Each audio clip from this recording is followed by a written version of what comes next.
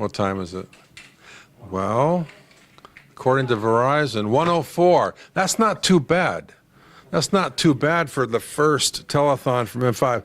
So you are in M5 now. We're bringing you into the inner sanctum here.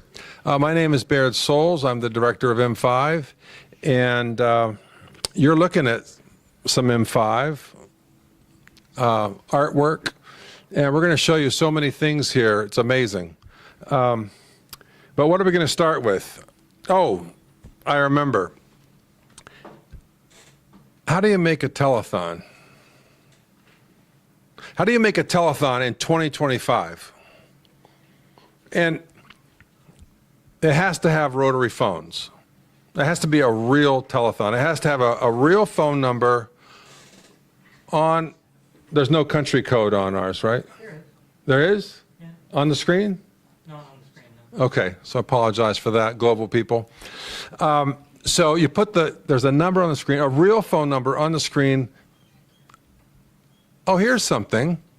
You could be the first person ever to ring those phones. I'm just gonna sit here and wait for the first person to call and talk to these good people. How good are these people? Can we look at them? We know they're good. We know they're good. But they're good, but they could be better. They could be happier. And they would be happier if you called.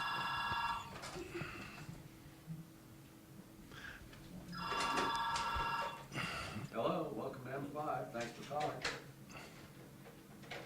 Hi. All right. So who is it? Who's the first caller? Well, you. Well, it's, you know, we're. Can you zoom over here a little bit? So, who is the first caller? Oh, all right. Well, this is embarrassing. I need a pen.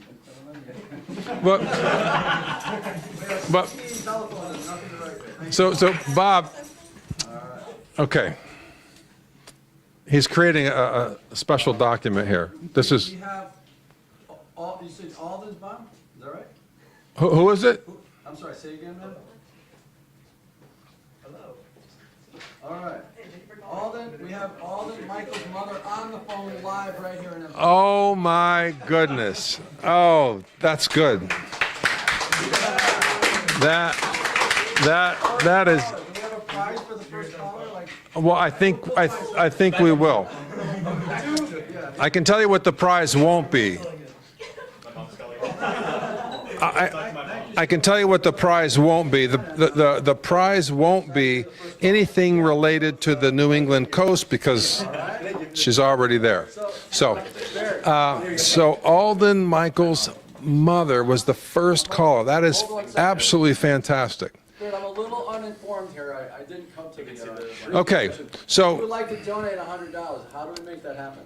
Okay, so that's a good question. Other than, you know, So if you got the email, you've got a link to press, right? We need someone to make a nice bit.ly so that we have just a very simple bit.ly for that gift page. Can someone do that? Good. Glad to hear it. they're working on that. Good. In the meantime, I can show you. No. I'll show you the address, and let's just see if it's an unmanageable address, or I think it's not too bad. I think it's not too bad. Oh, okay. Oh, all right. Cool. All right. Baird, she's quite high tech. She thinks she can handle it. Oh, we got it. Go to that link. Oh, she found the link? Did you find the link, or you gonna have to look for it? Oh, here. Yeah. All right. Here it is. You want the link? Perfect. All right. We'll be here if you need us. Thanks again. Okay, thank you. Bob, by the way.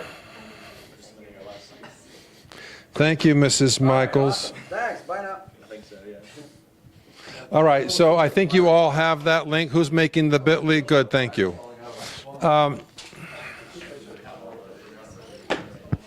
So I've got a lot of rules. I mean, you don't work here, but I have a lot of rules. One of the rules is never be caught without reading material.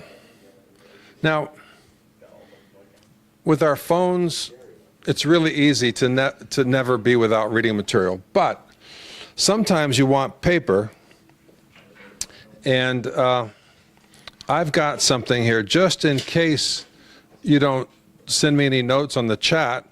And if I get bored, then I'll read Electro Notes. Electro Notes is a newsletter that we purchased, and it's all construction projects, audio-related construction projects, which is one of our themes here. So, how are we doing? I mean, I'm just so happy that we got our first call, and it was from Massachusetts. That's super cool. So what are we doing here? Well, we're going to do all kinds of things for the next 5 hours. I asked my staff if they would be willing to be on camera, and I expected half of them to say, bug off, and no one said bug off. So, wow. Okay. All right, Toby, you ready? Now, here, have a seat here, Toby. So, I started out by saying, how do you make a telethon? Well, first you see if your head is screwed on straight, because that's a little ambitious. And then if it is screwed on straight, you just start building a telethon. So you already saw the telephones over there. Let's pan back over there. So those are not fake rotary phones. Those are real rotary phones. And Ian, you see Ian there in the Marine t-shirt? Did I say Marine t-shirt? Yeah, you said. Maroon t-shirt. Ian and Toby, who you're going to meet in a second, are the chief architects, along with Bob Jeffway, of the telephone system. So we had to build our own telephone system. So this is Toby Sinar, and he's also from the New England coast, and somehow he handles being 100 miles away from the coast. But anyways, super happy that you worked on the telephone system. Did you hear that? I did. Ooh, that's fun. Did you write a program to ring the phone every few minutes just so we don't get sad? No. Those are real. Yeah.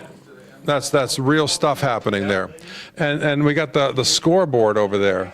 We're up to 2750. Anyways, Toby, what is your major here at UMass? I'm an electrical engineer. Oh, hold on. I got to remember to do this, right? I'm an electrical engineer here. And what year are you in? I am a sophomore currently. You know, that's amazing. I've been asking him what year he's in for I guess 2 years, because I always think he's a year ahead of where he is, because he's just a genius. But you're a sophomore, which is good for me, because that means he's going to be around for a while. And I know people who can delete things on his transcript. That'll keep him here even longer.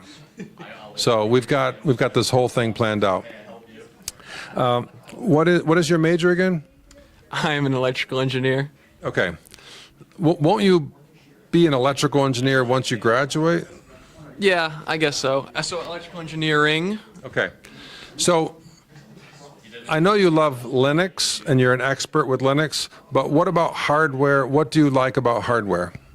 Well, to be honest, I'm still kind of getting my skills in hardware. I haven't really done a lot of circuit design yet, but that's something I'm kind of working towards right now. I've been doing a lot of programming stuff, especially for the telethon, but I would love to, in the future, if we're going to host this again, have some custom hardware that I make.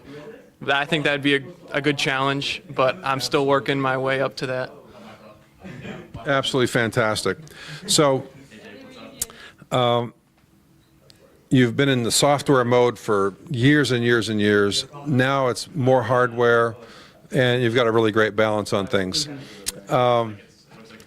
what was a particularly satisfying moment in setting up the telephone network?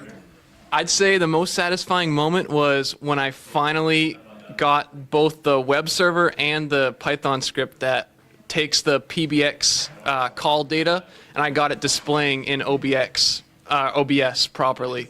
And when I called for the first time and I saw that call appear on the stream, I was amazed. It was truly like, it was a release after all this work. That is so awesome. So we bought the PBX, the Private Branch Exchange. It's a 30-year-old box from Panasonic. And our good friends at a science museum in Wall, New Jersey, they gave us the green light on that. They tested it, and so we ran with that.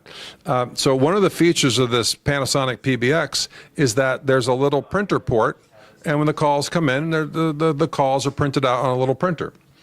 Well, Toby's thought was, well, that's just data.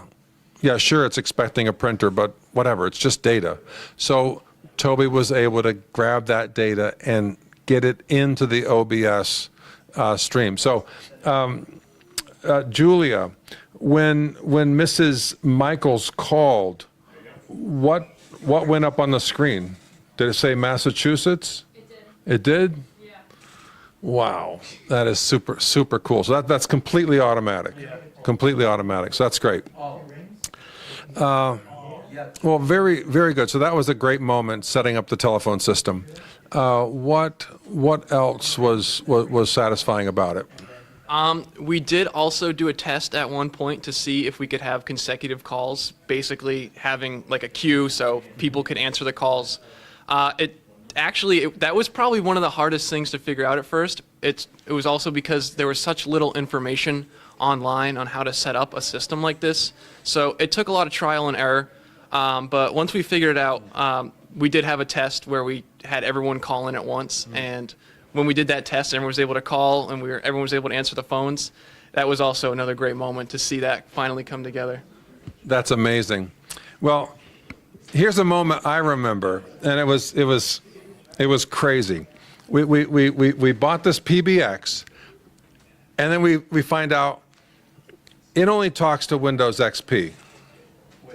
That's it. That's the only operating system that exists for this PBX. So we bought an old XP laptop, and what was there was a challenge there. What was that? So we actually had trouble programming the PBX because it expected a programmer code and a regular password in order to program it. And that also was hard to find online. But luckily, I believe Ian was able to he managed to find a way to reset the password, and that allowed us to actually program it. But I remember that took a while to figure out how we were able to reprogram it so we could have it do what we want. Yeah. I was there when they got the thing to wake up. It was super cool. Very good. Thank you, Toby, and thanks for the phone network. May I ask Ian to step over and talk about the phone network a little bit? Great, thanks. So Ian's a great part of the team. And Ian, what was the moment that you remember in setting up the phone network? The moment I remember setting up the phone network was the first time we got all of the phones connected and to the PBX, and the PBX connected to the network, because just all of a sudden every phone, like 15 phones, just start ringing because all the ringers are on, and it's just a cacophony of sound. Yeah. And I cannot stand. I found that I cannot stand that many rings. It really is not something I can tolerate. Right. But it was satisfying nonetheless. Very satisfying, very, very cool, but very quickly got old. That's awesome. Wow. So first we got 4 simultaneous calls working, and then we upped it to 8, right? Yeah, so we have these 2, they're called analog telephone adapters. They basically take your modern voice over IP conversation thingy, and they turn it into your old phone line. And so we use 2 of these guys with 4 outputs as our central office lines, like you get from a phone company back in the day, but it's on top of the box. So it does everything the box could do. So the PBX thought it was just connected to 4 analog lines, 4 independent analog lines from the phone company. Yes. But it's not the phone company. It's an Ethernet to analog phone adapter. I'm going to put a plug in for this company. Maybe they can help sponsor us next year. It's called Grand Stream, one word. And it's a solid product. So if you've got a rotary phone, take care of it. Get one of these little adapters. It's called an ATA, analog telephone adapter, from GrandStream, and you've already got Ethernet ports on the back of your modem that you're not using because you just set it up with the Wi-Fi and you're done with it. So plug in a little Ethernet cable there, and then you've got a phone, and it'll bring such a sense of joy and peace to your life to hear that rotary phone ring. Don't deprive your children and grandchildren of the rotary phone experience. You agree? I do. You do. I'm thinking about my 8-year-old who's been asking me for a phone. And this is a good time. Absolutely. So GrandStream, you're welcome. Yeah, if I may speak. Yes. Okay, so the GrandStream box is one part, and they have very, very cheap, like $30 units that only have 1 phone jack and 1 Ethernet jack, and you just plug them in, and you need a VoIP provider, and there's this great Canadian company, VoIP.ms. For less than $1 a month, you can have an active phone line. Like, it's a cent per minute for every call, and realistically, they're not going to be running out of that. That is absolutely fantastic. So it's a cent per minute, incoming, outgoing, fantastic. I keep thinking, what's that noise? And then I remembered it's a telethon, and I'm talking to you on the machine there, and it's supposed to ring over there. All right, what else do you want to tell us about the creating? Well, I got to tell you the timeline here. So how do you make a telethon? It takes a year to make a telethon. So in September, they started building the telephone network, and then we'll talk about these wonderful lights next. Okay, so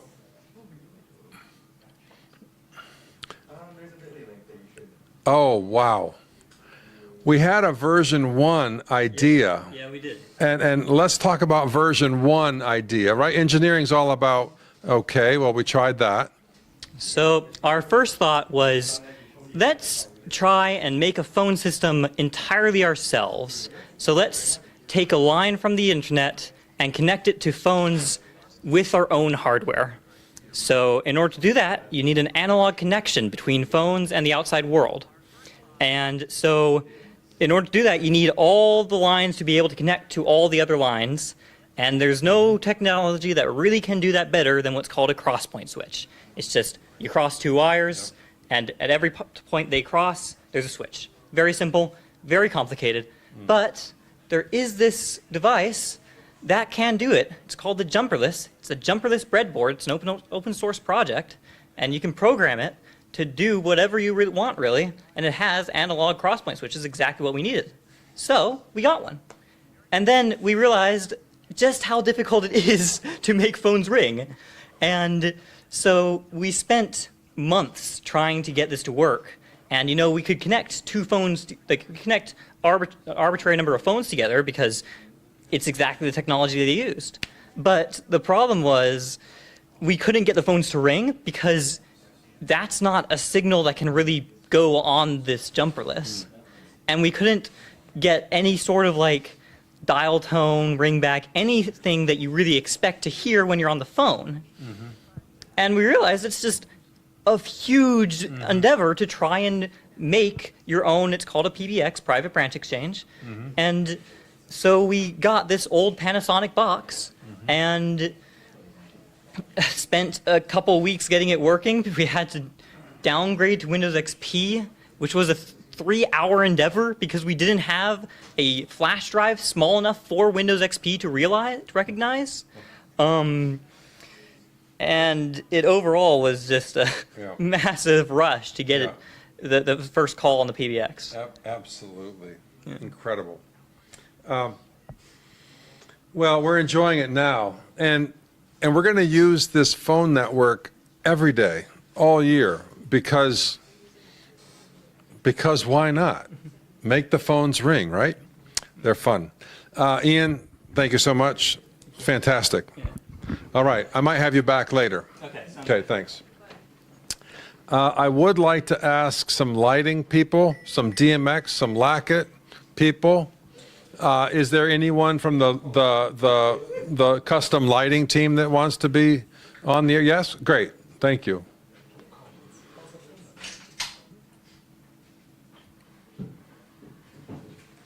Well, first off, I want to tell people what time it is. It's 1:26 in Miami, and these people over here, they're still good people, but they are getting just a little sad. So please ring the phones. You see the number? They see the number, right? It's right there, clear as day. What is it? 413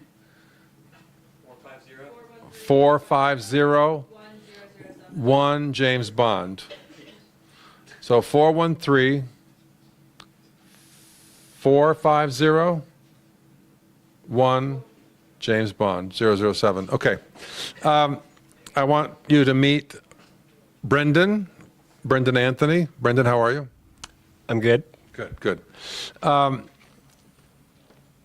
So, at first I didn't know whether to be happy or sad. Brendan informed me that he's the son of a former student of mine. Now, it wasn't the first time that I met the child of a former student, but it's still, I still think I'm 21. And then these people come in and they say they're the children of the alumni.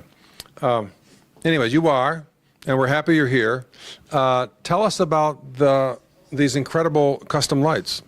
Of course. I'm going to let you hold it. All right. So basically, this whole project started with last semester. My team and I came to M5, asked Baird if he had anything he wanted us to do. And he had the idea of a custom lighting solution based on the DMX 512 theater lighting protocol. And that was all the instruction that he gave us at first, so we just ran with it. We tried a bunch of things. We tried making our own light panels. We tried hacking into a pre-made light panel. We eventually settled on using NeoPixel, which is an addressable LED standard. And then we made a whole bunch of custom firmware so that we could control these NeoPixel arrays with the DMX 512 standard packet. And it took a lot of doing. We had to dissect the DMX standard. We had to translate it so that the NeoPixels knew what they were talking about because they're not natively supported. And then once we had cracked the code, we had to make it look nice. So this past semester, it's just been prettying it up, basically, putting it in these towers, and we have a bunch of other different format lights scattered around the room. Yeah, let's give them a tour because there's a lot to see. Go ahead. All right. Let's give them We're going to do a tour. A tour of the lighting situation. All right. And I'm going to turn off some of the big bright lights so that we can see this, see it well, okay? Okay. So you'll have really good audio and a little less light. Okay. So we are going to start over here with one of our main units. We call these the quads because there are 4 panels. And each one of these rectangular, voids houses one of our complete receiver systems. So that's a NeoPixel and Arduino to do all the translating. It's got ins and outs, and it's all powered internally, and they are individually addressable. So we call these the quads. This is our main kind of flagship piece, and I'm super proud of it. And then over here, with all of our phone people, we have the format that we call the Unos, because there's one LED matrix per. And then I don't know if we can get a close-up with a camera. The Unos I like a lot because we have the brain kind of exposed. So you can see the nano, you can see the inputs and outputs, and then we have this data cable coming up to the LED matrix. And these are all custom diffusers that we made. And the last piece of hardware, if you'll allow me to, is our control panel, which is all custom made, runs our own custom firmware as well. And it's a bit of a learning curve to control everything, but you know, at this endpoint, I'm super proud with how far this project has come, and everything works super seamlessly. And my team, who I don't think is here right now, I couldn't have done it without them. So it's been a great experience working on these lights for the telethon. Fantastic. Thank you, Brendan. So can we have a shot of the total? Where are we now? 3460. Is that prime?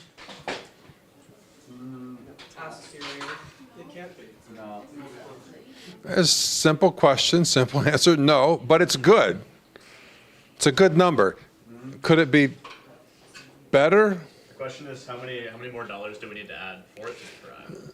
Oh, someone can call in and make a donation. But Competition, make it prime. yeah, but what if that's like a $2 donation? Just light up everything. The biggest number we could put as prime. Yeah, what's the largest, what's our limit? So you need to keep this in mind out there in television land. We don't want any more than what?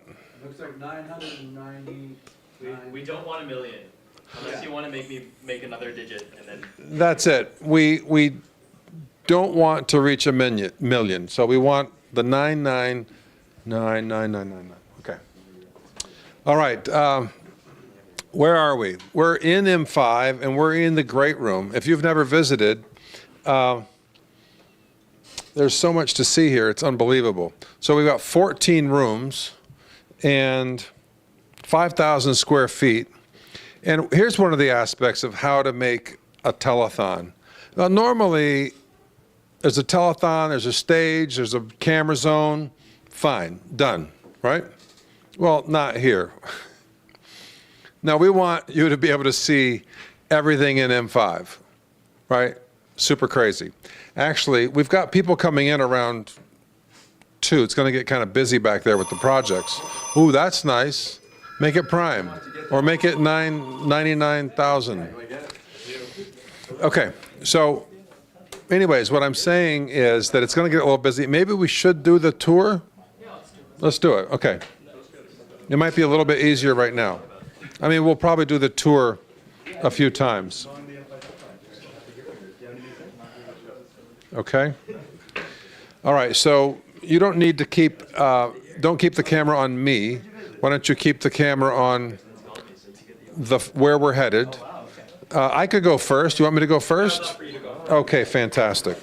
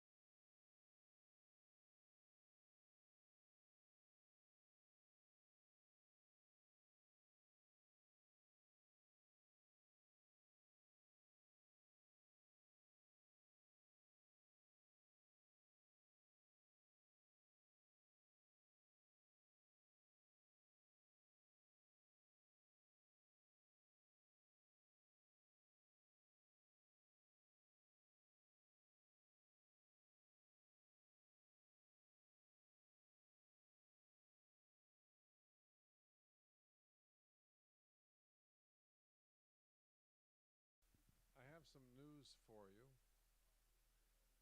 Are you ready? Are you sitting down? I've got some news for you. We're back. That's the news. You know what would be cool? If Polar would sponsor the telethon next year. There are reasons for this, that this is a good idea. Polar is based where? Do you remember, Michael? Worcester, Massachusetts. Now we're in Amherst, so Worcester is not a city.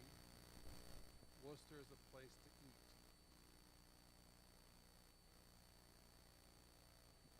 Yeah. Are we good?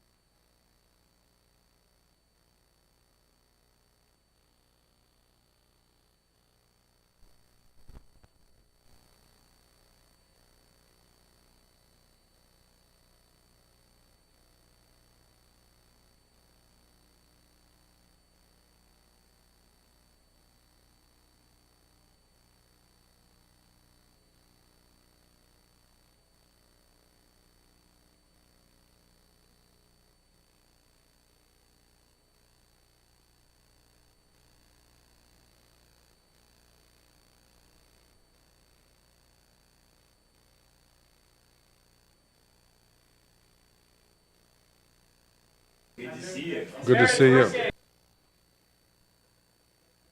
I have more good news for you.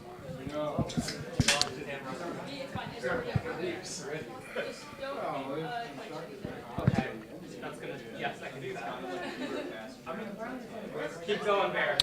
Are we good? We're good. Okay, we've got more good news for you. And it is this. One, it's 2 o'clock in Miami. Our total is up to 4,165. That's super cool. Thank you so much for everyone who's donating. The not so great news is that those little phones aren't making noise, but you can take care of that. I mean, I don't blame you. I mean, I'm not going to call a telethon that has rainbow bars on the screen. No technical. No, we're back, so now you can be back. So good. So what else is there? Okay, so I talked to, in case I've already talked to the people who designed the phone network here. I talked to the color lighting people. We started to give you a tour. When we started that tour of M5, then we had some technical difficulties. So are we now not going to do that, or? Let's see how far we get. Okay. All right. Good. So I'm looking at this screen. It says recent callers. Someone named Massachusetts, someone named New York, someone named Massachusetts, somebody named California, and someone named Massachusetts. That's fabulous. So did you know I like palm trees? Do you know why I like palm trees? Why? Why do I like palm trees? Childhood, that's it, Brazil. So there are many risks about growing up in Brazil. One is you don't want to walk too close to the coconut trees because, gravity and coconuts and stuff. So you just kind of be respectful of the coconut trees.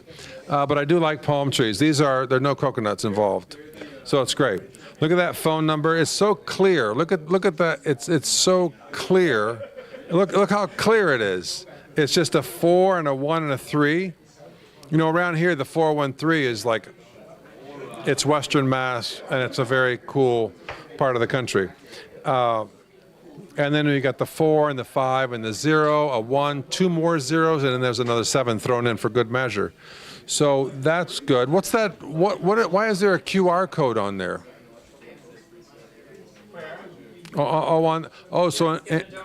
So in case you're on your laptop and you have your phone? Yeah, well, so like Perfect. when I'm watching a YouTube video, I like to have a different YouTube video on my phone. Okay, so this is Alex. Alex is so posh that he's got 2 phones. One to use and one just for checking out QR codes that are on his phone. It's very, very posh. Whoa, the number went up. We're almost up. Hey, people, we're almost up to 5,000. 5,000. In the first hour, and check this out, 5's important, right? 5 is super important. Super, I mean, it is, right? Yeah, of course it is. Oh, so for years, how many years has it been since 2008? For years, we had no idea what M5 meant, but then there was this little piece of paper that descended from the sky. So now we know M5 is no, don't. If you heard that, forget it. That's completely, no, it's this. It's been revealed. It is making, measuring, and learning. Get the Kleenex out, it gets better. Making, measuring, and learning. Someone's gonna have to tell me what it is on the email. Magnetism, electricity, and photonics, microelectronics. Are you counting the M's? You've got work to do. You have to count the M's as I'm going. So there's making. No, I didn't. That didn't make the cut. So, and then computing, and more. So the last M, the most important one, is more. Excellent. Speaking of more, we're not quite at 5,000. I mean, so you've already watched the whole stream, so you already know that Mrs. Michaels, do you know this? Mrs. Michaels was the first. Ms. Payton was. They love each other, but she's a badass feminist. Ms. Payton was the first caller. We're gonna have to go in there and edit the whole thing and change the name. Ms. Payton. It's okay. The first caller. So, well, we're up to, that's nice. That's excellent. You know how many people are watching right now? 29,000 people. Or 29. It's a little blurry. So we're up to 4,715. Fantastic. Thank you. So I do want to talk to more people about things. Alden, do you have a minute? Sure. Okay, great. So I want to introduce you to Alden Michaels. This is Alden Michaels, and you know, if I wanted to be ridiculous, I could ask him to bring a Sharpie and put his name on that can, because I don't want us to get the two cans mixed up. But I noticed it's. I always turn the tab to the left because I just ain't right. Whoa. You know, I was hoping to learn something today, and I just learned something. It works. Wow. Just not right. I just ain't right. Little tricks in life, huh? I like that you've had that problem and solved it. Yeah. That's great. So this is Alden. Alden's famous around here for one reason. He's in the first M5 zine. Have you seen the new zine? Didn't we do a zine? Yes. You and I named it. We agreed, and I. What was it called? Sorry. Arduino, and think Arduino command, think analog. Analog read. Yeah, that's it. Thank you. Analog read, the Arduino command. And so Jesse USA and I worked on that 15 years ago, and we published that beautiful zine. And in that, I've got a new crew in Electronica Lab back there, Fiona and crew, and they made a new zine this semester, and it's Electronica Lab. And she decided to call it the second pilot issue. Well, I think it's great. That makes perfect sense. That's what it is. Yeah, no, this whole thing is a pilot, by the way. We're actually going to go live in the next century. This is a pilot. Yeah, who knows when. So, speaking of Alden, do you have enough fortitude to hold this mic? Oh, maybe. Okay, hold on 1 second. All right, so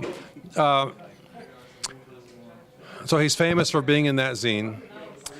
He's also famous for working on lots of products that a lot of people use all over the world.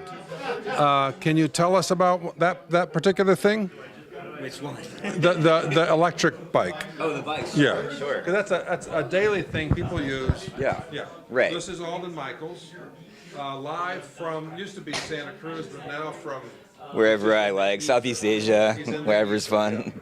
Go ahead. So I'm not prepared for this at all. But so when I came to M5 many years ago, one of the fun things we used to work on in the back was electric vehicles, which at the time, usually the main motors would get were old alternators or car starters and 12-volt lead-acid batteries.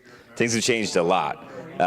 So after I got my degree here, I moved to San Francisco and worked on electric vehicles at Uber, including this company called Jump.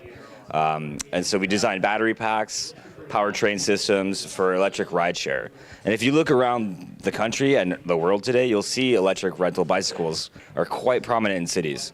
And I still believe that it will be a game changer for micromobility and urban transport. It's less emissions. And the reality is that if you want to make a bike durable enough to survive vandalism in a modern urban city, it needs to be electric to compensate for having it being overbuilt. So that was super fascinating, super fun. And if you care about M5, and you should donate right now, because people like me that might have not had the most traditional straight and narrow path get to come here and get to create things and be with people. I was here last night and there was a band practice, a study session, and a movie screening. Like, that is the coolest thing in the world.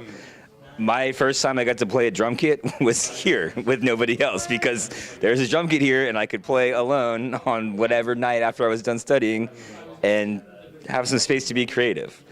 This is an incredible study space. It's an absolute game changer for people like us. And if you care about it, please donate. Thank you, Alden. I really appreciate that. I did not prepare any remarks about bicycles, Baird. I'm sorry. That's great. No. That's fantastic.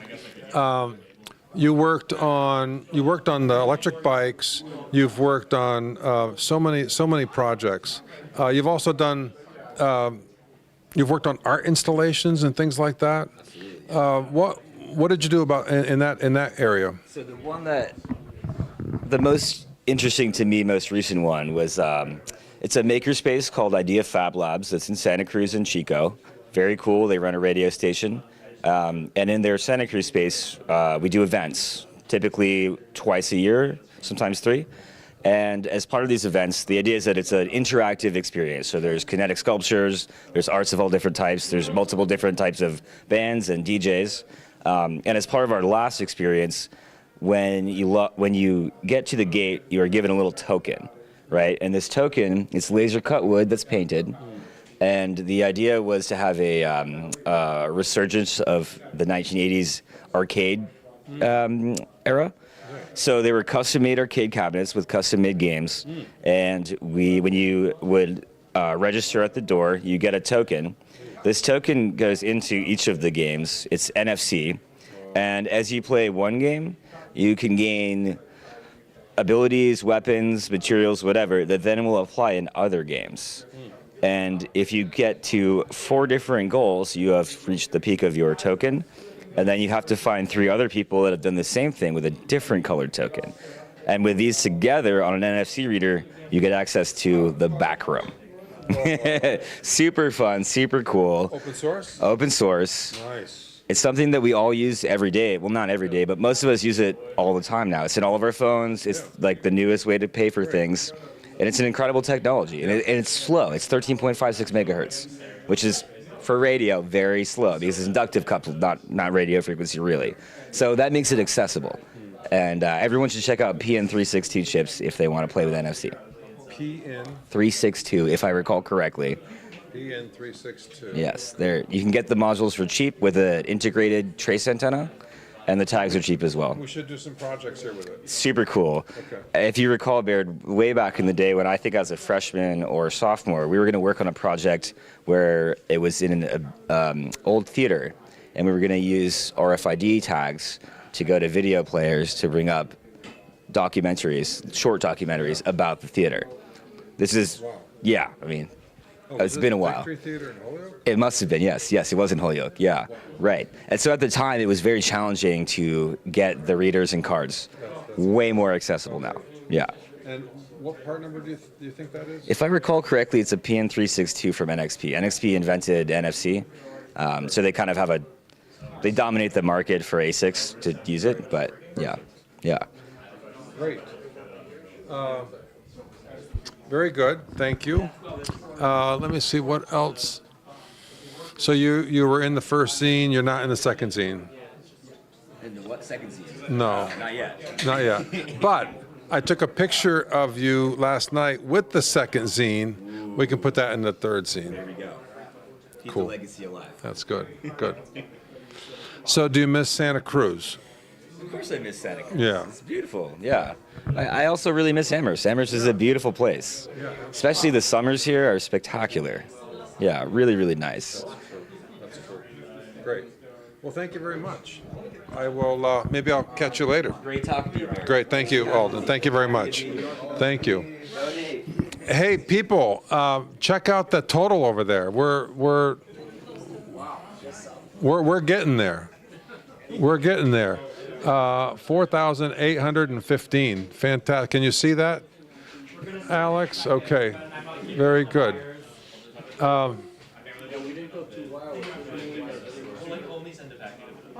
Excellent.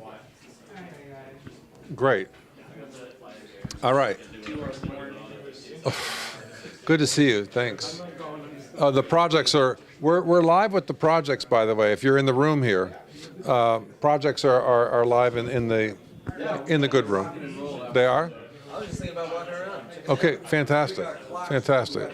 Great. We got drum music, we got... Jesse, I don't think you've been on yet, though. I haven't, no. Okay. I'll come hang out. Okay, good. So, Alex, can you come back? Okay, great.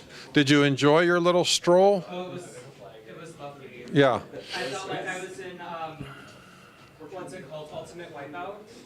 Yeah? You know that show? Yeah, where people fall all over obstacles that are... No, if it's not Nancy Mitford, then I'm not there. Okay. So this is Jesse, USA, Baltimore, USA, and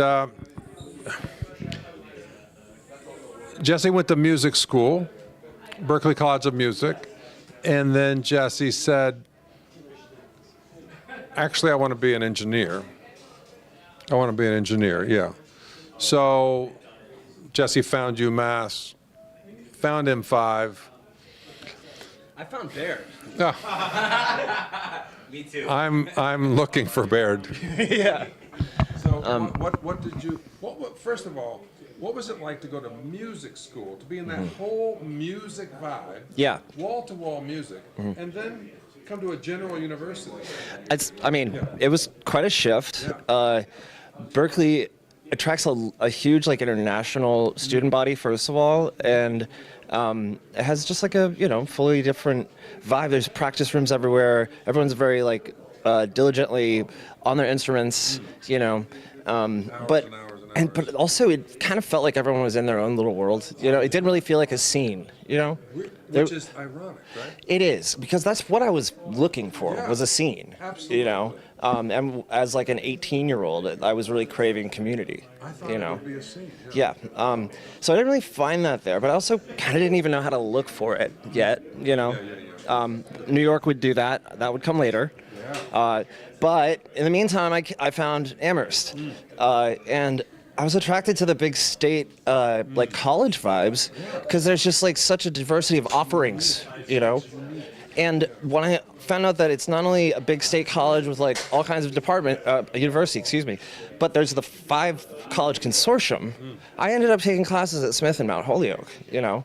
So cool. I read Moby Dick for a class at Smith, and that was quite a memorable experience. So, like, yeah, this place definitely like changed my life, and working at M5 changed my life.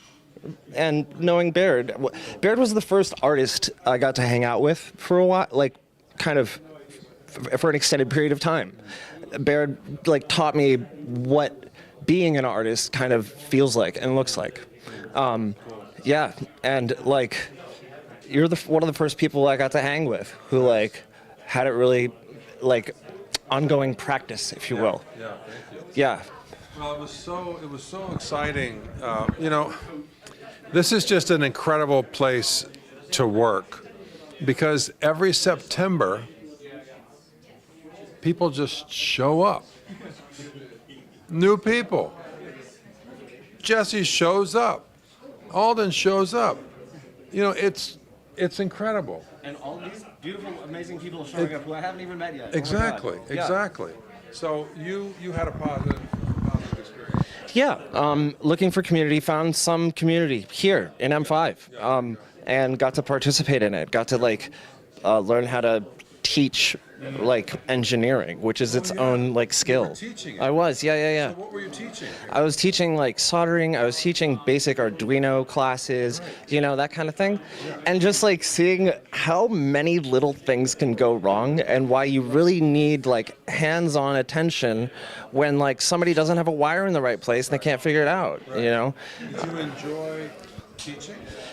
Yeah, I came to like really start to get a taste for it when I kind of started to find my way into it, you know? It's like at first you're kind of like, who am I? What am I doing? I don't know anything, you know? But then you start to like provide some real help to people, and you know, see the response, and you're like, oh, this is a wonderful thing. Yeah, exactly. The feedback loop starts in the right direction. Yeah. Totally. Very good. Yeah. So. How are you? Good. Good to see you. Good. Bryce. Good to see you, Bryce. Hi. What's that? Sneha. Neha. Nice to Good to meet you. Hi. I'm Shreya. Say hello, sister. She goes. Yeah. Good. Have a seat. Camera's right behind you. We're live. Live. Yeah. We are live. Did you know that? Huh? Did you know that? No. I just got your invite and I just came over. Well, I like that. I like that. So you are on television. Hold on. Sorry. Baird, it looks like we've spent $1,000 somehow. I don't know how that happened. That's funny. So we've got some funky arithmetic going on here. Let's ask Robert, what's happening with the total? What's happening with the total? It's going down? Hey, Carl, what'd you do? Oh, it's probably because I tried to run the code on the legal code. So here's what you do. You've got a system that you got working at like 5 minutes before 1, and it's working. And you say to yourself, wow, that was cool. That was close, but it's cool. So why don't we mess with it during the live broadcast? That's what you want to do. That's our entire like modus operandi. Yeah. What would M5 be without live debugging things that don't need debugging and then breaking them? Exactly. That's what we do. That's right. We don't need that. We don't need palm trees. We don't. I think It's all we good. do need the palm trees. Oh, we do. Oh, sorry. We do need the. I'm sorry. They're not going to forgive me for that. They only speak Portuguese, so they're not listening. So very good. Jesse, is there anything else you want to say about making, being creative, anything like that? Yeah. I think that like you can always like go if you're looking around at colleges and stuff. Go to the website, you know, watch some videos, take a tour. But until you like meet people and are surprised by what you find, you know, like I came up to visit UMass, and visiting I met you before I'd even applied, and like that was frankly like that's part of what made me just tip over into being like, let's do this. Yeah. You know, so like get out there and get surprised by what all the cool people that are out there. That's cool. Yeah. That's good. Thank you very much. You know, when I met Jesse, I'm like, you need to be here. Because if you're not here, I'm going to be upset for like 2 months, which will ruin the educational experience for a lot of people. So you have to be here. When I met Alden, I remember when I met Alden, we were out. I remember where. Have a seat. Yeah, come on. Jesse, you can stay. Let's. Because we've had a lot of similar. So My first teaching was here too. I don't know if you were in high school checking out. 16. You were 16. I was on the way to Brooklyn Polytech. Because I was only interested in applying to MIT, Brooklyn Polytech, and Olin. You were 16? Yeah. And my mother, class of 72, was like, UMass is on the way. We got to stop by. And so I've never been to a college campus in my life. And she's like, let's take a little tour. Oh my God, I was in the Southwest, blah, blah, blah. A little reliving. She's like, okay, let's go to the engineering quad. She did linguistics, so she didn't spend any time there. We were at the quad. And she's like, I'm pretty sure this is the electrical engineering area. And I was like, yeah, I think so. And she's like, let's go in. I was like, what? She opens the door and we walk in. And we walk down this hallway and we're just looking around. And at some point, somebody came out and said, hey, are you a prospective student? What are you doing here? And I said, yes. And they said, do you want to meet the director of undergraduate studies? And I said, of course. And you brought me here. And we looked at a mixer, and you started quizzing me right away, which I loved. Yeah. So what if I did this? What if I played music here? What would happen here? What if I put I remember this question specifically. What if I put a 3 hertz sine wave here and then mix it into the signal? What would the transducer do? And I instantly was like, this is the coolest place ever. And started telling you about how I learned about Arduino at MIT and programmed it with a parallel port with my Pentium 2. Yeah, Splash program, that's right. Splash and HSSP, awesome programs. And then we hit it off. And then I started considering UMass seriously. And then I came here and it was amazing. And like Jesse, I had my first teaching experiences here, being a TA for your class, your freshman class, which was such a pleasure. I remember coming back a year or two later, and all the freshmen are like 4 inches taller, and I don't recognize any of them. They're like, Alden! And they pulled off my original hand-drawn on graph paper schematic of a BCD temperature thermometer that used a bit-binged 8-bit at Tiny 85. Really? Yeah. DigiSpark was the brand name. We were one of their largest educational orders at the time. Great memories, great times. And like Jesse, I had some of my first taste of teaching here, and teaching has become a massive passion. Mentoring for me is a big part of what I do as a senior engineer in Silicon Valley. And I credit you a lot with helping me get in touch with that and loving that. Yeah. That's really good. That's a great story. Thank you. Awesome. So that's Alden and Jesse. Bryce, do you want to say hi to the world? Okay, great. All right, thank you. Thanks a lot. You got a phone here? Okay. Hey, Baird, I have some news. Yes. We hit 5,000. Whoa, people, look, people, excellent. Wow. That's the 5 that we were looking for, the 5 of M5. Oh, now it's nice. Very good. Thank you so much. Really appreciate it. We've got Bryce here, Bryce Fisher. And Bryce, you know, I told you I was confused about like what year somebody was in. I think it was Toby, right? Bryce confused me. Like, Bryce comes in, he's a first-year student, and I'm like, wait a minute. How can you be a first-year student and have the composure of a graduate student? You have the composure, the vibe of like a PhD student. And I asked him, and he said, oh, it's just me. It's just me. That's cool. Anyways, Bryce, what are your memories of being here? My memories are kind of just, I'm so bad with names. I think it was Christian. Christian Howard. right? He The was. one who wanted to go to space? Yeah. And Yes. yes, was even an EE major, right? Correct. Yeah, and like Honorary, yeah. definitely honorary. Yeah, and Heelys and Yes, the Heelys. yeah, With the like liquid. because Heelys are efficient to get to class, right? And just like tinkering in the back and him just teaching me different things and just kind of having the freedom to just do whatever I wanted and explore whatever I wanted and just, I don't know, it was just like a time to just explore and create things. And it's completely separate from classes where you feel like you have to do something. Exactly. It's all on your own accord. And if you're ambitious, it was all there for me to take advantage of. And there are people there. Yeah. And you plugged in the first year? Yeah. Wow. Yeah. What was your favorite place to study? Probably. Some people have like, That was my room. that was your room? Nice. Trying to That think. was Alden's room. I know. So there is a couch here that I may or may not have spent a lot of time sleeping on. Right. Vegas and M5, they have a few similarities. I feel like it was this room. I feel like it was F5F. You think it was that way? Yeah. That, Bryce is not superstitious. He studied in a room 5F.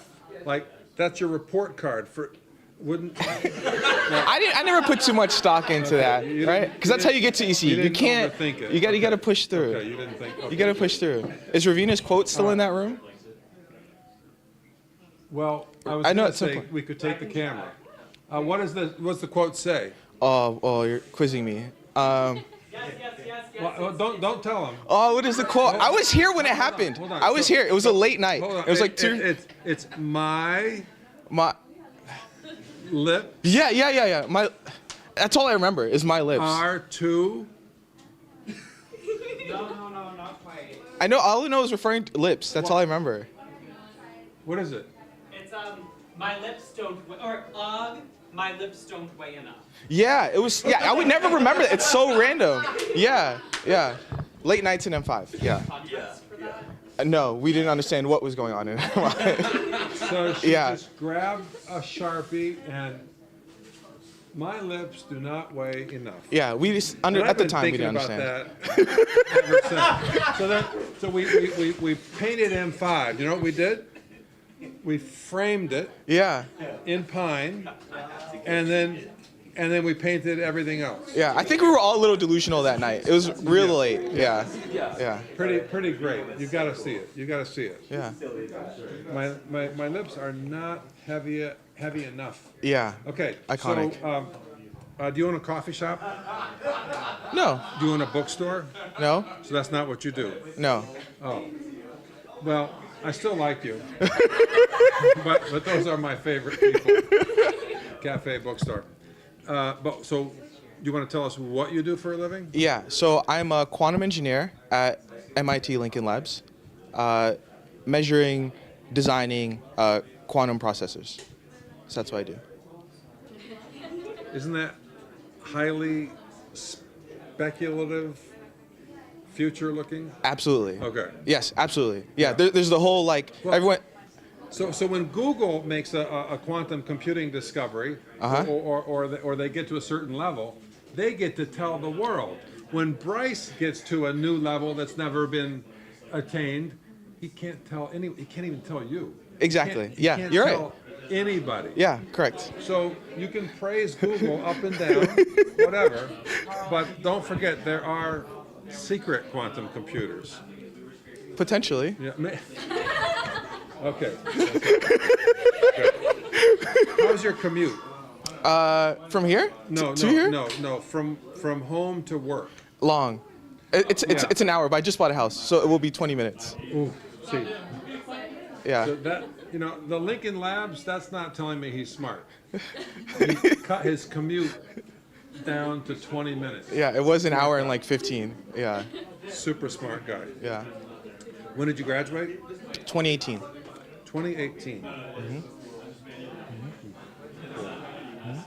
No grad school? Not yet. Thinking about it? Still thinking about it. Okay. It's late, but I'm still thinking about it. Yeah. Yeah. I almost did. Yeah. Yeah. Oh, I think I bothered you about that. Maybe I joined the honors college late and was doing like an honors thesis with Professor Barden. Okay. And so I almost did, but then I ended up having mind change, and but it's still not too late. All right. It's still not too late. Because everyone I work with has a PhD, so the pressure's kind of on. Yeah. Yeah. Well, you could just have a shirt that says Honor. Dr. Bryce, and then if No one they will ask question you about it, you say, "Oh, that's my uncle." Yeah. He gave me the shirt. I really like the guy. Dr. Bryce. So. Very good. Well, thank you so much, and thank you for coming out. Absolutely. Wow. Yeah. So we've got lots of projects in the good room. Yeah. Check them out. We've got snacks. Cool stuff. Sounds good. Good. Thank you. Thank you so much. Okay, Alex, what would you like to do? What would I like to do? Yeah. I would like to drive to New York, get Oh. last-minute tickets to a show. Oh, and, that's buy a pack of peanut M&Ms. that's good. So, you know, Alex, you want to come here for a second? No, fix the camera first, because right now it's pointed at me. You got to do double duty. Oh, this is good. Wow, this is good. You know, I haven't heard that for like, this is good. This is very good. Thank you. Okay, so so Alex is fantastic, but so I work with Alex. He has transformed the social media landscape here at M5. Fantastic, love it. But when I'm working with Alex, I'm only getting half of his brain because the other half is on Broadway. It's like, I want to go to that show. That was so amazing. Oh my God. Anyways, so we are happy to have you here. What do you like about? Let's not talk about the M5 so much because you're like so thick into it. But what about being an engineering student here? What do you like about? Tell us anything, whatever. Anything about engineering, studenting. What year are you in? I'm a sophomore. What major? Electrical engineering. Engineering's fun. What do I like about? I mean, it's a good time. I think that it's a really interesting bunch of human beings at like UMass, because I feel like we're very. There are a lot of people who are like, I really wanna. They're very much in the engineering grind, and they're like. And they're here because they're like, I love engineering. There are people that are like me who we kind of just chose it because it sounded cool. And we like, and not that I don't like it, I love it, don't worry. but and it's just a fun little mixture of people. I mean, I like the multidisciplinary people in here. I know there are 3 or 4 M5 regulars that are in the same choir as I am. Nice. And there's, you know Alejandro, right? Yeah. Yeah, he's also in choir with me. Nice. Yeah. There are a handful of regulars that are in choir with me. I know a bunch of music, and I know 3 or 4 music and engineering double majors. I know people who are, Priyanka, are you majoring in women's studies as well? You're minoring in, so like, it's a lot of fun because like, people here are like, they're weird because they're engineers, but they're also weird because they like things other than engineering. And it's a nice, like, beautiful mixture of weird, and I kind of like that. That's really important. Yeah. Very good.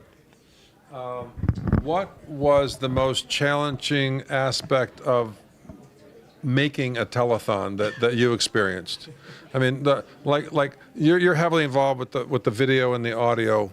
Were you involved in any troubleshooting or? Was I involved? I brought in an extra camera. That's good. That was so we have the extra camera. That's good. Backup. Backup camera. So Good. If it goes Fantastic. down, we're going right to little camera. Yeah. With no grid lines. So Alex makes great videos. So check out the YouTube channel. Lots of great videos. Check out the Instagram. What's our Instagram number up to now? We are at oh my God, there's a QR code. Wait. Afterwards. So we are, I think we're at 410 right now, but we broke 400 a week or 2 ago. Nice. So we can get But we can get it up. I do want to. Okay. Because Jenny did point out the.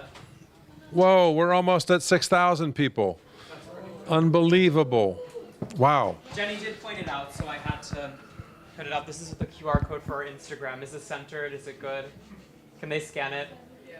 But UMass Amherst M5 on Instagram. I hope people scan. If I get one person, that'll make me happy. So you should make me happy, is what I'm saying. Great. That's awesome. Thank you so much. Cool.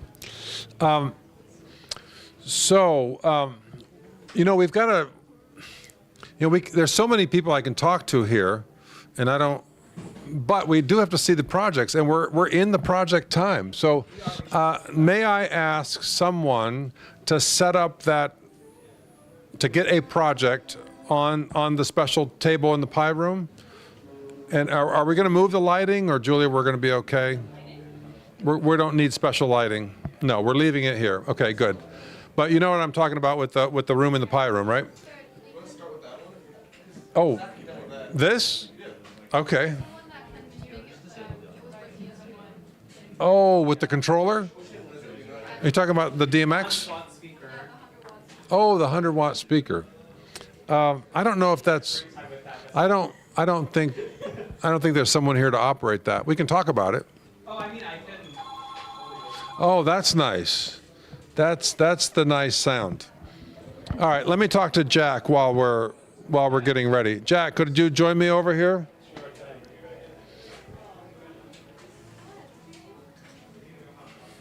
How are you, Jack? Doing very well. Good. Good to see you. Have a seat. Good to see you. So when you got the email about this event, you saw a beautiful M5 photograph at the top. That's a photograph of his M5 sign. Really great sign. What year did you make that? That was my sophomore year, so had to be freshman or sophomore year, so 2019, yeah. Nice. So Jack was on staff, and his name is Jack DeGuglielmo. That's right. Yes? And you work at Raytheon? No. Right now I'm working at a company in Burlington. Okay. Makerspace. Okay, cool. Nice. Wow, big change. So can you tell us something about your memories of working at M5 and such? Sure, yeah. Definitely it means a lot to come back and see some familiar faces because, M5 is really a core. I credit a lot of the stuff we did in M5 to, I guess, my success today. Yeah. So. That's super. Yeah, it's definitely. So was it the connecting of the theory and the practice, or just the overall encouragement to work hard and? Yeah, putting it into practice is really.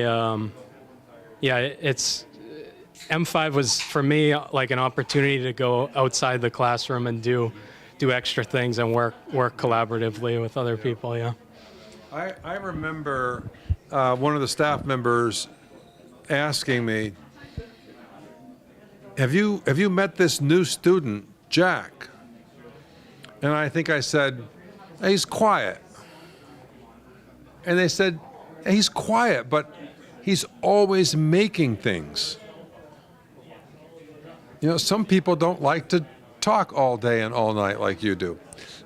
So I met you, and I was impressed, and hired you, and it was great to have you here. How many years did you work here? I worked here my sophomore year to senior year, yeah. So 3 years, yeah. Wow.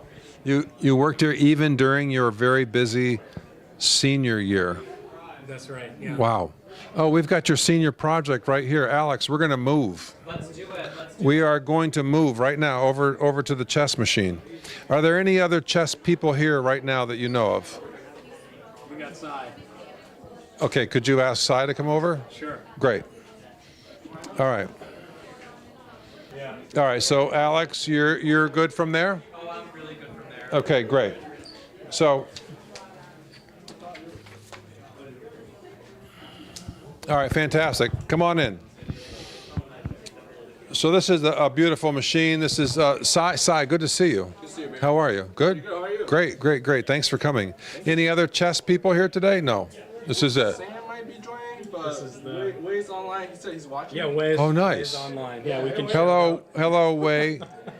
Thank you for watching, and also thank you for calling. You know, I'm assuming you called, right? Because I don't actually know if you called, but if you didn't, you can remedy that. The number is 413-450-1007. Back to Cy and Jack. This is a beautiful machine. We love how open it is. It's so educational. I mean, not only is it impressive, we can talk about all of this stuff. And Philip, staff member, he has been doing something called Project Night. And we've been working with this and working with these good people to bring it to another level. And we're just going to keep going with it.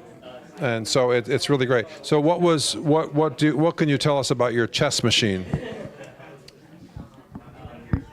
Yeah, so jogging my memory here, but we kind of have a few different subsystems, I'd call it. Is we have this Hall effect sensor array here, or matrix rather, for detecting the position of a piece.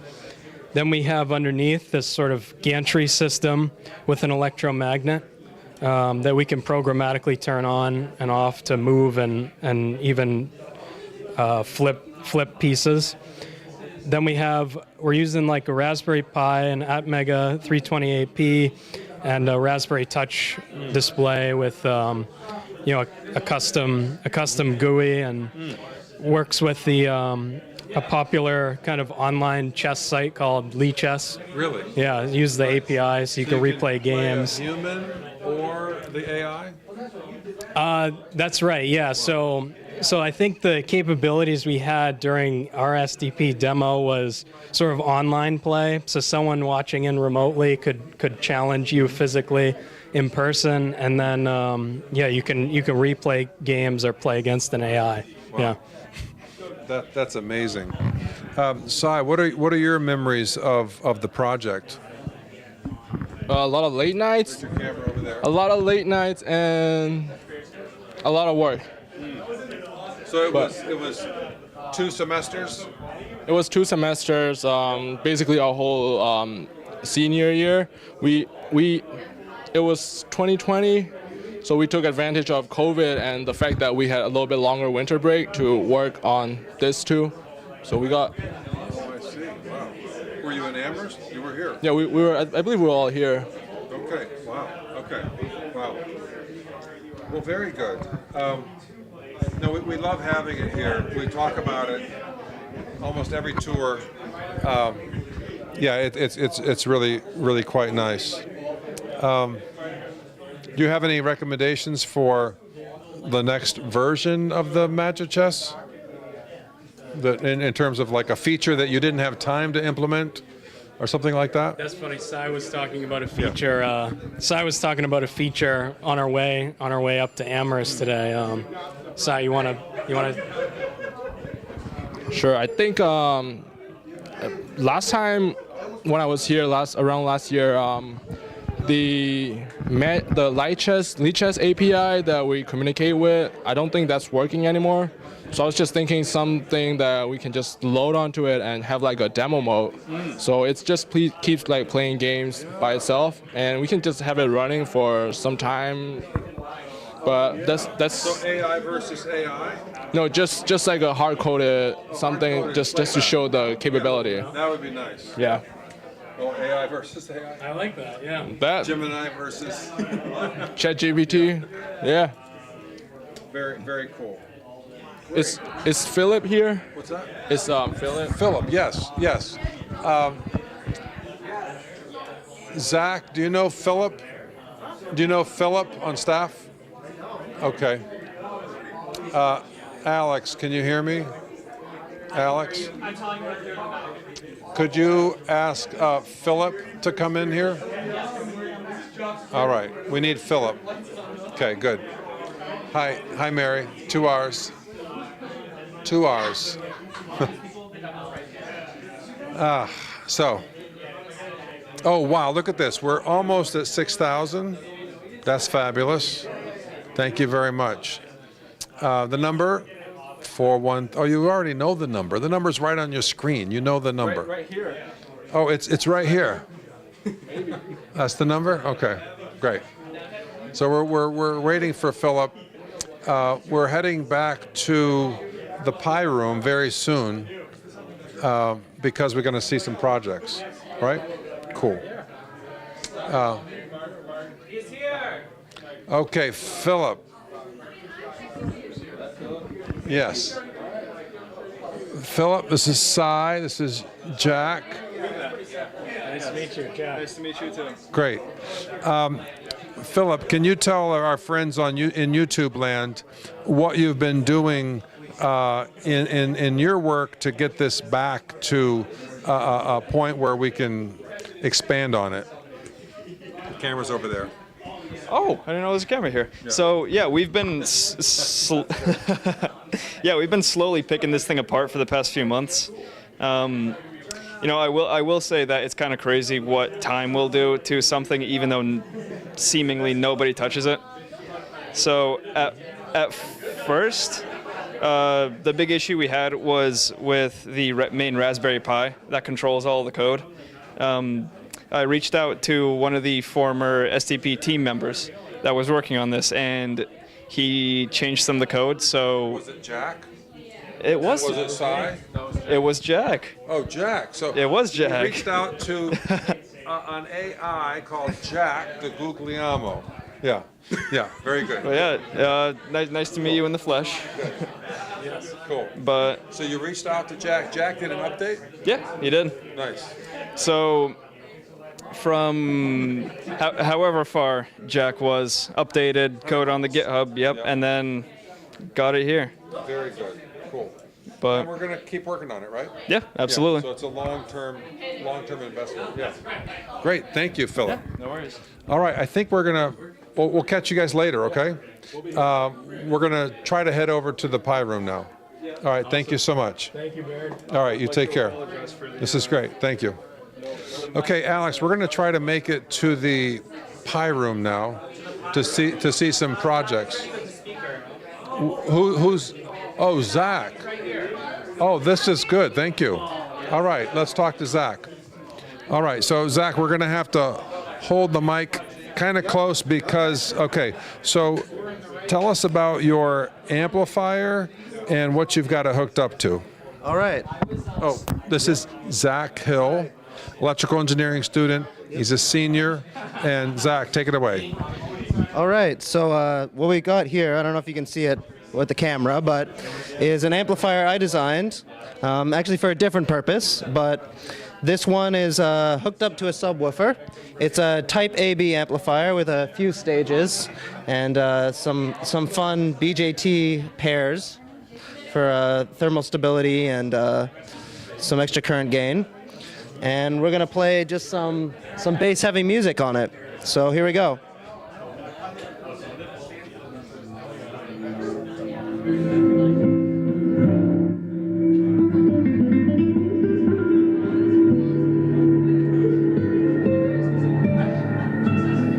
And there you go.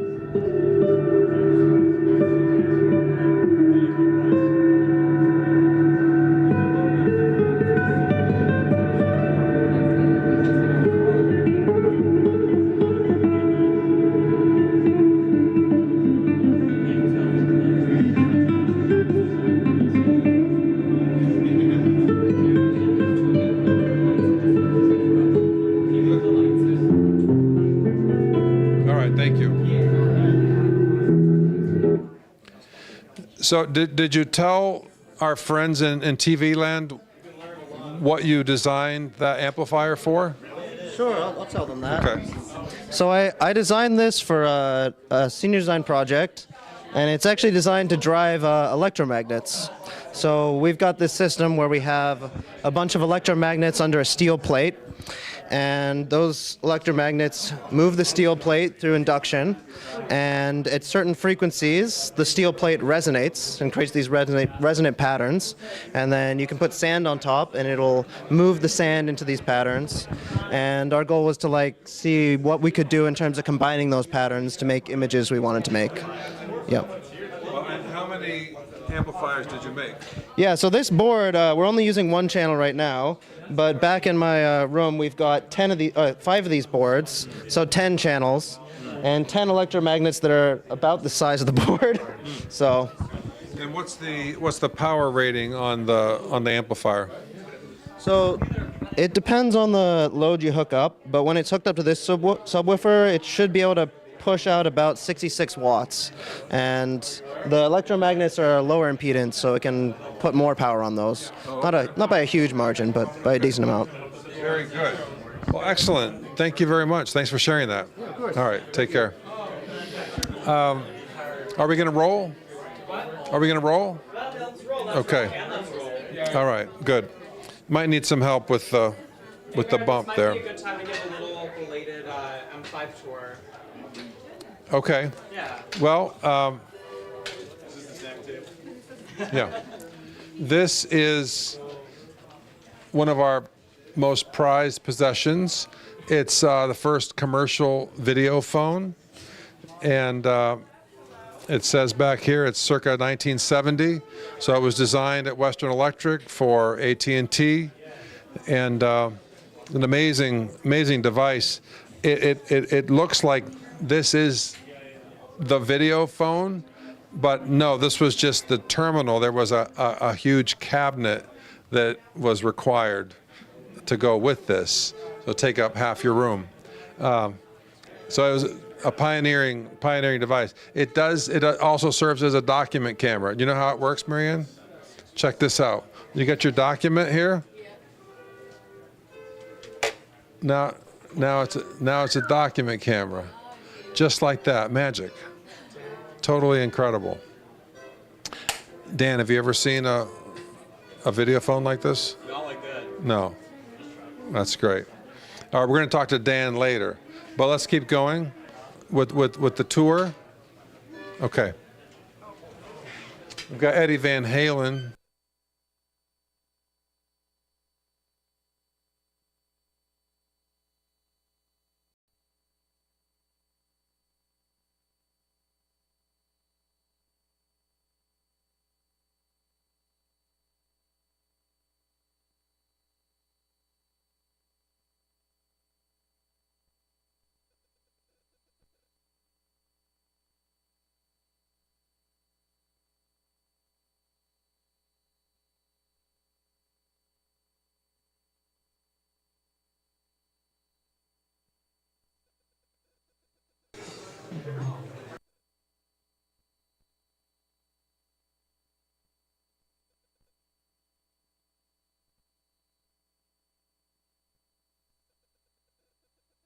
No.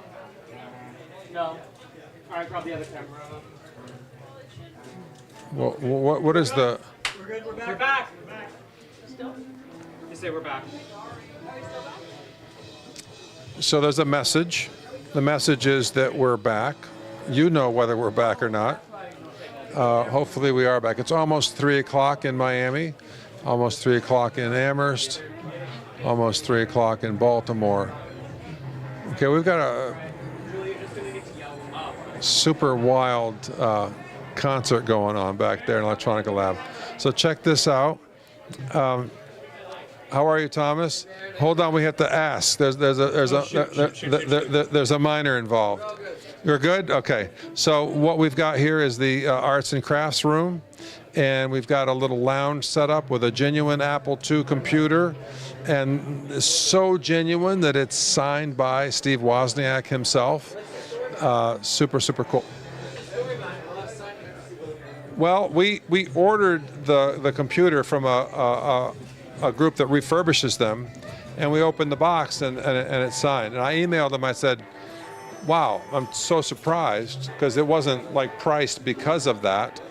And he said, Yeah, Steve Wozniak is really cool about this stuff. We sent him the tops, and he signs it.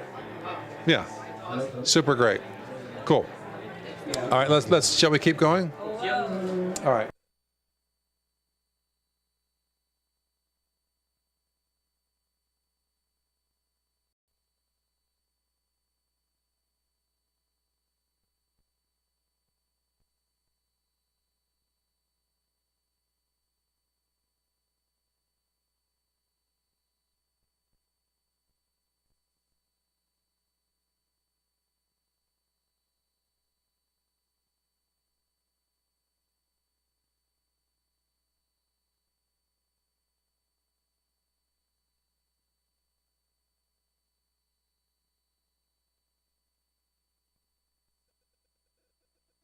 Wait. Remember I said it's 5.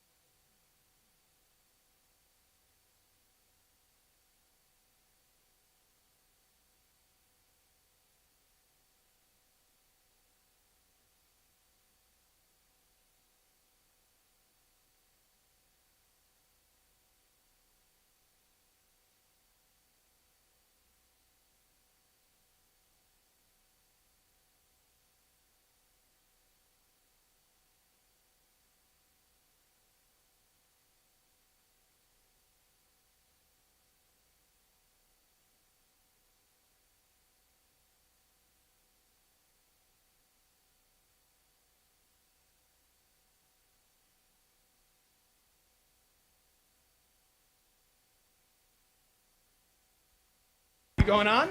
Yeah, we're back. All right. Yeah. All right. All right, just yell at me when we're not back. It looks like we're back. Super cool. All right, so the sound is coming from the Electronica Lab, which is the music zone, video zone, audio zone. Let's go to that after we do these. Okay. We should probably go straight to the Pi room now. Yeah. What you can peek in here is the good room. That's where most of the instruction happens here. And this is the Joanne Zanoni Jimi Hendrix wall. Okay, let's go. This is the piano. Okay. All right, we're coming in. Your YouTube friends are eager to hear from you. All right, very good. So,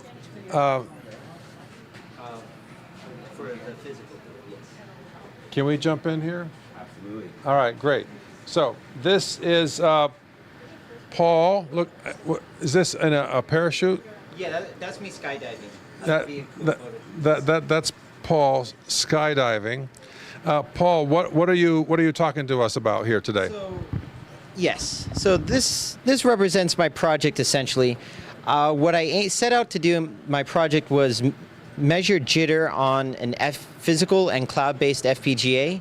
Jitter is the deviation of clock periods, and what I did was, if I flip the page, I compared the internal clock on the physical FPGA board, shown here, with an input signal that changed based off on these 3 different frequencies. I measured with 10 hertz, 100 hertz, and 1 kilohertz for the input signal, and the FPGA internal clock was 100 megahertz. And essentially, to measure jitter, I synchronized the 2 signals so that I increment my counter every single time the rising edge align between these 2 signals. And for example, if I use a 100 hertz signal compared to the 100 megahertz clock, the count would be 1 million. But because of jitter, it's not going to be that. These graphs represent those counts, how off they were by what they should be. And I tested this under normal conditions and heated conditions. And when I mean heated, I put the FPGA board near a heater just to increase the temperature to 107 degrees, which is under the heated constraints on the data sheet of the FPGA. And essentially, the results gave me this. First of all, when you're under heat, there's a greater count range, so there's greater jitter found in my experiments. Second, as you increase the frequency such that the clock and the input signal are closer together, the jitter becomes more stable, represented here as the count under each experiment, the jitter remained the same. And then last, for normal conditions, the jitter stayed the same was in the tolerance for a 10 hertz and 100 hertz signal, but for 1 kilohertz signal, it fell out of that clock tolerance.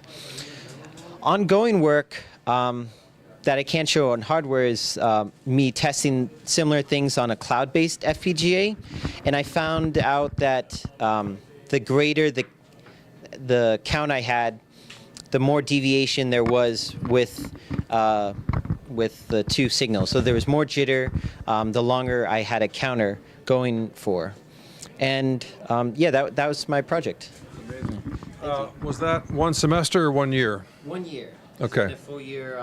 This is my thesis project essentially. So excellent. I'd like to showcase it here. That's fantastic. Very good. Well, thank you, Paul. Thank you, Professor. Appreciate it. Appreciate it very much. Great. So we're going to give you a little bit more of a tour here, but we should get the next project coming in. Yeah, great. So as far as tour goes, this is what we call wall number 2, and then behind the camera is wall number 3. So we keep over 2,000 components in stock. And that takes a lot of effort from the fabulous staff here. There's this wonderful database which you can access very easily.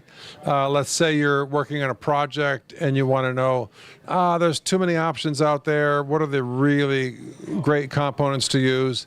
You can use our database for that purpose. So just Google search for UMass M5, and then click on M5 portal. And that portal will take you to the database showing all of our components. So can we get his poster? Do we have a poster? I think this project is next. Yeah. Okay. We're queuing. Okay, good. I'm just asking if there's a poster. Okay. All right. Yeah. Where it's over 6,000. That's wonderful. That's really great. Thank you, people. Thank you so much for your support. Really appreciate that. Yeah, over 6,000 now. So welcome, Arjun. This is great. So you come in. What's up, Sam? How are you? Good to see you, Alice. Great. So this is funny, right? So this is the entrance, and it's the demo space. We should probably rotate this just a little bit so that we can keep this open. Okay. Okay. Great. Yeah, it's good to see you, Sam. We've missed you. Was it 1 year? Yeah. Only 1 year?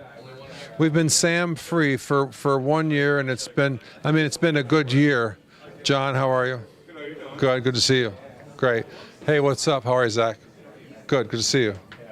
Cool. We're not ready yet? Yo, give me 1 minute. Oh, what about the code? It's gonna stay in there now. Wait. Not when you unplug it. Wow. Ooh, I might need to bring my laptop over here.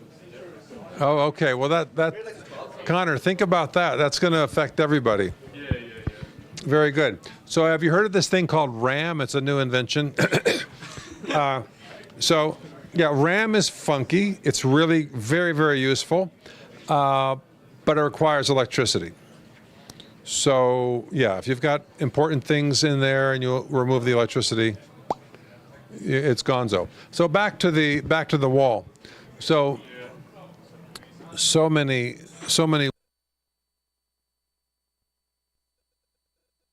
to visit the projects in there. But it's working. Yeah. Okay. Great. Alex, Yes. if you had to pick a cabinet that you prefer, microcontrollers, sensors, encoders, sensors, miscellaneous. You remember that staff meeting where Jonah said, we're not going to use the word miscellaneous. We're just not. I don't like that word. We're going to come up with something else, assorted, whatever. But we can't use miscellaneous. So what I liked about that was that I'm not the only one who comes up with statements like that. So I'm not alone. So that's much appreciated. Jonah, this is the miscellaneous cabinet. You're welcome.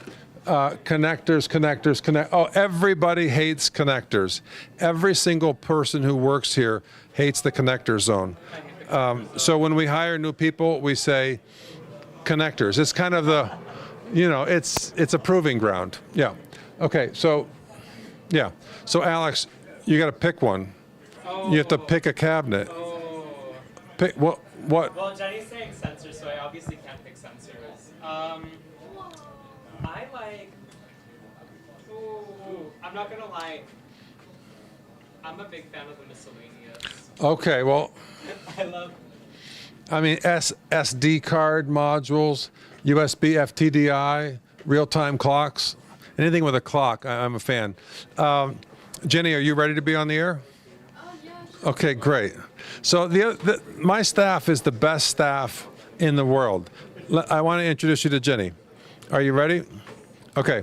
So Jenny's from a large city. I probably won't forget this because, there are many, many large cities in China. And she was making the point that I'm like everybody else in North America. You only know Beijing, you only know Shanghai, but there's a lot more to know. So you made your point, and I appreciated it. It was very good. What do you like about being an engineering student? What do you like about, why did you pick this major? I like that I can actually do hands-on stuff and I get to build stuff. It's not just like theoretical, like my previous major, which is math. I actually get to like do experiments, and I don't know, it's just fun. Yeah. It connects everything, right? The theory and the practice. Do you have a favorite type of project, electronic project that you've either done or you want to do more of? I was actually interested in the Polaroid, in the camera. You remember like last semester I asked you about the Polaroid camera, and I was interested in doing something about it, but then it just got fixed. When people think Polaroid cameras, you don't think very much about the electronics, but there's some really cool electronics in a Polaroid camera. So I worked at Polaroid. Did you know that? I knew that. Okay. So I worked at Polaroid, and one of my boss's boss was the lead designer of the SX70 flash. And that was a real massive challenge because a Polaroid film pack includes the battery. So the battery had to last for all of those flash exposures. So that would be really interesting to jump in there, but there's a lot of high voltage, so I'd have to. Okay. So are you a double major? No. No, okay. I'm minoring in math. Oh, minoring in math. Okay, cool. Cool. And what do you like the most about working at M5? Jenny's on staff here. I like that I'm always overwhelmed and like, because I remember the first day I was here, I was talking to Alex and he asked me if I was overwhelmed and I said, of course. And he said, that's a good thing. You should always be overwhelmed because that means I'm always learning something and using my brain at the most capacity.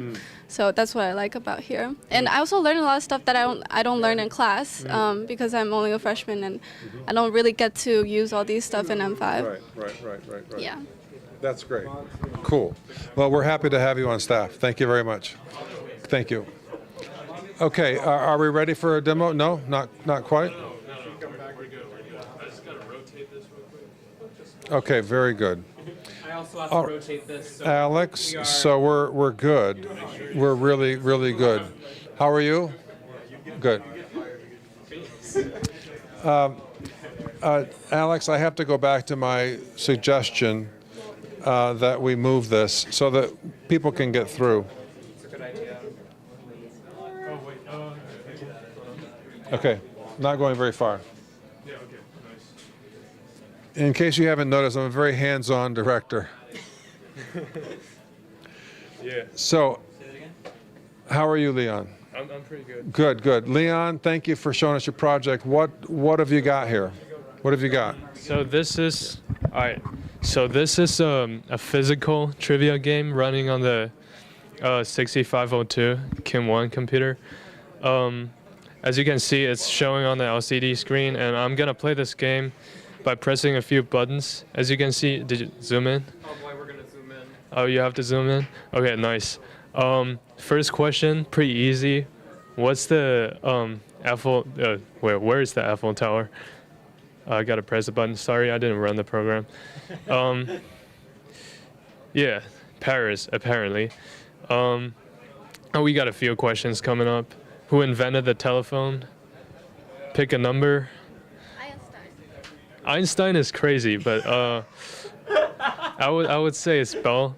But let's stick with her pick, Einstein. You're gonna see, yeah, incorrect. Oh. There you go. Yeah, you just lost points. Who's the GOAT? This is a trick question I just inserted. I mean, it's not gonna be Messi or Ronaldo. It's actually Anthony, because I was just trolling. But yeah, that's basically the idea, playing trivia. And I put like 10 questions in there. So potentially, if you play with it for long enough, you're gonna see some memory leak too. But it's pretty cool. It's a pretty cool project, I think.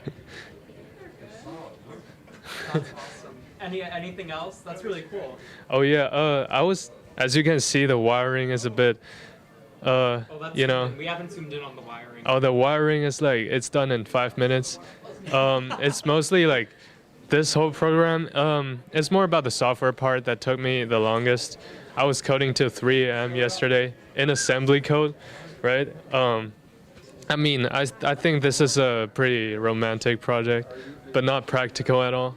I was also about to add the 65C22 chip to it just to make it look cooler. But yeah, that's the idea. Awesome. Thank you very much. Yeah, no problem. All right. Is this live stream? Yes, this live stream. Yo, I'm on YouTube now. This is really, really cool. I'm on YouTube. What is it? Baird talking to other people. Where's the other project? It's coming in now. It's coming in now. Yeah, Awesome. so you gotta stay here? Yeah. Oh, in which case, we're gonna ask you to unload everything here. Thank you very much. And we're gonna play a game called Where is Baird? This is what I get paid for. Oh my God, it's Preet and Zen. How are you guys? Come on in, come on in. Awesome, it looks like he's talking to other people. So just do a nice live setup over here. I'll stall, I'll talk about all the awesome things. Ian, do we have a live, how much money has been donated? Do we have a tally? I don't know. I'd have to go into the other room. It's around 7,000. It's around 7,000. Thank you. We're around $7,000. That's pretty awesome, and it's only 3:18, which is pretty cool. You guys can set up here. Don't mind me. Jenny can do 2 jobs at once. All right. And tell me when you guys are ready. $7,000. That's really awesome. We need more money though. Keep going. Keep putting in the money. Let's make it 8,000, and then let's keep going up, keep going up, keep going up. Connor, you love being on camera. I love projects. This one. Connor, can I have you in here? Because Baird's he's been talking all about how we make a telethon, and he's been talking a lot about the technical stuff, but he hasn't talked about, I guess we haven't talked to Julia yet. We haven't talked about Connor yet. Connor, come here. They're not done. We'll get Connor later. All right. So I already know who you are, but you might as well, I've already done a video on this, but let's see where you're at. Yeah, tell us about this. Strangers who I don't know. What are your names? Yeah, hi, I'm Preet. I'm a computer engineer here at UMass, and I'm a sophomore here. I'm Zen. I'm a second-year electrical engineering student here, and me and Preet decided to build an 8-bit computer. And so you want to start? Yeah. So, okay, so we made an 8-bit computer, as Zen mentioned, and we didn't quite finish because we actually ran out of parts. But what we have so far is a clock, a register A, register B, and then we started making the instruction register, but we actually were one short of a IC, and we also have a bus that we made. So I worked a little bit on the clock. The clock can change its clock speed by this voltage regulator, and you can make it really fast or really slow. You could also change. You can also step through each cycle by pressing this button if you were like doing debugging for the processor. I'm just gonna keep it on the other one, and change the speed, and then Zen can talk a little bit more about the registers. So since we didn't have all the components and we only had 2 registers, the main function we're able to do is transfer 8-bit binary number from the bus to the registers. So right now we have power going to all 8 of our green LEDs, but say we were to ground the second to last one, and we load these 8 bits onto our register, we'll see that that's reflected here as the second to last bit is off. And the same thing would happen on this register. If we were to simply load it there, we would see the same thing. And since the bus doesn't know necessarily the signals that are going to the register A or register B, if we wanted to load these LEDs onto the bus again, we could simply turn on our enable and see that reflected like that. And yeah, we're gonna continue working on this project as we can. We had built it for a hackathon, Hack UMass, and we built it in around a day, so we couldn't get too far into it, but we're still working on the rest of the parts, rest of the components like the ALU, the RAM, and everything else. Yeah. Awesome. Thank you very much. I remember, I guess I have the gift of hindsight. I remember there was like an interesting, like this was very sporadic that you decided to build a computer. Can you talk about that? Yeah. So we were actually at the, I think it was at the start, the ceremony, the starting ceremony of the. Yeah, we were at the starting ceremony of the Hack UMass, and we were like we didn't have an idea actually, and we were both looking at our computers at things that we could potentially do. I was looking at like breadboard hardware projects we can do, and actually Zen was looking at how an Arduino is like made and like the parts that go into an Arduino, and we were both like on the same path, and we both saw, oh, we're both looking into computers. Let's look into making something like a custom computer. And we went to M5, You want to tell them about how like the ICs, like we were like Yeah. So after we decided to do this project, we came to M5 and used our inspiration from Ben Eater, and we looked for all these ICs, but found out that this specific series of IC, I believe it was the Texas Instruments LS, 74LS, were much older, and we couldn't find them all in M5, so we had to kind of fish through the building and find them. But once we were able to, then we completed this computer, and but we still happen to have the restriction of on our instructions register of missing one integrated circuit. But that is basically our project. Yeah. Awesome. Thank you guys so much. Of course. I love this. I'm excited to see what comes next. If you can just de-set up. How is that? I don't know. Unset up. Disassemble. Thank you, Connor. This is wise man. And then Jason, if you can come over here and set your project up, that would be awesome. All right, go ahead. Thank you guys so much. Yeah, go on that way. Awesome. You don't need to plug anything in. Yeah, it's all battery. Can they see poor Baird? I hope so. Let's get a big. Oh, of course. All right, awesome. Let's have at it. All right, stranger that I don't know. Oh, yes. Tell me other about, stranger. Tell me about it.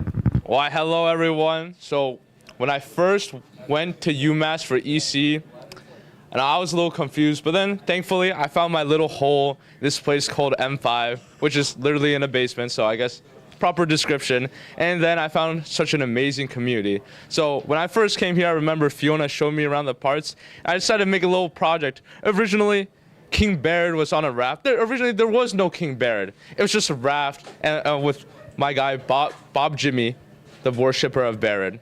So what we have here is a little construction battery pack hooked up to a toggle switch and a DC motor. I went through like 5 iterations of making this fan. Each one didn't work because I originally didn't have this outer casing, so the fan would just blow out air to the side, and then Baird's hair would not flow wonderfully. So I was like, this can't be. We must fix this. We must fix this for King Baird.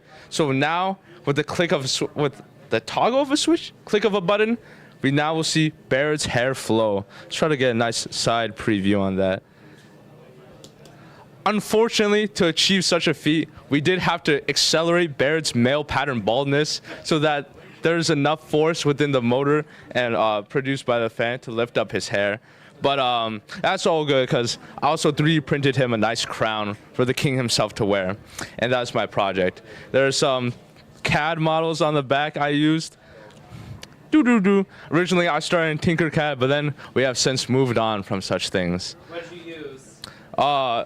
I started at Tinkercad, then I went around begging for, whatchamacallit? Not AutoCAD. Fusion? No, not Fusion 360. That was my runner-up. Yep, SolidWorks. I begged in like 5 different departments for SolidWorks. I finally got it. And now, Baird's hair flows very nicely. But you kind of have to, I actually positioned the crown a little too down, so that covers a little bit more of Baird's head than I wanted to. So you have to really look down to see him. Let's see if we can,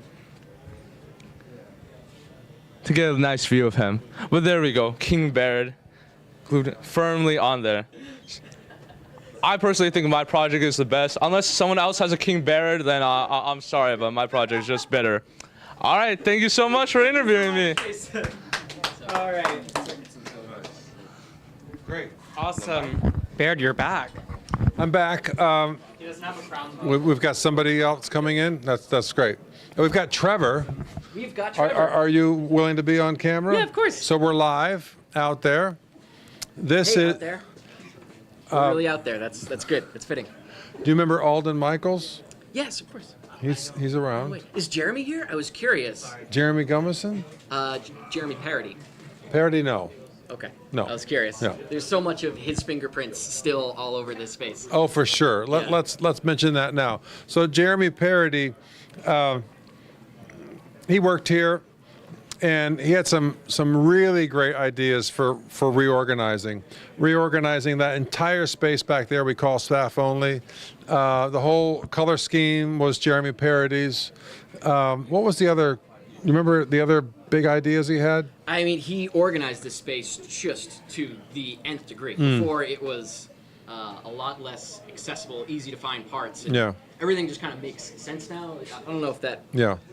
Well, it's even more so now, but yeah. Sliding metal rack. Yes, yes. Wonderful. Yeah, exactly. We have that. Big game changer. Good, good, good.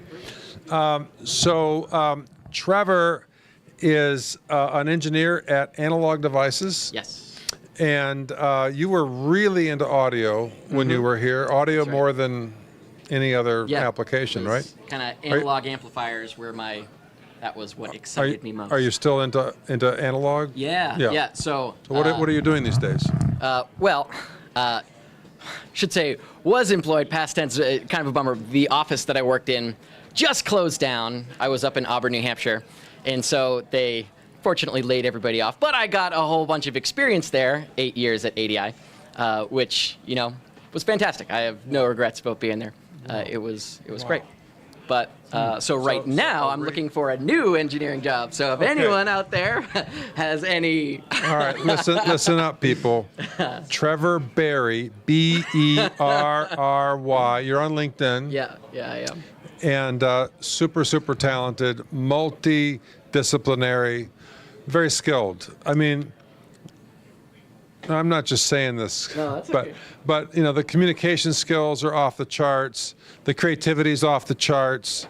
Fantastic. I got something, a little thing that I made for M5. Really? Maybe you could find a space for it somewhere. Wow. What do we have? This is they call these Lichtenberg figures. So what I do in my spare time is I roam around the streets of Concord, New Hampshire, and I look for microwave ovens that wind up on the side of the road. And you gut the microwave ovens, and you can pull out all sorts of goodies, one of which is the transformer, which to make a microwave oven work, you need to step the wall voltage up quite a bit. But you can do all sorts of fun things with these, with a couple of heavy safety notices involved. Yeah. So one of which is you can step the voltage up to a couple of thousand volts AC, and that is high enough to get current to flow across a piece of wood. You need to brush it with the saline solution first. Okay. You need an electrolyte medium to get the electrons to flow, but you can do cool things like burn a lightning image into fractal images into a hunk of wood. So that's very, very similar to a lightning strike. Yep. Yeah. Incredible. I think it would be fitting here nicely. That's amazing. Yeah. That's great. Thank you. Yeah, no worries. Wow. I'll leave it to you. Find a good home for it. Okay, this is Trevor's creation here, and it's what kind of an image? The whole process, as far as I know, these are called Lichtenberg figures that, pattern that electricity makes as it's traveling through Excellent. wood. Yeah. That's great. But yeah. Well, thank you, Trevor. Yeah. You want me to go stash this in your office or something, or right? You can prop it up right in front of my office. Yeah. Ruby. I don't want you to open the door because, All right, good. You don't want the vagrants wandering. That's right. All right. Thanks a lot, Trevor. Oh, it's my pleasure. Okay, we'll see you around. Yep. Is today the senior design showcase? No, it's in a week. In a week. Okay. Yeah. Gotcha. Cool. I have my limits. I used to put them together and it was the same day previously when I was here. But So a brief moment of wisdom. I'll Yeah. just have to come back. Okay, good. All right, thank you. All right, cool. Good. All right. We've got Cy with a really cool looking keyboard. Wow. Amazing. Cy, what can you tell us about your keyboard? I'm going to hand the mic over to you. Can you do that? Okay, great. This is very nice. So the keyboard is basically something that's meant to be extremely portable, lightweight, and not, dependent on a battery or anything. And it's, honestly, I used it kind of as a mini gaming keyboard. It was convenient because I had no desk space. And this was actually basically the only thing I could fit in on my table. And, it's small, and the grid kind of layout is something called an ortholinear keyboard, and it functions around the premise that the way that your fingers work, it's easier for your finger to go up and down than up and then to the side. So this actually is the perfect way to use a keyboard for a while without your fingers getting tired at all. And to that end, I actually used linear switches, which are the most comfortable for long-term use. And well, other than that, I mean, it's a keyboard. It does what a keyboard does. And it like moves stuff around. I'm just testing it out on sunlessly. It's gonna be hard to see because of the well, it's kind of a bad screen, so it's at max brightness. Yeah. I saw it work. Yes, it's peak. I can vouch for you. Yeah, and Jason over there helped me so much with soldering everything. Jonah as well helped me learn soldering, actually. Fiona was super helpful with getting the PCBs, and Connor was the GOAT as always. So, I think that's about it. Awesome. Thank you so much, Sai. Who do I hand this off to? All right. It looks like I'll grab this. All right. It looks like we have one more project in the good room, and then we're going on to the electronica lab. So let's get going this way. I know Baird briefly mentioned the good room, but I'll talk about it right here. So the good room is, I like to say, it's where all of the magic happens. We have our staff meetings, we have our classes. I took the vintage computing class that Baird teaches. Really, really good. If you're a student from UMass watching it, I guess, or if you're a prospective student, I highly recommend this class. I learned everything from what a resistor was, to RAM, to ROM, to how to program the 6502. Just a lot of the projects that you are seeing here today. Really great class, a lot of fun. I highly recommend. And with your money, we can repair broken KIMs, we can get new ICs, we can learn about all sorts of new vintage technology, and we can continue to give students this awesome opportunity. Awesome. It looks like our next project is being set up right now. They don't want to watch that, Jenny. They want to watch me, obviously. Let's come over here. This is one little thing we liked to add. So, Connor, are you busy? Oh, of course he's busy. Connor's always busy. Julia, have you been on camera yet? Come, we'll talk to Julia. Guys, this is Julia. Hi, Julia. She's the magnificent stage manager and kind of more, but that's the job of a stage manager, isn't it? You are always doing more than what's in your job description. That's very true. So how has this been? Tell me about the experience. Well, it's been... Sorry, I have the audio from my stream going on in my ear, but it's a little bit delayed, so I just started hearing everything, and it was too much. It's been a lot, but it's been really enjoyable and I think rewarding. It's been very cool, I guess, to see everything come together and actually be looking at the YouTube and be like, oh my god, all of our work has gone towards this stream working. It's been a lot of organization and figuring out what stuff needs to be done, who is in charge of doing that stuff, who can do that stuff, a lot of stuff like that. It's also been a lot of troubleshooting, weird tech. We're using a lot of old technology and also strange technology, I guess, which is really unique and novel, but it's also difficult to make it all play nicely together. I don't know. Speaking of, Ian, there's somebody on the streaming, right? Okay, we're good. All right, thank you. That's good. Yeah. So I'm curious because you and I, we have a commonality where you do you're in informatics and theater, and I'm in engineering and theater. So how is it? I want your point of view. How is it working with theater people versus working with engineering people? I'm not a good example. Talk about the other people. Sure.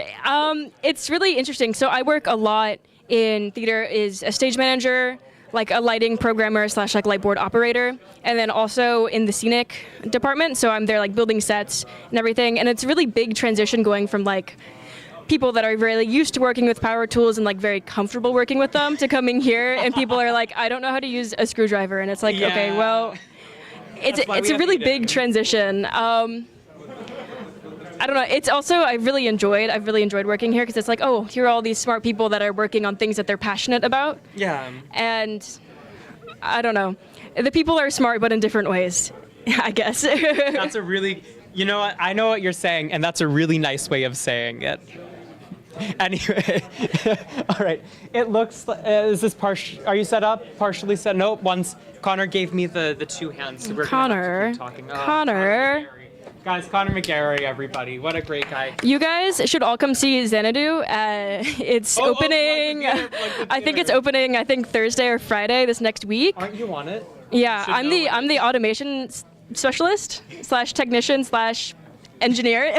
/ whatever else they need you to do. Yeah, basically. Yeah. But there's some automation. We have like a stage lift, so it starts on the stage level and it goes up, which is really cool. That's cool. So I've been programming the computer for that. During the show, I'm the one that's controlling that. Couldn't see it. The set is so good. The lighting is so good. I helped focus and hang lights. Amazing. That's awesome. And lighting and design that's all related to electrical engineering. Wait a minute, UMass is pretty awesome. We do soldering in our electronics shop in UMass Theater. We do wiring. We have some LED trees that we wired up to work with our lighting console. It's pretty cool. We're doing novel electronic things there as well. Right. So it's almost like their support of the electrical engineering makerspace is seeping into other aspects of the school. It makes the rest of the like we're not just one isolated community. In reality, this is part of something bigger. Yeah. Wow, they should really donate. That's pretty, I know. I wish we'd said that in the If you donate to the M5 Makerspace, you are supporting the entire campus. You really are. Awesome. This looks about right. Oh, double thumbs up. Connor. Keep him out of the light, though. Keep him out of the light. This man. All right, Julia, why don't you hand off that lovely microphone? Here you are. Hello. Tell us your name and tell us about your project. Hello everyone, my name is Roshni and I have made a real-time clock today. So I'm a freshman majoring in computer engineering, and this semester I took the EC 287 class where we learned how to use the KIM 6502 processor and code in the assembly language. So based on whatever I've learned in the class, I used the assembly language to code the clock. So I loaded the data and incremented it and then compared it with 60, so when it turns 59, it'll automatically increment the minutes and hours. And I used the no operation to create the delays, and that's how I made my clock. Can we see a demo? Sorry? Can we see a demo? Yeah. Yeah, it's already working.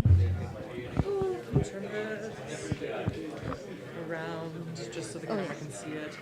Yes. Oh, gorgeous. And I love the LED display. Now, do you have a favorite thing you learned in this? Because I think I was just talking about the 6502 course. Do you have anything that you're like, you learned and you're like, holy crap, this is life-changing? I mean, this is the first time I'm actually making any project, so everything about it was nice. Like I had literally like 45 to 50 runs every time I changed the code, and every time I ran it. The debugging part was my favorite one, so because every time I run, I found out there was something wrong in the code, and fixing it and running it again until I finally got the correct result was the favorite thing about my project. Well, that's awesome. That's really, really awesome. And I hope to see more projects from the future. Yeah, definitely. Do you have anything else planned? I'm planning to improvise this project. So I could not figure out how to use real-time data as of now. So my next part would be trying to find out how to use real-time data and also add a calendar and a timer and improvise this project. Yeah. Thank you so much. It was so lovely to meet you. This is awesome. Thank you. Thank you so much. Thank you. All right. I'll steal the microphone. Jenny will steal the camera. Awesome. Yeah, feel free to take all your stuff down. Go say hi to the lovely civilians out there. There's civilians out there, everybody. It's pretty crazy. Ah, awesome. Is this our last demo? That's a good question. There's more? That's crazy. We have a lot of people here at M5. It's hard to keep track of. Oh, that's really brilliant. Ian, have you talked yet? I mean, yeah, Baird talked to me about telephones at the very beginning. About the telephones at the very beginning. Ian, what year are you? Come into the camera. We'll talk more. You're all like geared up, so I was like, this must be. I'm just making sure I have a direct line to the people who are overseeing the live stream, so that if we have any camera issues again, we'll know immediately, so we can kind of pause what we're doing and not have to cause any issues. Thank you so much. All right, I'm gonna go. Let's pan over here while Jonah sets up. Let's go over here. Hi, Jonah. How's it going? Feel free to set up over there. While you're doing your thing, Aiden, we're gonna talk. Come. You're a part of the team. You might as well. You're on the M5 roster. All right. What's up, guys? This is Aiden Chen. He is the wonderful machine shop master. Can we zoom in on the machine shop? Maybe. We could do that later. Aiden, tell us. So, you're computer engineering. Yep. Why are you running a machine shop? You can hold this, please. Oh, okay. Yeah, there you go. Rest your hands. I run the machine shop because I am like a jack of all trades around here, I think. I like to know a little bit about everything, so I've just been the guy that was learning about the machine shop. So when the last guys graduated, I just took over naturally. So that's awesome. That's where I am now. That's awesome. Let's see, can we fit? I think we can fit through the door. Could you give us like a little quick tour? Let's go in there. The camera's coming in. All right. So here you'll find the last two people who worked in the machine shop. So that's Ian and John. They were the people who handed the torch off to me. So what should we look at first? We can't fit through the door. Oh. Just point at stuff. Okay, so real quick rundown. Fasteners and stuff like screws, bolts, nails. We have some saws for woodworking. We have some metalworking tools. We also have a big work table, which is nice for all the projects people work on, so they can leave it a mess for me to clean up later, which is really good. Yeah, the first aid's in here too. First aid and fire extinguishers. Can you even see that? Is it in focus? Oh, no, we can see it. We can't see the first aid, which is. Oh, that's okay. Here, I'll open this so you can see it. Yeah, we're really ready. Boom, first aid. Boom, we're safe. Oh yeah. We're safe. So there's a bunch of personal protective equipment, so like gloves, ear protection, safety glasses. We have an apron too if you need. And yeah, if you're making anything that's not electronic, you're probably in here, making like boxes, really anything that you want. Awesome. The world's your oyster. I'm gonna bring you back out. I'm gonna ask you one more question. Ask away. Why? Because we're electrical engineers. We build circuits and. Well, I'm a computer engineer. You're a computer. Yeah. We're electrical and computer engineers, so we build ECE circuits. department. Yep. Yeah, and we program. But why would? But you get people in here all the time. Yeah. Why would it benefit an electrical or computer engineer to have this machine shop stock and have access to this? So if you're an engineer, you want to be able to solve problems. And if you're just working in pure electrical, which is like circuits and stuff, or you're working in pure computer, which is like programming and stuff, is like the very gist of it, is you can't really create a product with just that. You could have something working, but it won't be able to be used in its place. So you'd come in here and you'd create the physical part. So it's like if you are making a sensor that you want to float in the ocean, you'll go in there and you'll make a waterproof box for it. So every sort of computer part has to have its physical component in the real world. So if you want to be independent and create your own projects, then you should just come in here and learn up a little bit of woodworking and mechanical engineering almost. Awesome. Could you hand that over to Jonah, Yeah, please? Jonah, here you go. All right. Thank you, Aiden. Tell us your name. Tell us who you are. Give us a rundown of the project. Hi, everyone. I'm Jonah. I'm a fellow M5 staffer and someone who's worked here for several years. I am someone, unsurprisingly, who likes a lot of different projects. So what I've brought today is a smorgasbord of a couple projects I've done this year. Notably, when it comes to M5, I've been working to transition the M5 portal, which is our online catalog of what we stock, to be ready for other people to manage in the future. And that turns out to be a lot of problem around communication. You need to talk to people, communicate what they need to know, etc. And that's often a lot of engineering, even though we don't think about that. The other bits of hardware here on the table also solve a problem for M5. As a Makerspace, we need people to learn how to solder, and it's often hard to find a good through-hole soldering practice board, so when you can't find it, you make it. This is the 1-bit board presented by M5, and it stores exactly 1 bit of information. It is an SR latch. And the reason we make a board like this, it's so simple, is that it is meant to teach people how to through-hole solder, and at the same time, it teaches people how to use M5. All the parts on the board are parts we stock in the parts wall, and they're parts that students will encounter in their introductory to ECE class, 124. So we're bringing that full circle connection of learn M5 exists, here's the digital logic that you're going to use, and here's how to solder. And it's a thing we've been looking for a while, so we made it. Any follow-up, Alex? That's awesome, Jonah. Thank you, thank you.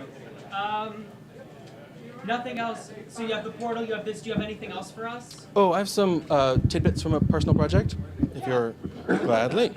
So, several years ago, I made a custom smartwatch. I made that as a maker when I was learning. I'm making a second version as an engineer, and part of that process is making tools to help that. So here we have a kind of breakout board for USB Type-C you cannot buy. Most USB Type-C connectors short all of the ground pins and all the power pins together, which makes a lot of sense. However, when you're putting a port on a watch, or when you need some specifics, you need to be able to investigate all the pins. So this is a custom tool, effectively, that lets us snoop on each individual wire on a connector. Same goes for other variety of boards here. That's amazing. Thank you so much, Jonah. It looks like Thank you. And we will pass it off to Naranjan. Hello. Awesome. Naranjan, are you set up yet? No, give me like no. a minute. All right. Hand the camera to me. Go set up. Go set up. We're up to $15. What? We're up to $7,815. $7,815. Do you guys hear that? That's a lot of money. You can get more though. I love more money. This is awesome. Let's see. Got Naranjan. Connor, you refused to speak to the mic. Alexa, how are you? You want to come in? Yeah. Rafi, are you busy doing something? I have a task. Okay, go do your task, but then I'll bring you in later. Yes. Oh my God, Connor! No, come back, Connor! Connor, oh, it's all right. We've got Alexa. So Alexa, you and I have like similar jobs, I guess. Yeah. It's you and I have similar jobs because you do media for. Yes. Tell me, so how is it? What is it like to? Because you're an engineer and then you're also doing media. Like, what the heck? What is with that? It's fun. I love media work. Like, honestly, I used to do a magazine for another extracurricular I had in high school, and I feel like it's really fun because I can like continue doing that, but also I can do it for officially, and that's even cooler. You can put it on your LinkedIn. Yes, we love LinkedIn. Yeah, LinkedIn. LinkedIn, yes. This man loves LinkedIn. I love LinkedIn a little too much. It's never too much. It's never too much. If it gets you a job, it's never too much. It is never too much. That's awesome. So we're kind of weird because we're engineers, and we're weird because we like media. Exactly. I don't know. I mean, you work on the zine right now. What is it? What do you find most interesting about your job? I just like doing the layout of it the most. Like, I love the photography aspect of it because I think it's really cool to figure out what's put where, because a lot of it is you're trying to strangle that difference between getting photos of the people doing it but also getting photos of the projects themselves. Yes. So a lot of it is for the cover of Analog Read, the rebooted zine we did, it's a picture of Fiona's project, but it's really cinematic and stuff like that if you look at it. which is like, so it's like cool to look at, but it is a project that is featured in Electronica Lab right now for Circuits and Code. So like doing both of that at the same time is really, I find that really fun. Awesome. All right, Naranjan, how are we looking? All good. Up next is Kavya over there. Let's talk to Naranjan. I mean, stranger, tell us your name, major, year. Tell us all about this project. Hello, so I'm Naranjan Mathurajan. I'm an electrical engineering major. I'm a sophomore right now. And this is my KIM project. So for those who don't know about the KIM, it's actually a development board for the 8-bit processor called the 6502. Now this processor was really big 50 years ago because it's very affordable. So it made its way into the masses. So it allowed a lot of projects to be made, and it made it very convenient for us to develop more projects using smaller processors. And so what my project is I'm taking the input, I'm taking a MIDI file and I'm transpiling it into assembly, and I'm loading that assembly into the KIM, and I'm sending that through my digital circuit, which converts the input from the MIDI, or from the KIM, into a MIDI signal, and I'm sending that into a drum box, which can make music. And so if we let it load up the volume and I run my program, we can actually hear a program beat in assembly sending through the KIM, through my digital circuit, into my drum box, and through LEC. All right, hold on. I have to get in here. All right, so did you hear that? That's fantastic. So I think Naranjan has something to tell me about his project. Yeah, so Baird, 1 week ago, you told me I couldn't finish this project. You said I'd get halfway done, I would get a simple serial decoder out. And, you know, what do you have to say about what's in front of you right now? Oh, well, I have to eat my microphone. I'll take this off and start eating it. Because you were right. Yeah. You were right. This is fantastic. I love this project so much. Yeah. Using 2 shift registers and clocking it. It's a fantastic. This project will live on for a long time. Yeah. This is really, really great. And what do you say about putting this on the proto board, getting it on the Apple II card, loading it on a floppy disk? Super cool. Yeah. Super cool. Let's do it next semester. It could be our first fully documented open source Apple II card. Yep. Great. I'm ready for that, yeah. Good job. Thank you Good very job. much. Thank you. Great job. Yeah. Super. Are you done explaining? I kind of barged in here. Yeah. This is fantastic. They can't see the nitty-gritty details because it's a heavy camera. But we will have a full blog post of this. Just search UMass M5. We'll have a full blog post of this marvelous MIDI. Well, it's a MIDI controller, basically, a MIDI, MIDI port. Great. Thanks a lot. Congratulations. Thank you very much, Baird. Okay, Connor, what's up next? We have Philip. That's going to be a car. Okay, Philip. Okay, Philip's got a project. Okay, good. Baron, I've been talking to staff members and asking them questions, and Anika said she'd be willing to. Oh, Anika, please. Anika, how are you? Good, how are you? Good, good. What's your major here at UMass? I'm a Comp E major. I'm a sophomore, yeah. Comp E. I'm going to tell you something funny. I had an alum. He doesn't want it to be Comp E. He wants it to still be called CSE, Computer System Engineering. I told him it's Comp E now. That's what it is. So what do you like about computer engineering? Well, it's really fun to me how you can solve problems unrelated to the field using this field. Like you could do anything in any domain, whether it's like working with nature, whether it's working with music. Look at the Electronica Lab, but it's not just limited to just electronics, and it's amazing. Yeah, it's basics. Yeah. Yeah, I do love the fact that ECE is sitting right in the center, and then you've got medicine, you've got music, you've got art, you've got film. Yeah.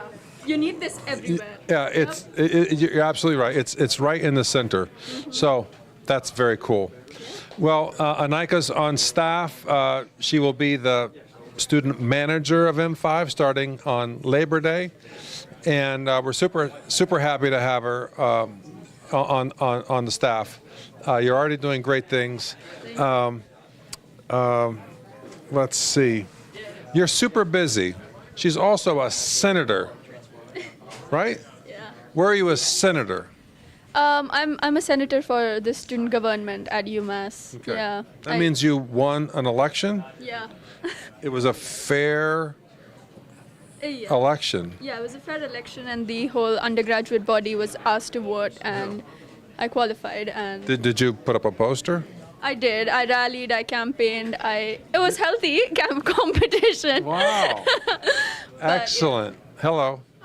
That's great. That's super cool. Well, thank you, Anika. Very good. Awesome. Let's go to Philip then. Let's go to Philip. Where is Philip? Philip, come on over. This is Philip. Philip is on staff. He's fabulous. Philip, you've been working on this for Couple months now? couple months now. Yeah? Yeah, a couple months now. And I asked Philip to bring this back to life.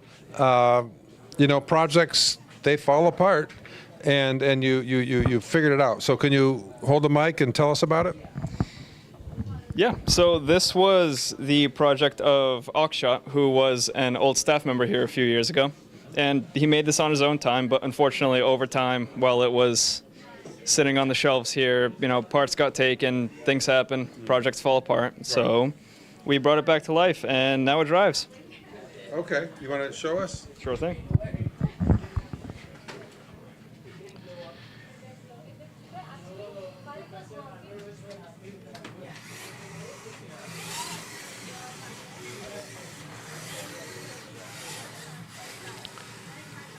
And it can go much, much faster, right? Yeah. We have space.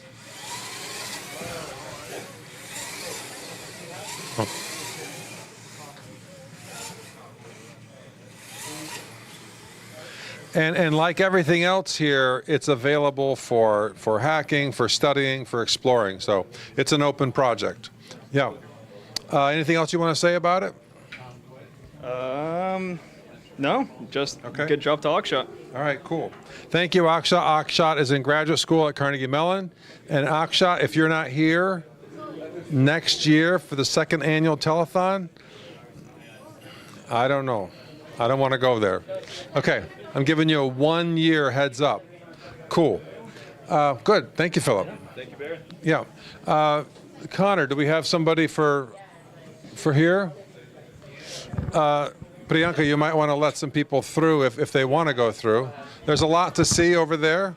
Lots of projects over there. Awesome. Great. Thank you. Baird, Thank Kavya you. agreed to do an interview.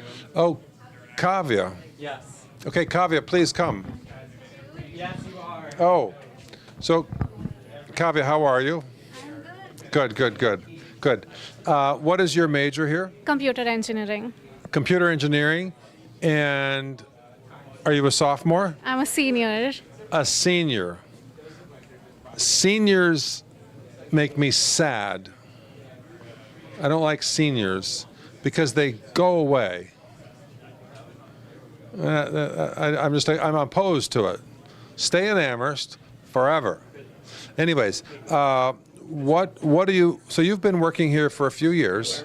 So she is on staff. What do you like about working on at M5? I really like the thing I like the most is the workshops that the staff members get an opportunity to host any sort of workshops that they learn about in M5 and that they're able to tell it to other students. So something that I've been interested in is PCB design, and I've been hosting KiCad workshops, and it's been really popular, and I really like that people are learning PCB design and KiCad and the software. So I think that's the best part about M5, that I get to teach other people, and I really like teaching. So I like that aspect. That's really great. And it's really cool. Students would go to her workshop, learn some PCB layout. They would lay out their own board, and now they're coming in. Yes. How long does it take for a board to come in after you ship the file? So usually I send it to the JLC PCB cart the same day, and then it gets ordered within the same week, and then it takes 2 weeks for it to get shipped. So that's when I email them, and then they can order their boards. And these little boards are very inexpensive, right? Yes, it's like less than $3 for 5 boards, $2 for 5 boards. But if you do the lead-free, it's a little expensive, which is what we do at M5. So it's like $5, but it's still inexpensive. Oh, so they offer lead? they offer lead and they offer lead free. Yeah. Okay. All right, so we're strictly lead-free. Marianne, we're lead-free Yes. here. Okay, good. We're lead free. Got it? Okay, good. All right, cool. Not yet, Connor? Okay. Well, Kavya, what about being a senior, ready to go to the next chapter? What are your thoughts about that? I think it's exciting. It's Yeah. also kind of nerve-wracking, but yeah, I don't know. I'm excited about the new chapter. I'm excited about my job that I have. So I'm going to be a hardware/PCB engineer at the startup called Sandrel. It's in Worcester. So that's what I'm going to You're going to work in a dining common? No, Worcester, Mass. Oh, the actual? Oh, okay. Yes. That's good. And you're going to be in hardware and Yes. PCB design, which is Which is you what I like. really like, yeah. That's amazing. Very good. Yeah. Congratulations. Thank you. Cool. You've done so many things here at UMass over the years. What are the non-M5 things you've been involved with? There's SWE, which is the Society of Women Engineers. I'm the president for that, so that's one. I also do Hack UMass and Hacker, so I'm in the hardware team for that. 2 big hackathons. 2 big hackathons of UMass, yes. Hack UMass is in the fall, Hacker is in the spring, and I basically do the team interviews, the inventory, what other projects we can work on, or workshops as Yeah. well for the hackathons. Excellent. So, yes. Well, good luck on your next chapter, and thank you so you. much for everything. Thanks. Take care. Have a good Bye-bye. Thank you. All right. Are we ready? No? Not yet. Arjun and Sam, come over here and yeah. So this is what's happening. Arjun and Sam, I'm upset at both of them. But Sam the most, because you left a year ago. I don't think you visited in the fall, did you? No. He didn't. So it's been a whole year without Sam. And Arjun, did you visit? You did. Came back in October. See? He wanted to test the robot. That's the reason. He didn't Oh. come to see you. He just. No, I know. Don't let him sweet talk you, baby. I okay, I'll work on that. Cool. So what are you doing now? And what are your memories of being here and working and doing things here? Now. You're both on staff. Yeah, I was a staff member here. This is way more lively than I remember it being last year. So a lot of my memories are honestly working on my SDP last year, which was a lot of troubleshooting my robot and then scooting my butt across the ground after it as it drove away from me. Now I work as like a cybersecurity engineer at MITRE, which is like FFRDC kind of thing in northern Massachusetts. But yeah, another fond memory I guess would be the Kim class. Is that still happening? The Kim class, yeah. Is there any differences? Are you guys getting the Kims yourselves now? Because I know that you're trying to open source the. We're still using the original course from Kim. There is more of an emphasis on the Apple II bus right now, and we're moving towards making Apple II cards. So yeah, but we are still doing that. And how's the progress on the Apple II cards? It's Bairdian progress. Okay. Another word for glacial, but it's still progress. Marianne, it's still progress. It's happening. Yeah, it is. So every semester we get a little bit closer to that, but there are a lot of moving parts. Now we've got 5 adapters that are ready to go. Cool. So yeah, it's super cool. Are they out? I don't know if Bob has one here. Arjun, can you tell us about your experience here and what you're doing now? Yeah, sure. So I was also a staff member at M5, and my experience was mostly just the SDP, where like Sam, I was also here for a lot of late nights, working the robot, and it wouldn't work, and you'd put more time into it, and then I think it was like a year ago now that we both stayed up till like 5:30 a.m. Right before FPR. Yeah, we were here. Yeah.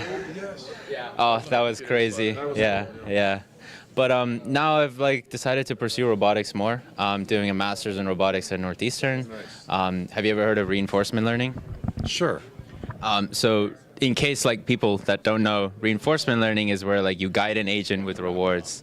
And so I'm doing a lot of robot learning at Northeastern and teaching legged robots to do more acrobatic behaviors using reinforcement learning. Yeah. Nice. In computer science, computer engineering, there's a prize called the Turing Prize. Did you see the news that that Professor Bardo? Really? Oh, yeah. What's that? Our demo's ready. I know. The Turing Prize has to get its time. So Professor Bardo just got the Turing Prize for his pioneering work here in reinforcement learning. Yeah, we used his book at school in reinforcement learning. All the professors in RL at Northeastern are from here, and they all know Professor Bardo. I love it. Great. Well, thank you very much, and thank you for driving out here, and we'll see you later. Yeah, of course. All right, cool. Thanks. All right. Adarsh, how are you? I'm good. Good. Did you make something? Yeah. All right, you going to tell us what you made here? Yeah. All right, cool. What I did with this project was, my idea was to do something that I learned in class. And one of the things we learned this semester in class was to take in 4-bit inputs and convert it to hexadecimal outputs. And this was something I learned in 124 as well. And the idea is hexadecimal is a number system that uses 16, that has 16 different digits. And it goes from 0 to 9, and then it has another A to F. And my idea was to take 4 bits as an input and then display it using SPI on the Mac 7219. And what that would just be a bunch of LEDs, like 8 LEDs, 8 7-segment displays that could light up the digit that I meant to light up. Oh, right. Yeah. Right. So is it doing that? Yeah. So right now, none of them are on, and that's why it's 0. But if I switch it around, I'm going to get 3, 7, F. Nice. So you can't see this, but I'm seeing the full range of 0 to F. 0 to F. Very good. Very good. Yeah. Whatever you can show over here. Good. Yeah. And so, for example, if I go backwards, that'd be F, E. So F is one of the 2 possible grades you can get in this course, right? It's just a P or an F. Just the P or the F. Do you have a prediction? Yeah. I hope I get a P. Yeah. Oh, he's just hoping. Yeah. No confidence. Okay. All right. Good. Yeah. Good. Well, it looks really good. Yeah. And what did you like the most, the code or the hardware? The code was interesting because, instead of just converting to hexadecimal, I actually had to do it for each segment of each LED of the 7-segment display. Right. So I couldn't just use decode mode directly. I had to make an NA. I had to use no decode mode and then make a table. Did you make a lookup table? Yeah, I made a lookup table. In 6502? Yeah. Nice. Yeah. That's really cool. With the pointer? Yeah, with the pointer. Nice. That's marvelous. Great. Well, thank you, Adarsh. Thank you very much. Alex, what's next on the list? Like we're going to move into the electronica lab. Very good. No. We have one more project. It Oh. looks like we have one more project, and then we're going to move to the electronica lab. How's that total? How are those phones? Forget the total. How are the phones? Hey, that's ringing. Congratulations. Thank you. Thank you very much. Are we going back here? Yes, we are. Okay, watch You out. are, and I'm going to zoom in. All right, Adarsh, I took your chair.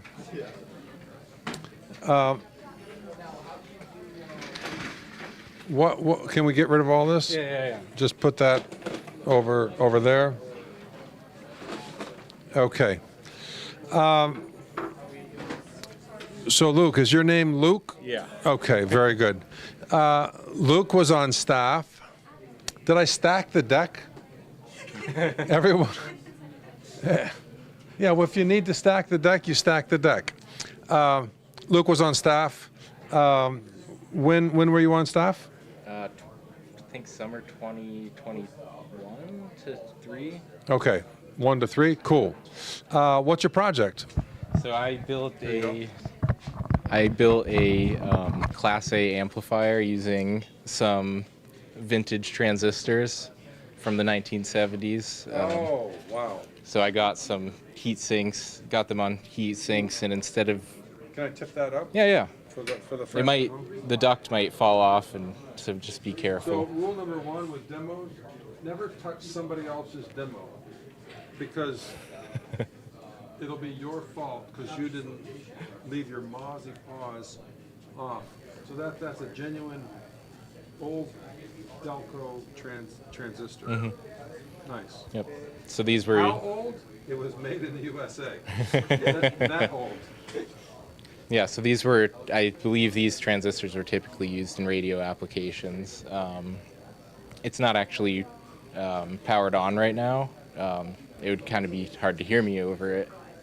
But it has around a 30-watt output, and because it's a Class A, it consumes a lot more than that, closer to 160 watts. And I've got 2 channels set up here. The power is being supplied by this HP power supply here. It can't provide enough, but it provides enough to test it. Hold on a second. Luke, is this your test equipment? Yes. Luke collects the most awesome test equipment. Oh, and you've got a thing for Hewlett Packard. Yeah. Yeah. Yeah. You make great equipment. Does this floppy drive work? Oh, of course. Oh, wow. Totally amazing. Great. Do you have any closing remarks on this? No, I think that's it. All right. Vintage transistors are cool. Vintage transistors are cool. Luke is driving up the prices of vintage electronics. He's doing it. You've got the actual. Oh yeah, I have a whole box there. Ooh, beautiful. All right, good. Thank you. Thank you very much.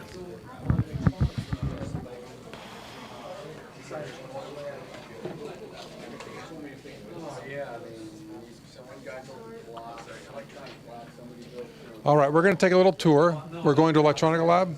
Yes, Okay. All right, friends in TV land, we're going to what's called the Electronica Lab, and I'll tell you the origin of that name. Here we go. Okay. The origin of that name, so that's the name of the original trailer where M5 came out of that trailer project, the Electronica Lab. And yeah, so now we've got the music room at M5 named in honor of that lab. So let's see. We should probably move those. Move those.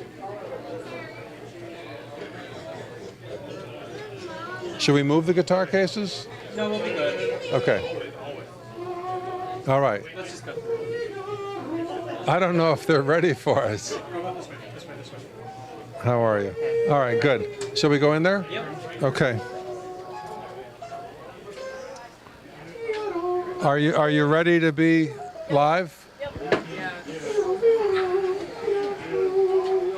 Welcome to the Electronica Lab. I'm going to turn it over to Fiona. Hello everyone, this is the Electronica Lab. It's our audio and video studio here at M5.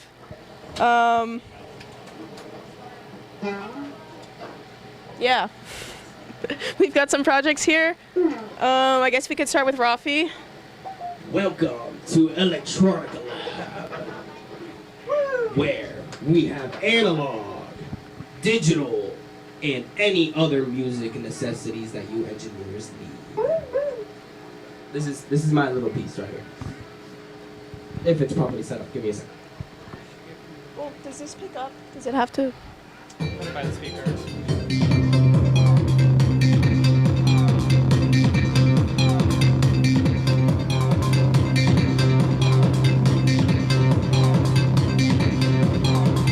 You know, just a little basic loop. I'm also this one's not complete, but this is also another one that I was working on.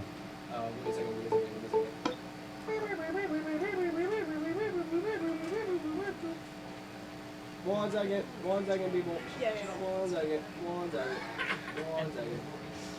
One second. I definitely remember. Okay.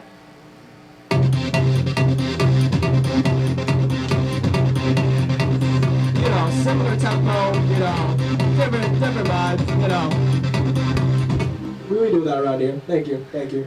All right. Yeah. So Rafi is our equipment technician. So these are what he made. Those beats are on some of the equipment that he's fixed up and got working. Over here, I guess we can start with Raj. So Raj made a little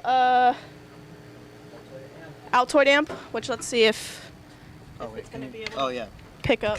I'll play a little bit of a Light. So it's a fun little Altoid amp. All right.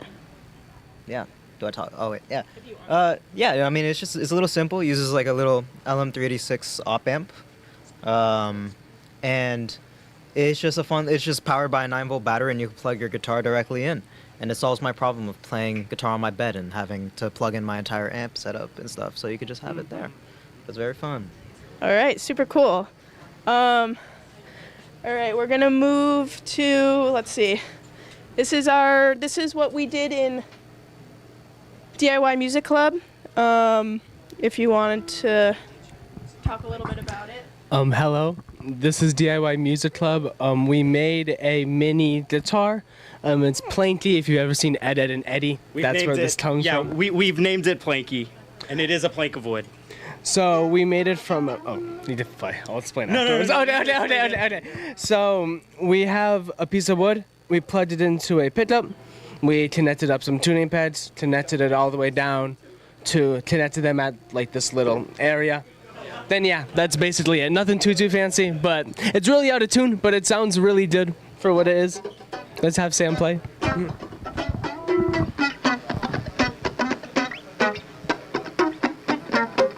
Oh yeah. All right. And so over here we have Kyle. You want to tell us a little bit about your project? Sure. So I made a fuzz face inspired pedal. It's it's not a pedal yet, but it's got a PCB, and we have control for fuzz and volume, and it's based off the fuzz face used by people like Jimi Hendrix. I did a little tutorial.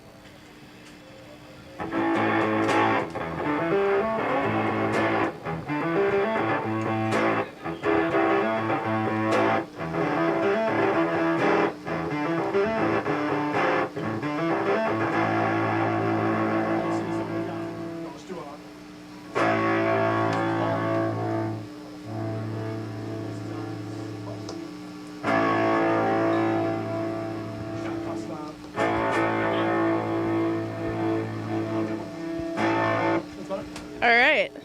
And our last one over here is Ben. Yeah. So, this is going to be a recording light for the M5 Space. It's going to go on the front door there, and it's going to be able to let people know if somebody's using the space to record, so they know not to walk in and ruin the recording. We just have a bunch of LED strips that we soldered together, me and Fiona soldered together in series, and we would be able to turn them on, but currently there's a problem with one of them.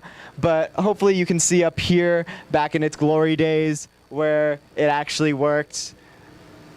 There it is. It's seen better days, but it's happening. Yeah. All right. Okay, back to you. Thank you, Ben.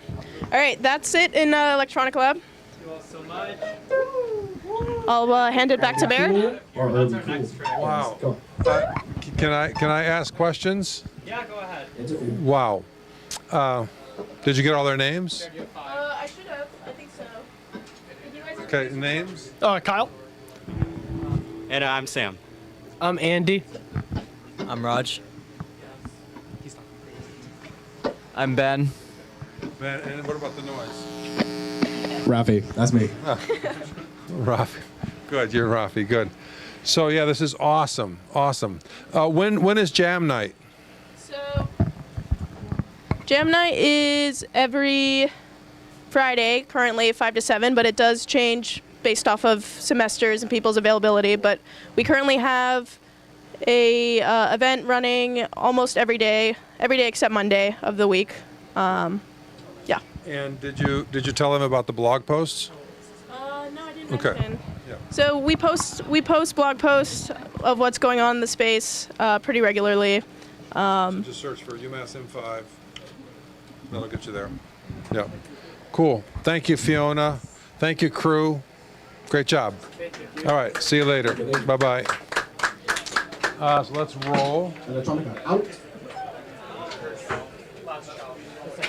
All right, so we don't, okay, great. You got it? What's going on, Bike Shop? Good. What's up, good? Mm-hmm. Nice. Are you Ian Butler? No. No, are you Ian Woodbury? Yes. Oh, okay. So let me, are you okay being on camera? Yeah, I'm okay being on. So this is Ian Woodbury, and he was in charge of the machine shop here when you were a student. When did you graduate?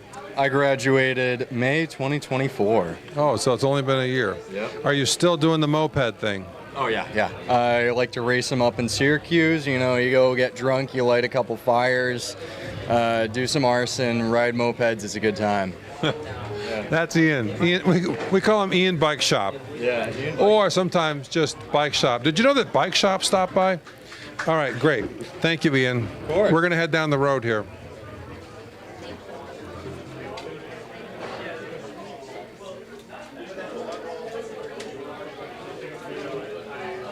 We're coming through here.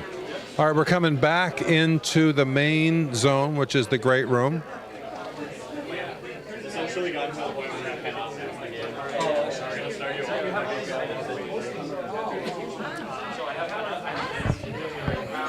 It's wonderful. Good to see you. This is so new to me. You guys did a good job. This is great. Oh, okay, so you're on the air. You're okay with being on the air, right? Okay, no. All right, so my friends, this is Ken Toon, and if you know anything about UMass, you know about Ken Toon. Ken Toon is the inspiration, the brains behind at least the original higher quality UMass dining. Now you've got a crew of people moving in, instantiating that vision. So what do you think about what you see today? This is amazing. You talk about inspirational. This is something that, even though I'm here 20 some years, never walked into this building. But that's what I noticed. So many bright, smart students working together and then create something that make our job easier and better. And that creativity is really amazed me, you know. Excellent. And then I really appreciate to have an opportunity to look at all this wonderful thing. And you're one of the great professors that helped them to develop some of those technology. Well, it's a crew. It's a crew. It's always a team effort. But thank you very much. Thanks for coming today. Thank you. Great. Thanks. Oh, and could you put in a good word with the chancellor? Okay. So that maybe he could visit us next year. Okay. Great. I was just with him today, this morning. He's got a big day. Yeah. All right. Thank you so much. All right. All right. No, it's fine. So did I see Elise's mother? You did. Oh, hi, I want to meet Elise's mother. How are you? Good to meet you. I don't think we've met, right? Okay, we've got some semiconductors on the floor. Thank you. All right, so we're changing gears here a little bit because we're expecting a special guest in a few minutes. I'm not going to tell you who it is, but some alums out there will be super excited to see him. Hi, Sam. You're on camera. Can you sit over here? I'll talk to you. All right. Sam, how have you been? I've been doing well. What are you up to these days? I'm down in Connecticut working at Electric Boat. At Electric Boat. So Sam was on staff at M5, and did you go to graduate school here? So you're here for 4 years in which major? Electrical engineering? And then what did you study in your graduate work? I studied semiconductor physics, getting my master's and doing a thesis. Was that on the simulation side or the experimentation side of semiconductors? the simulation side. Great. And then how did that prepare you for what you're doing today? I'd say it helped me think critically, because I feel like a lot of times, especially in undergrad, it's a lot of like, you're taught the theory and then, it's sort of just regurgitating the theory. But when you get to industry, there's no like answer at the back of the textbook to tell you what to do. So doing research kind of helped me prepare for thinking critically, because in research, there's no answer. You're just staring at data and you have to like determine what it's trying to tell you. Right? It Yeah. is literally new. Yeah. Great. Well, cool. Well, thanks for coming to the Of course. festivities today. Anytime. All right. Thanks a lot. Oh, Yeah. and I should mention, Sam was on the famous Magic Chefs team, on the chess team. All right. Good. All right. Take care. All right, you too. We've got an update. We've got a big update. What's the update, Alex? Alex has a. Whoa, we cracked 8,000. Wow, 8,000. Can we pound on the table? Excellent. Wow. That's super nice. I like that a lot. So, staff members, do you know who drew that? Nandini, where is she? Hello. Well, we'll talk to Nandini soon. We do have a special guest. Sam, if you could exit stage left, I'll ask my guest to join me here. My special guest, you can come around this way.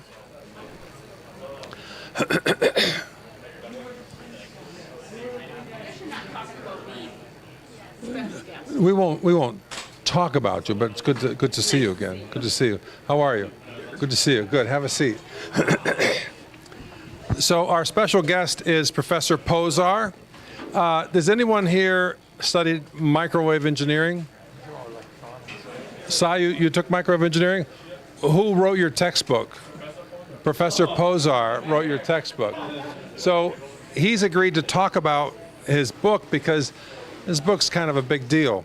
Do you know how many languages it's been translated into? 4 or 5. Greece, Chinese, Spanish, I think maybe Norwegian. Okay. Really? Nice. Let's see. Bob, could you hit that AC? It's super loud. Estelle, can you turn that AC off? Over there. Bob will help you. No, it's okay. Yeah, turn that off. Okay. Oh, that's nice. That's good. That's good. So Professor Posar taught electrical and computer engineering here in this department, and well, it's a piece of plastic. Go play with it. Here. And when did you start teaching here, and when did you retire? I started in 1980, fall of 1980, and retired in 2005. Wow. And when did you write the famous book? The famous book we're talking about is Microwave Engineering, and it's the book. It's what you use if you're studying microwave engineering. When did you write that, and why did you think I'm gonna write this? Well, it evolved from the class notes that we used. So, yeah. Hold on 1 second. I see no family members here. Could you go over there, please? Okay, good. No relation. Okay. So tell us the story about the book again. Yeah, that evolved from class notes. So there really wasn't any textbook at the time, and I had to make up class notes for every lecture. And after a couple years, they evolved enough, and we wrote them up, and students used them in draft form for a couple years. Oh, I see. Yeah, and made a lot of helpful comments along the way. Yeah. Interesting. So you used the material for a few years. Oh, yeah. And then how many editions are out there? 4. 4 editions. They want to make a 5th edition, but we don't want to do that. Are there any co-authors? Not right now. Wow, I see. So it's, yeah, cool. What was most satisfying about writing a book that was adopted so extensively? Yeah, it's been successful, I guess, so that's rewarding. But also comments from students. They like the book. So your work here was in microwave engineering. What was the name of the laboratory you were in? Antenna lab. Antenna lab. Yeah, we work more on antennas than microwaves. Microwaves is sort of a side issue. That's ironic, isn't it? Yeah, wow. So your lab here was antenna lab, and we still have that, and we still have a what's that special testing chamber called? Anechoic chamber. And I've been in there, and it works at the audio. Yes. Which is it's great. It's really great, right? So were there any projects that you can tell us about that involve the cutting edge antenna design? Oh, lots of antenna projects. Yeah, we got antennas on satellites around Mars, in cell phone systems. Yeah.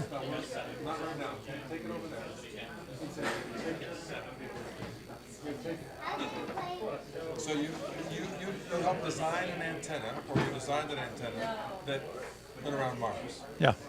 Yeah.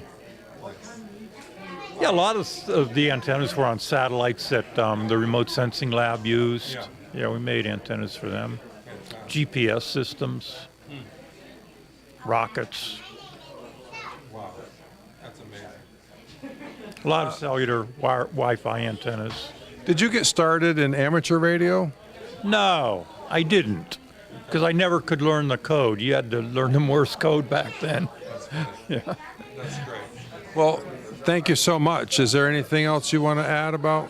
Only that being at UMass was a great experience, and I'm really impressed with all the projects that students are doing in your lab and Makerspace. I couldn't do any of those things myself. It's very impressive. Great. Yeah. Thank you, Professor Pozar. Thank you very much. Take care. Thank you. Great. Excellent. Well, that was a real treat.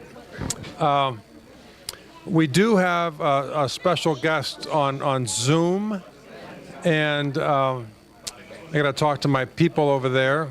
Not quite ready for that, right?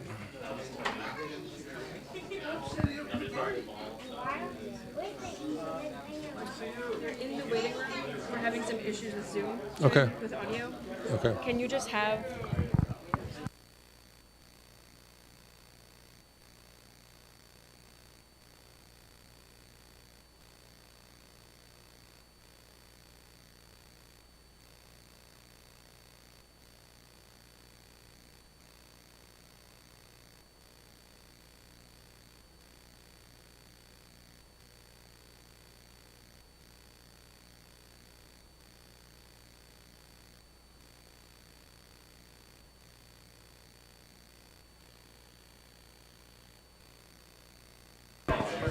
All right, so we have a special guest, and if you want to see the special guest, you have to go on the stream on YouTube.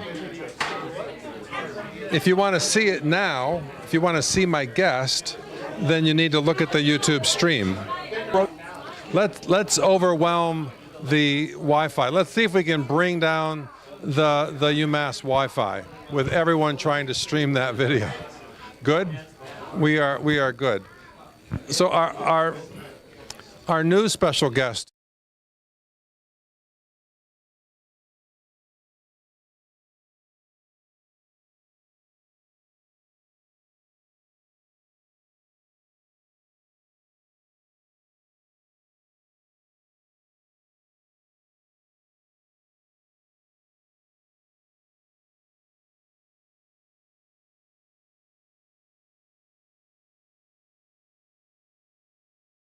See you lovely people over there. There's Bob. Okay, great. So what what we need to do is to turn the audio up here. Professor Hollett, can I get a sound check? Testing 1, 2, 3. Okay, fantastic. Very, very good. Oh. What we need to do is to turn the audio up here.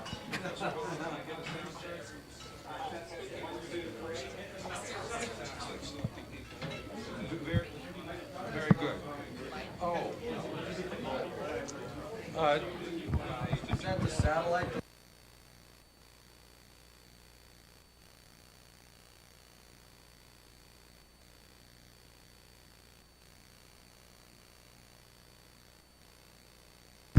Okay, so Professor Hollett, you are not on the moon, but we're going to kind of think of it that way.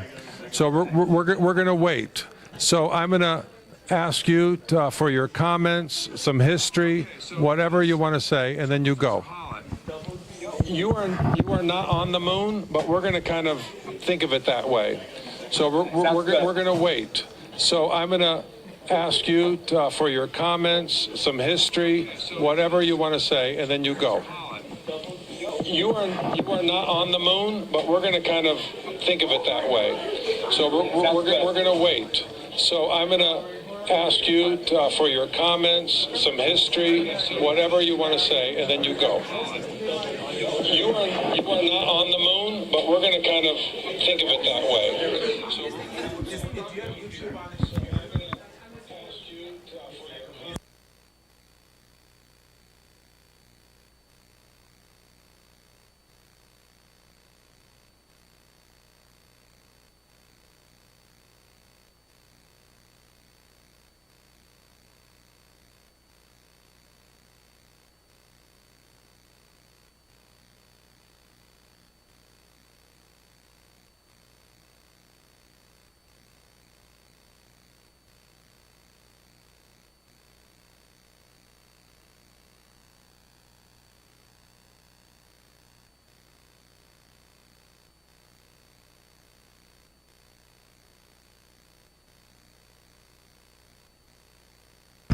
okay, so are we back? And you got an audio level? Alex, you got audio there? Okay, I assume you do. Okay, Professor Hollett. Okay. We're going to hear from Professor Hollett, then we'll hear from Professor Tessier. Professor Hollett, you've got the floor. No, Baird, I want to carry on a conversation. Oh, that's right, because we can do that now, because you're no longer on the moon. Okay. Yeah, so, okay. Professor Soules, when did M5, when did the embryonic stage, what was it? What was the spark that brought M5 together? I mean, you certainly had a history of doing projects in all the courses that you taught, the microprocessor courses, and then you had electronica lab, but I don't quite recall what was the point where we really launched the idea, grabbed the space, right? Grabbed this space of Marcus and really did stuff with it. Do you recall? Well, we have to go back to 2005 when you said, Baird, when are you going to stop talking about making a lab and having an electronic music project space, and when are you going to do it? And I said, well, I don't have the space. I can't use a regular lab. It has to be my space. And then he said, well, what if I find you that space? And I said, then I would do it. So he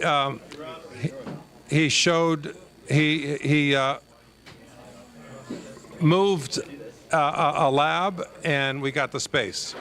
So we got the space. We got the space in the trailer. We got the space in the trailer, 2005, and we ran with that for 3 years, and then we came here. So tell folks what this space used to be before it became M5. This space right here.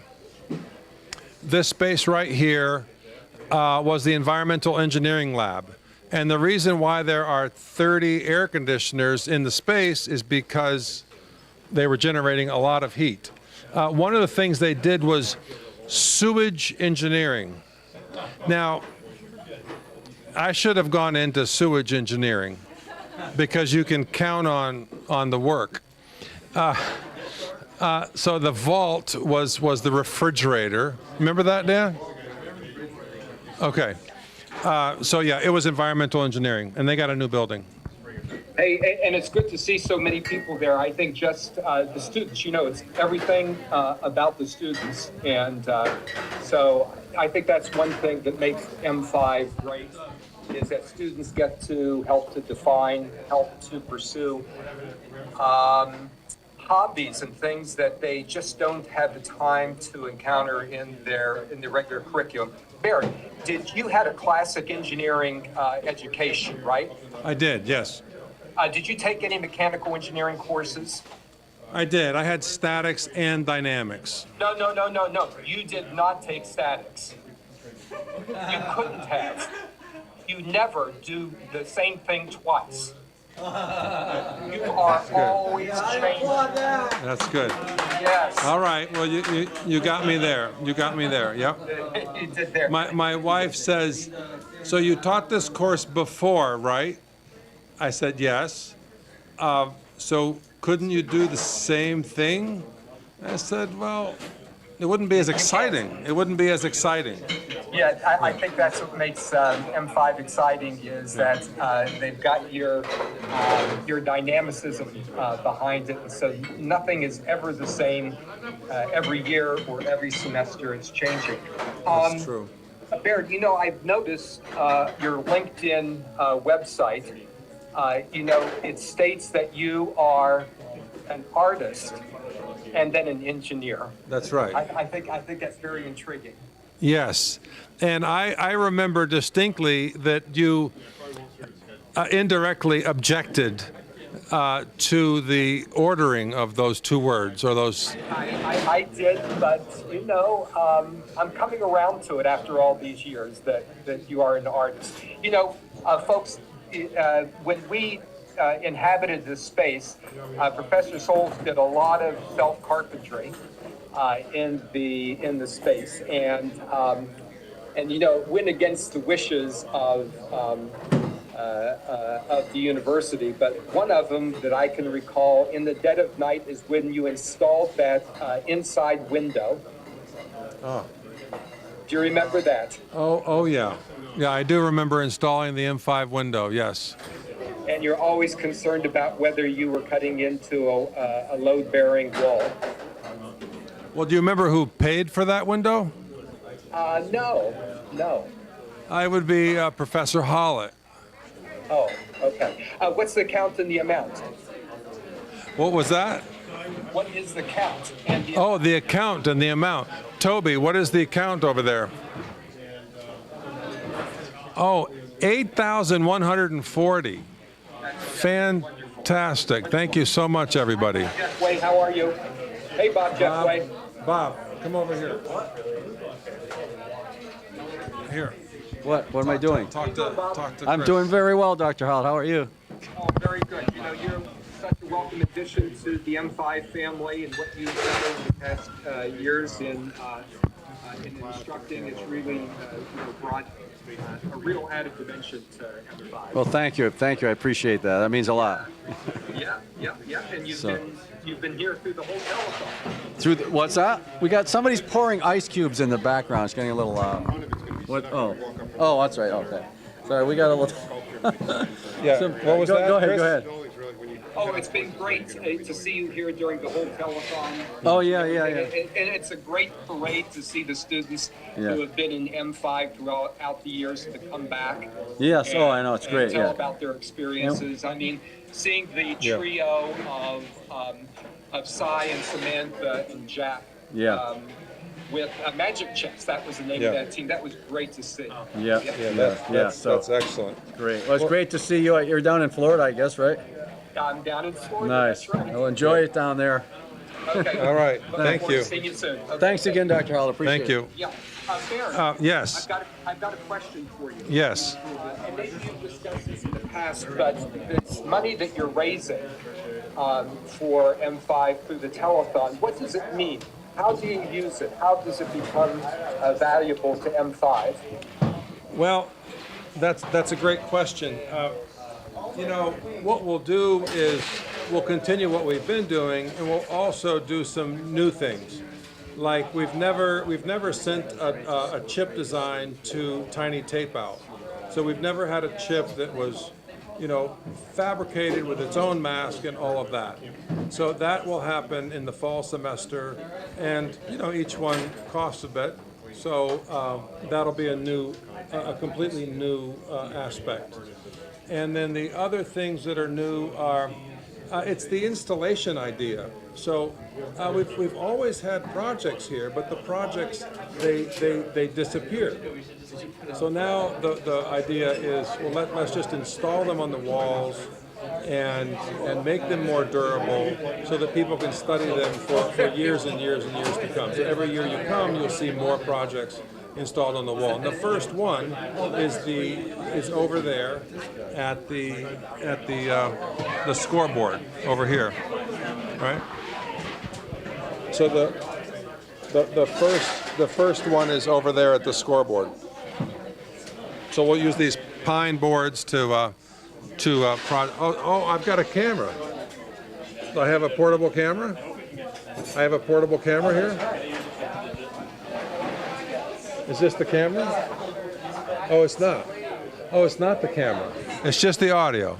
That's the camera. So there's no feedback loop here? Oh, okay, I forgot. Okay. Oh, it's a camera for Professor Hollett. Oh, that's right. No? Yes, it is. Yeah. Good. I knew it was a camera. Professor Posar's story. You heard that? You heard? I have a story for David Posar's book. Okay, listen up, people. We've got a Professor Posar story. We've got. I want to put the camera on Professor Posar. We've got a story by Professor Hollett regarding Professor Posar. Oh, there we go. Okay. All right, here we go. Go ahead. You're on the air. So my predecessor in the department head was Seshu Desson. And he went to India, right, to do, a goodwill tour to sell UMass Amherst. Oh, yeah, I heard this. Oh, you've heard about that. And so I forget, he probably went to one of the IITs, and everybody crowded around Seshu, and Seshu thought he was a rock star. And all they wanted to know is they wanted to say, are you really one of the professors from UMass Amherst where that famous David Posar is from? That's a good one. So I thought that was really cool. That's a really good one. Yeah. Cool. Well, I do want to wrap things up. Thank you for your time. Are you kicking me out? Well, not quite yet. Not quite yet. I don't know if you can hear me. This is a raucous bunch here. Very raucous bunch. But I do want to tell everybody who can hear me. Can you hear me? Celeste, can you hear me? Yes, I can. Okay, good. So without Professor Hollett, there would be no M5, like zero, no M5. And the reason for that is that he took a risk when he gave me my own space out in the trailer, and then he thought, okay, well, that went pretty well. Let's see about this.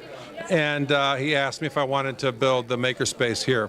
But I want to thank you so much for the project, the opportunity, and the vision. And it's as Ken Toon says, it's all about the students.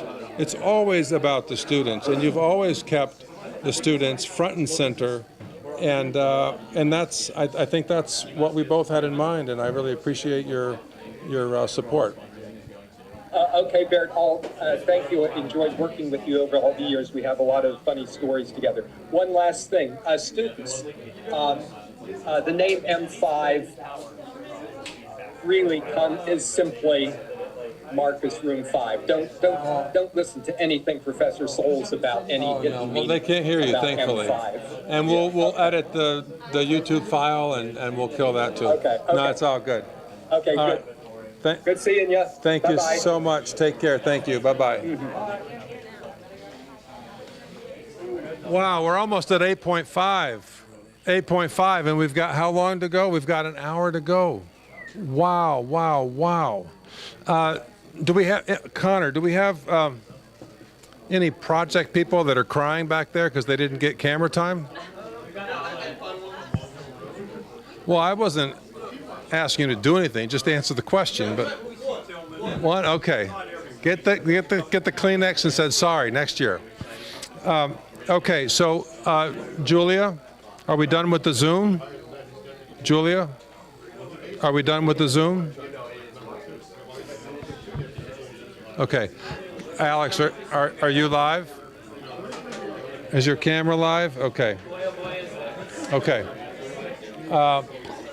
There you go. So, Julia, I can turn the Zoom off here? Okay.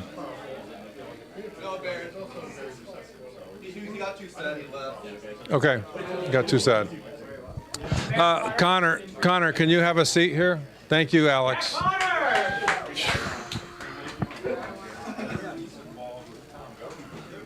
All right, listen up, people. Those electric guitars back there, they're crazy. Nandini, are you leaving? Okay, good. Okay, good. All right, thanks. Connor, how are you? Not too bad. So, Connor, what's your major?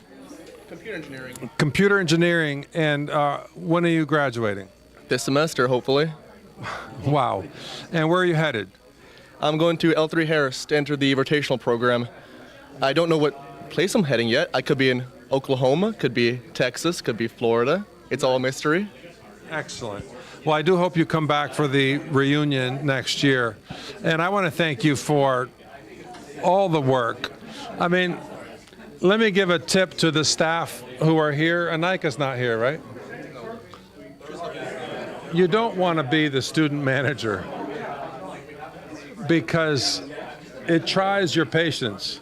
No, you've done an incredible job, and I definitely want to thank you for that. What are the highlights of your memories of M5?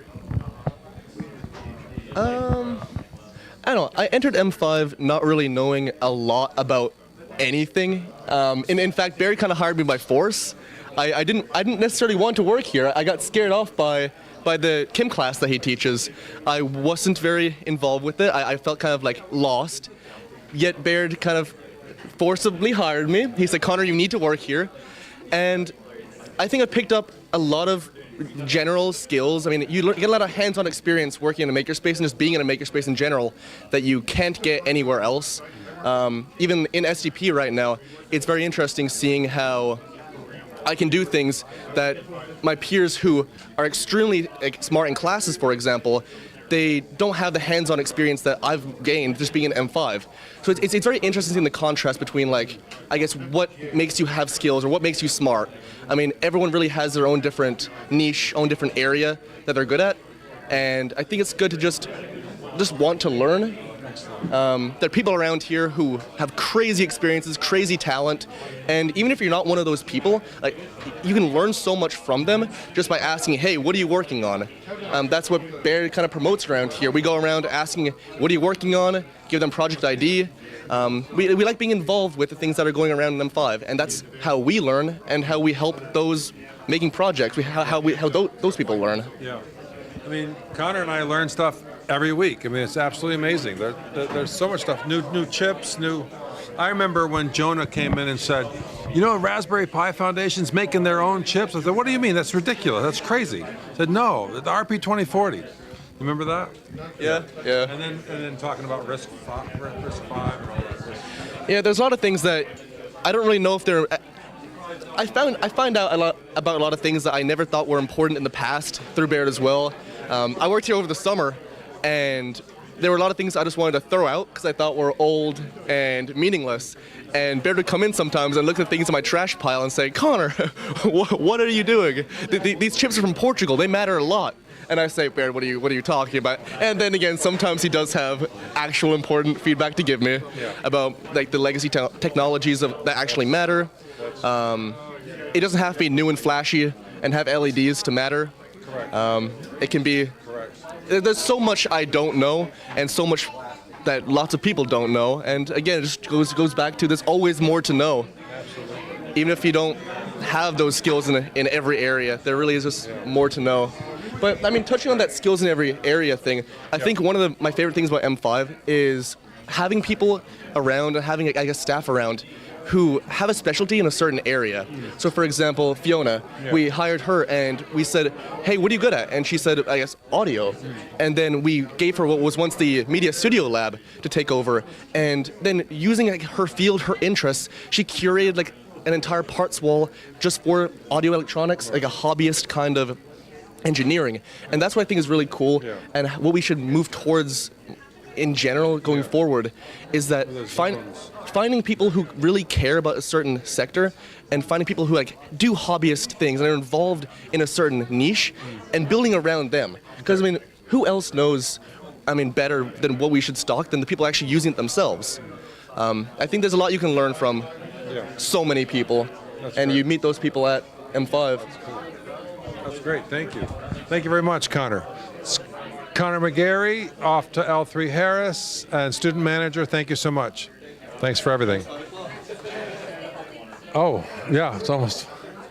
Look at. We're almost at. We're at 8.5, almost at 8.5K. Thank you so much for everyone who's given. Really appreciate it. But these good people on the phones, they are not talking on the phone. So feel free to ring the phone. I don't think we're not gonna yell at you if you give twice. I mean, you might want to use a different card because maybe it'll freak out. But yeah, it's all good. I would like to talk to Professor Gummison. Do you have a minute? Sure. Okay, great.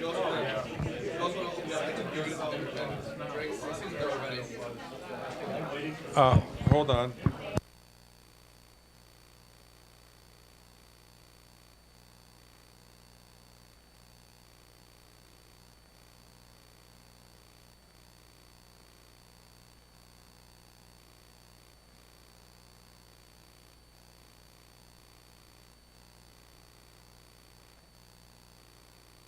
If you want food, you take a half-mile walk and go all the way and come in here. Perfect, right? Perfect. So I'm really happy to welcome Professor Gummison. Alex, are we doing okay on the camera? We're good? Great. Professor Gummison, you're Jeremy Gummison, and you took a course with me way back. What was that course? I think the first one. Well, so I know I took the computer systems lab course sequence with you. I think that was in the first semester. Fall semester was computer systems lab. Then spring semester was electronica lab. Right. Right, and we were over. The original. We were in Keith's trailer. Yep. The roof didn't leak too much. Yep. It was great. It was great. Amazing. Do you remember what you made in that course? I made so it was a software solution for teaching someone how to play keyboard, I believe, right? So if you were worried about playing wrong notes, it would map what you were playing to a particular scale or chord progression.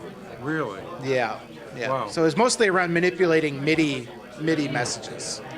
That's very cool. I remember I was doing an optical organ, and you really helped me out with the pattern that I needed.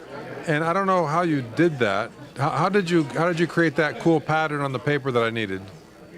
Okay, so we're talking about the disc organ. Not the beat machine, yeah. The disc. DSS, yeah. Right, so that was the year after. So this was during my time as the TA. Oh, I think it was MATLAB. For Computer Systems Lab. I think it was MATLAB. Yeah. And I'm forgetting how many patterns we had. We had a square wave. Yeah. I think we had a sawtooth wave. Cool. Yeah, it was great. But it was graphical. Right, and it was radial. And it was, I believe it was printed on, we were using right. Transparencies. Well, they were compact discs. Right. CDs. Right. CDRs. We scraped the Mylar film right off the top that you would normally be reading bits from. Yeah, yeah. And then we put the pattern over that. And I remember we had some mounting issues initially, right, where the discs were flying off the motors. That's right. But it was we worked all that great. out, and That was super cool. Yeah. Well, it's really cool. So Professor Gummison was a student here. He's a professor here now. And we're really happy to have you on the faculty. And you've got the full M5 memory. You're like the only person around who has that. Yep. So I appreciate it very much. Thank you for stopping by. Of course. All right, thanks. I'm going to look for Chris Montoya. Is he still here? And Dan Travis.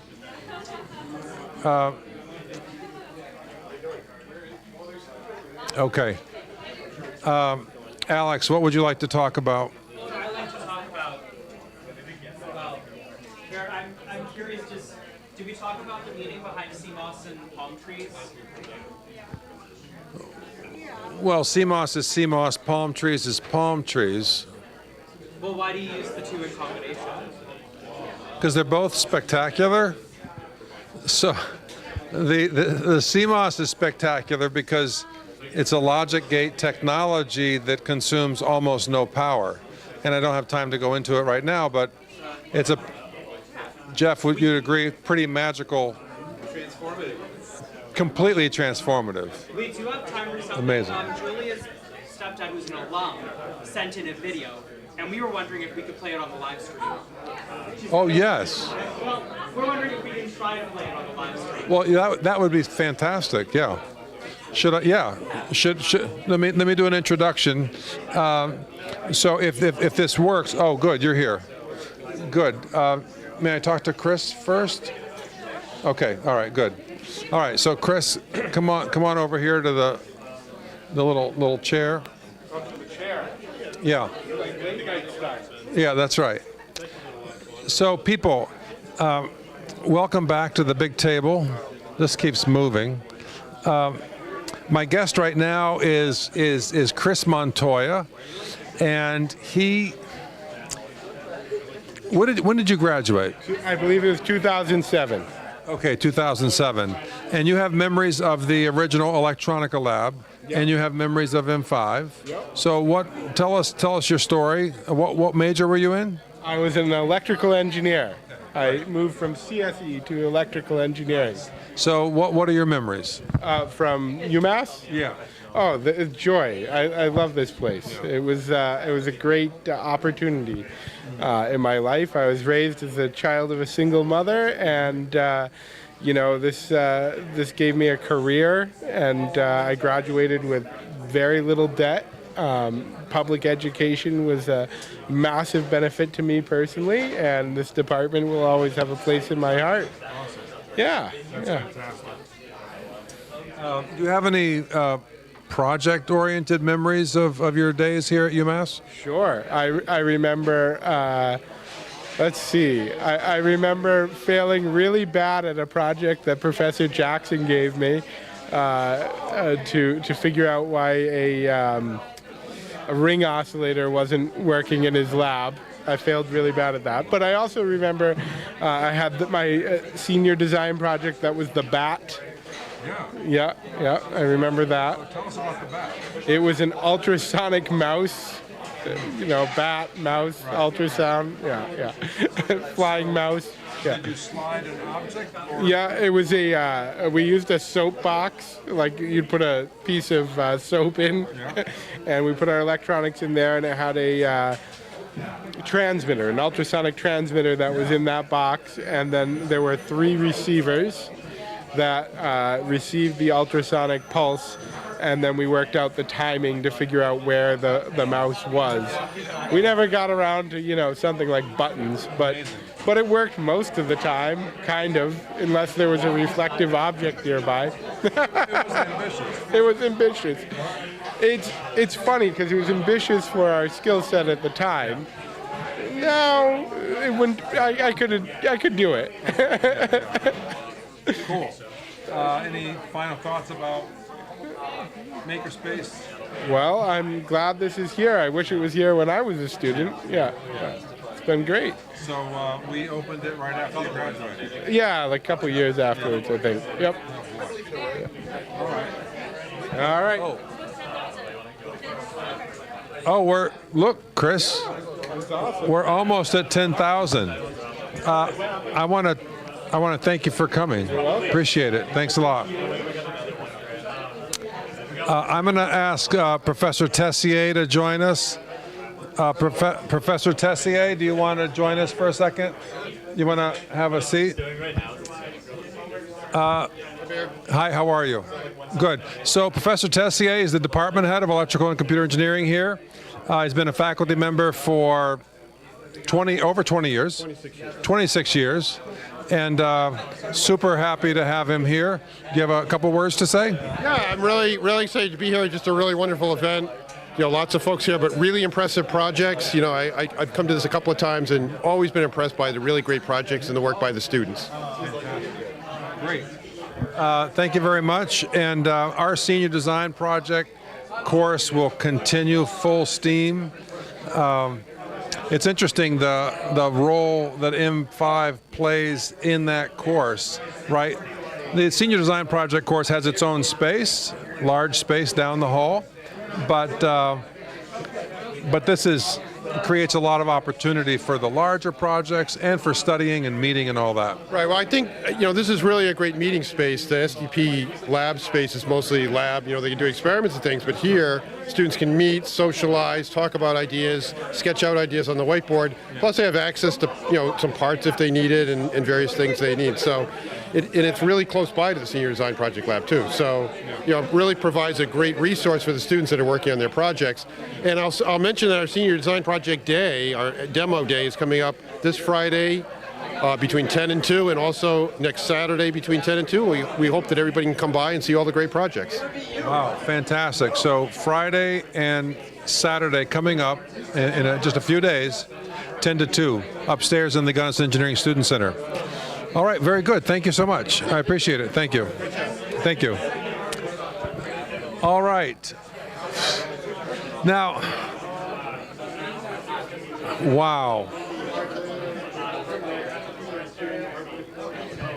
Wow, this is crazy. Come here, Edmar. How are you? Good? Good to see you. Wow, good to see you. Wow, wow, wow, crazy. So, let's go talk to the people here. All right, so you're not going to believe this. So, Jenny, you know the famous M5? That's what I'm talking about. That's what I'm talking about. This is Edmar. This is Edmar of the famous M5 billboard out there. Were you here with Edmar? Oh, he was early. You were first crew. Yeah. First crew with Jay Lau. Yeah, with all of them. With, yeah. Yeah. Wow. Dan, wow. Dan, TJ, all of them. And you're still a good guy? I think so. Yeah. I think That's I've been working Olha, with it. não vou falar inglês com ele não. Vamos falar português. Agora, fala sobre o seu projeto com sua língua aí do Cabo Verde. Bem curto. Bem curto. Rápido. Bom, é um projeto que estou criando para fazer com que a gente possa aprender línguas crioulas, porque estas línguas não estão disponíveis nas plataformas como o Duolingo. E também quero criar uma infraestrutura digital para fazer com que essas línguas possam integrar nas tecnologias de hoje como a inteligência artificial. Nice. That's excellent. So he's working on a project with what do you call the language? It's a Creole language. Creole language from Cape Verde, the country of Cape Verde. That's right. Edmar's from there. So it's Edmar Gonçalves. Can you tell us a memory from here down at M5? Yeah. Oh man, I have many memories. I was looking around for Emma 5.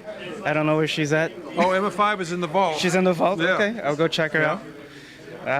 And I'm actually pleased to see that although this has grown a lot, it's still the same vibe. Same I love vibe, it. yeah. I love it. Same vibe, So great. it's great. Did you see the new electronica lab, the music? I already and all that? did my own tour because I know the place. Wow, right? that's good. That's I right. love to see the studio. Remember the studio? All right, so how much are you going to charge for photos out there? Hey, Derek. out there? It's negotiable. Negotiable. Okay. So you can move those tables away, make space, because he's not here every day. So this is Edmar, the Edmar of the famous. He was on staff. Super cool. Thanks for coming in. Thank you. Appreciate Glad to be it. here. All right, Thank thanks. you. Enjoy. Good. Derek, are you ready? All right, have a seat over here.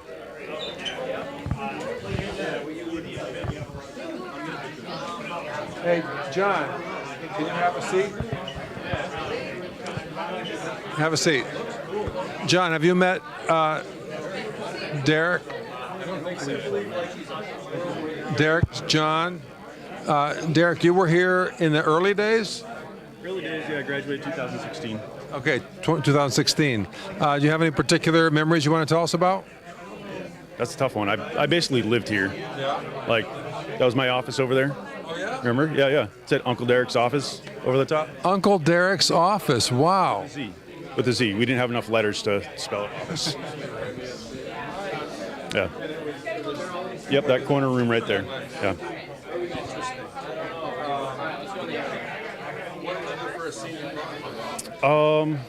We had tried to develop a motor controller to run a car off of supercapacitors.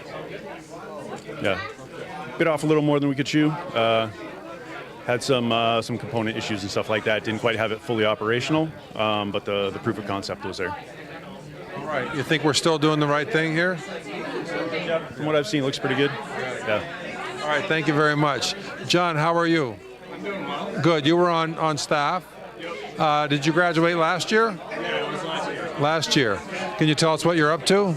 I'm currently working at Delta Airlines out in Logan. I work for IT out there. So basically fixing up all the computers and stuff like that, all in like Terminal A, Terminal E, and the hangar computers and stuff like that.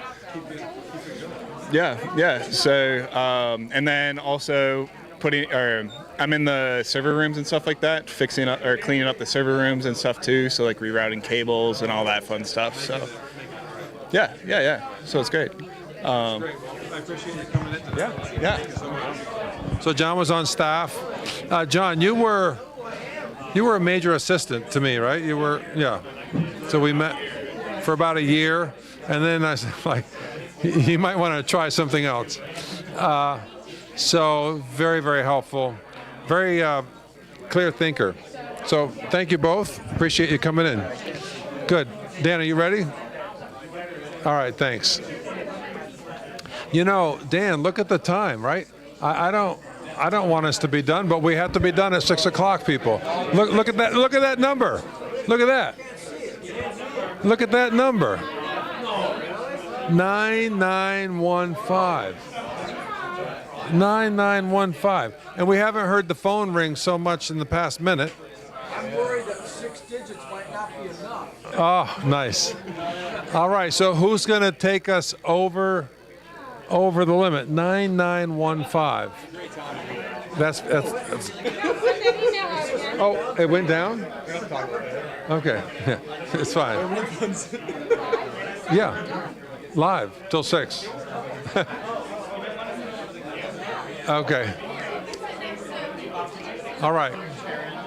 So, Dan Travis, and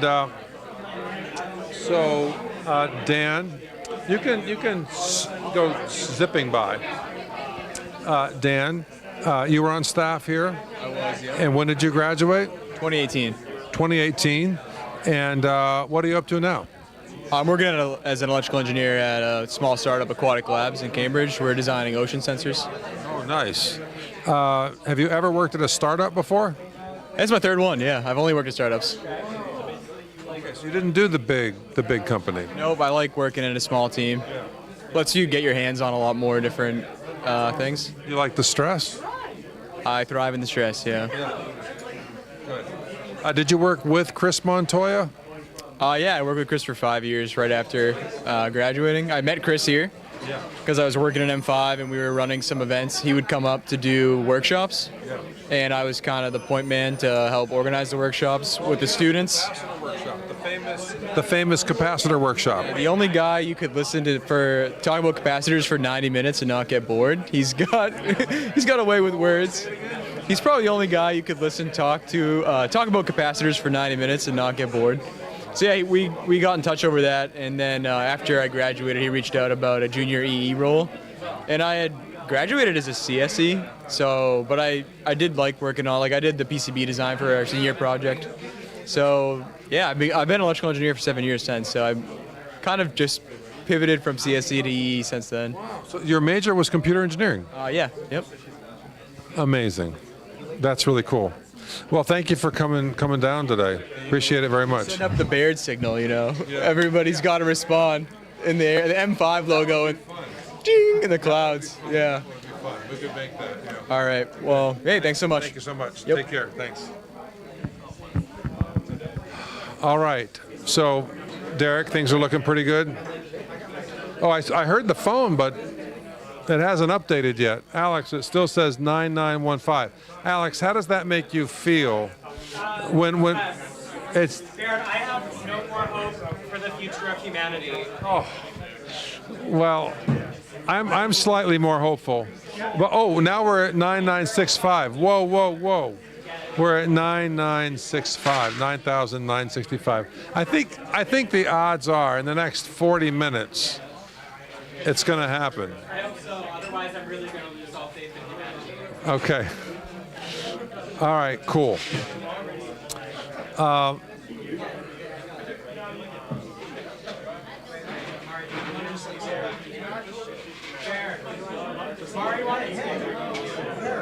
Oh, that's right. Go ahead. Yeah, that's right. I have to. Okay, you sit there. Well, yeah, you're going to interview me.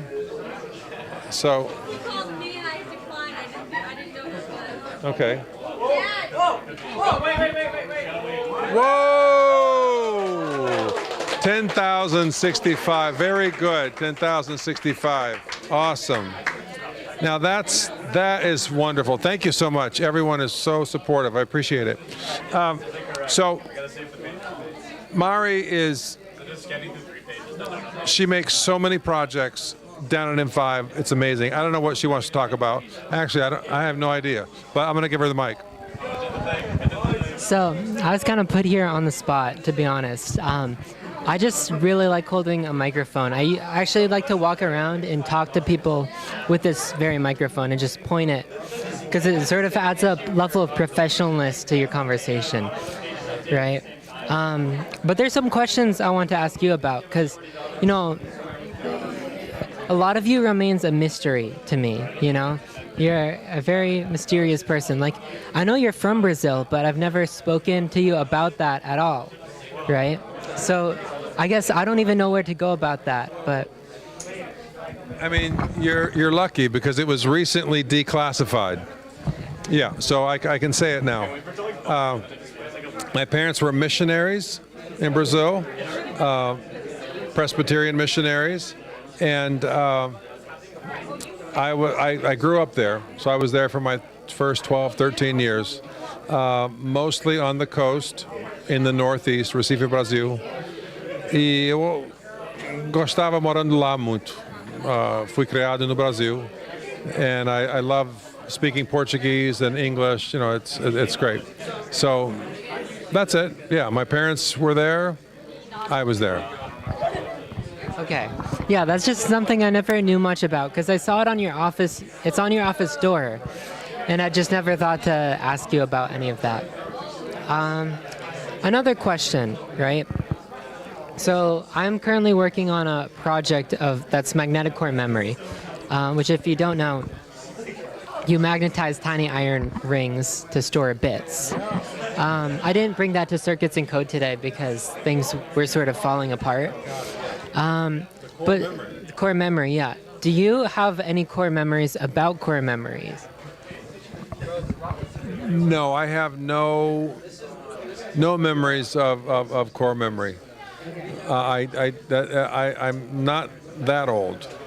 I have a core memory card. It's in my office somewhere. And another question I have. A lot of people currently in M5 are very into retro computing, 6502, analog electronics, that sort of thing. And I remember with the, I'm not sure what the phone system, the box thing that routes all the phones is called, but I remember there's a choice between getting an older one and a newer one, and we ended up choosing the older one. So for students, I think part of the appeal of old stuff is that it's foreign to them, right? Especially like these phones. It's like, we're like, whoa, we're not used to these anymore. But for someone like yourself, I've always wondered how you interpret it, because for you, these phones must be a way more mundane thing. Well,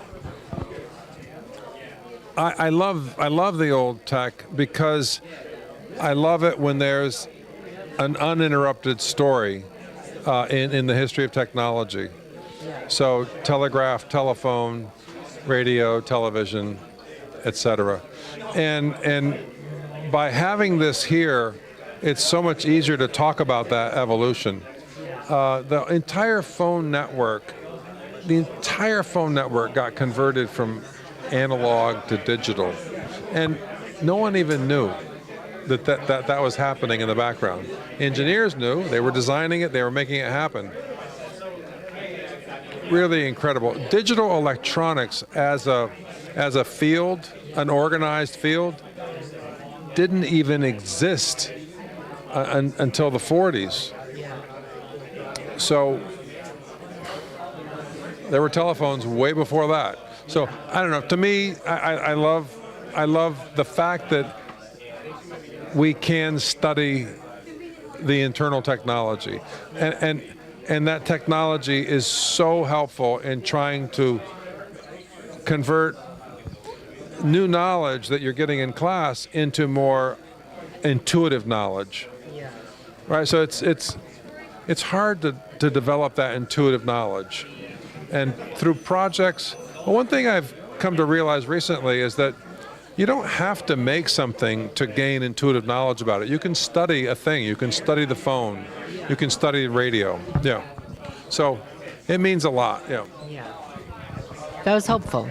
Thank you. I think that describes most of my questions that I want to ask you. All right, great. Yeah. Well, thank you. And thanks for being part of the whole thing. Thank you. Okay. All right, Alex, how are we doing? This is great. $10,000. I think we got. Wow. Oh, a call? Oh, okay. This? Make sure they connect. Okay. So that's it? Okay. Okay.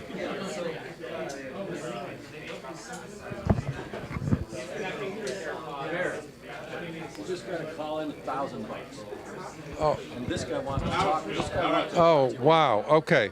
So, patch it in. hello? Am I talking to the... Hello? I better sit down. So we're at 10,104. Fantastic. Thank you, everybody. So am I getting a call here? Oh. Oh. We're going to transfer you 1 minute there. We'll get all the audio.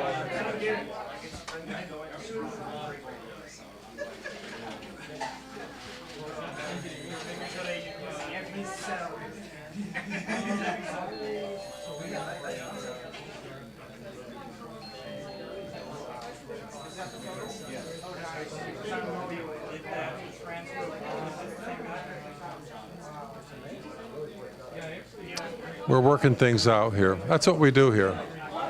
When there's a bump, we don't worry about it. We just fix it. So, Ian, Alex, put Ian back on there. Ian and Toby are the telephone engineers. They're doing a fantastic job. Yeah. Oh, Edmar and Jesse, that's great. They're trying to work it out. That's okay. They will figure it out. So it is 5:27 in Amherst and Miami and Baltimore. All right, that's cool. Yeah, so they're trying to work something out here. Okay. Hey, are you still in line? We're working things out. This is cool.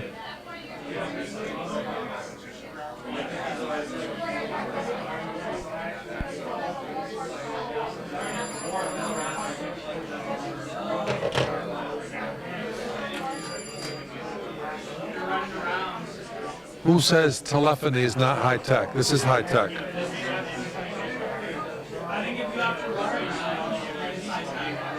That's good.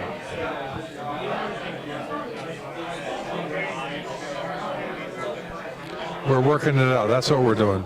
I can tell you, something before they put me back online here. Here's a nice thing. It's a marketing brochure for the Apple IIe. So Apple wants you to purchase an Apple IIe. And the floppy drive is floating in the air. That's wild. I like all the phones ringing. That's good. Yeah. So the Apple IIe, 1982. So some people ask me, why do you teach the Apple IIe architecture here? And go ahead, Bob. We do that because, Bob, did I talk to you yet? Oh, okay. Oh, we didn't talk to Bob. Yeah. Okay. Oh, I can't. You were on the air, but only with Chris Hollett. Okay. So I might have to jump over here, but they're still working on it. Yeah. So we had a huge donation. Hangs up. Another call. They want to talk to you. Things Great. are starting to really pick up. Like whoa. The last half hour. It's unbelievable. 10,000. Fantastic. So this is Bob Jeffway, and without Bob, we wouldn't have the phone network because Bob was the main instructor working with the phone network people. But what are your thoughts about the phone network, the whole thing here? I think it's absolutely incredible. It's really exceeded anything I thought it would be. It's just, it's incredible. And one of the things I was pointing out was it's amazing the people, the alumni that came back. You know what I mean? They traveled a good distance, and a number of people came back, and they're so excited to be here. They're talking to the current people. It's really incredible. I guess I would say the social aspect of what you created here. You know. And it's really amazing, to tell you. Well, what a lot of people don't know is that Bob and I talk about lots and lots and lots of ideas. And, he plays an important role in the instructional vision of M5. And, every now and then he doesn't like an idea, but he likes a lot of ideas. But, I mean, you're really an inspiration to take on the big challenges. Thanks, I appreciate it. Because it's just more feasible to do it with your kind of experience. And Bob is an alum, class of '77, computer systems engineering. He's had a great career, and now he's spending a lot of time here. So thank you very much. You've really been, I saw you talking to Dr. Hollett about the artist versus the engineer, and I think putting artists first is the right thing, because it's your artistic brain that really creates so many of the ideas that you and I then work through to turn into something. You know what I mean? And it's like sometimes we go out to dinner, and man, he's got some ideas. Let me tell you, some cool stuff. We can't tell you though. Can't tell you. That has not been declassified. All right, thank you very much, Bob. Appreciate it. Good, thanks. Do we have a phone call? Oh, wow, we're at 10,105. Fantastic. I think people are still working on the tech. It's 5:32 in Miami. Alex, what's your next Broadway musical you want to see?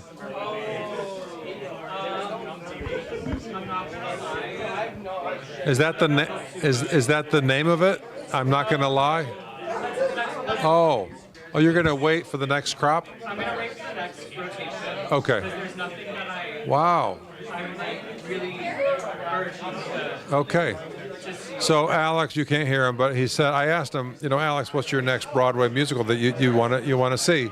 And he said, not aching to see anything right now, so you're going to wait. All right, cool. All right, that's good. Okay, Niranjan, here.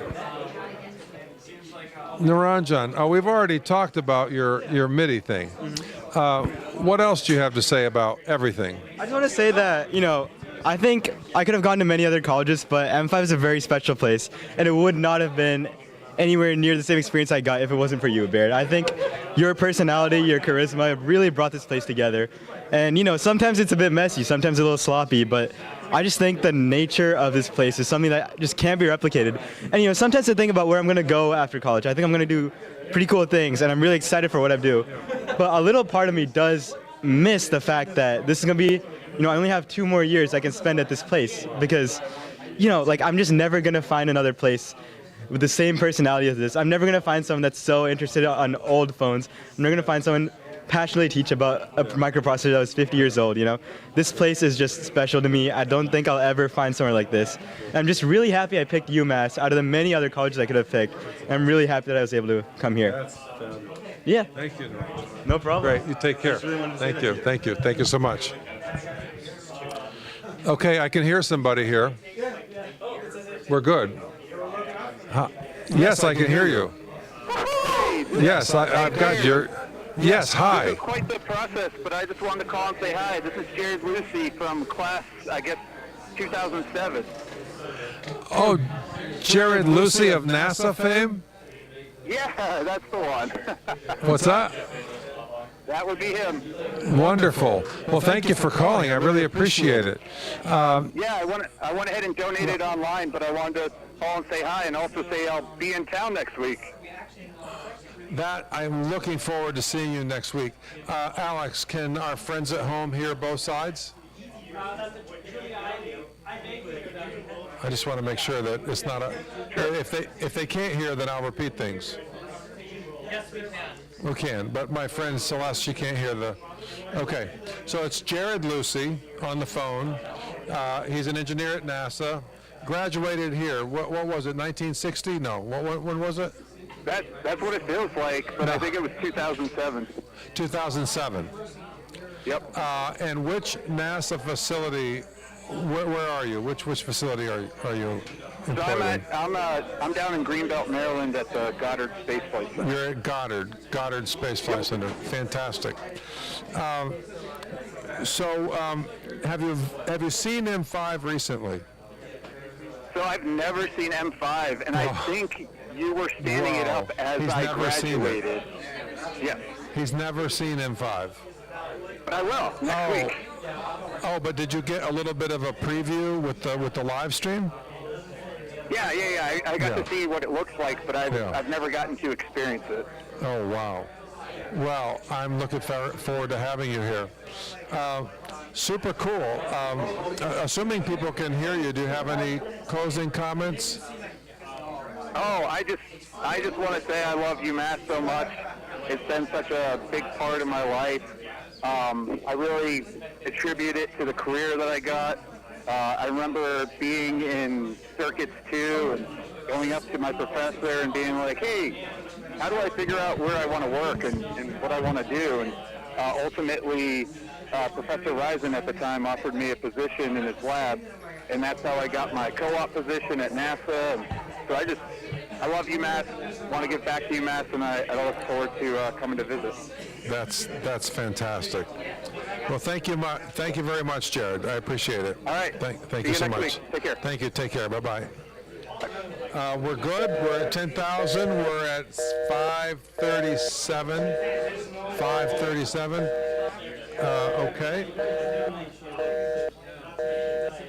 Okay, Julia. Hey, Toby, is anybody else coming on the call? Okay. Are you going to play a video, Julia? Are you playing a video, Julia? Okay.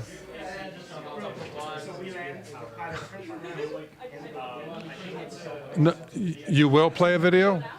Yeah, we can do that now. Oh, okay. You don't have a video. You don't have a video to play. You do? You want to do it? Okay. All right, so Julia's going to try to play you a video, pre-recorded guest. Okay? Hey, how are you, Professor Anderson? We do want to talk to you. We do want to talk to you.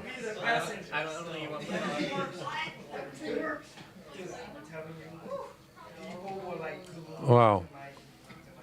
Hey, Ian and Toby, can you come over for a second?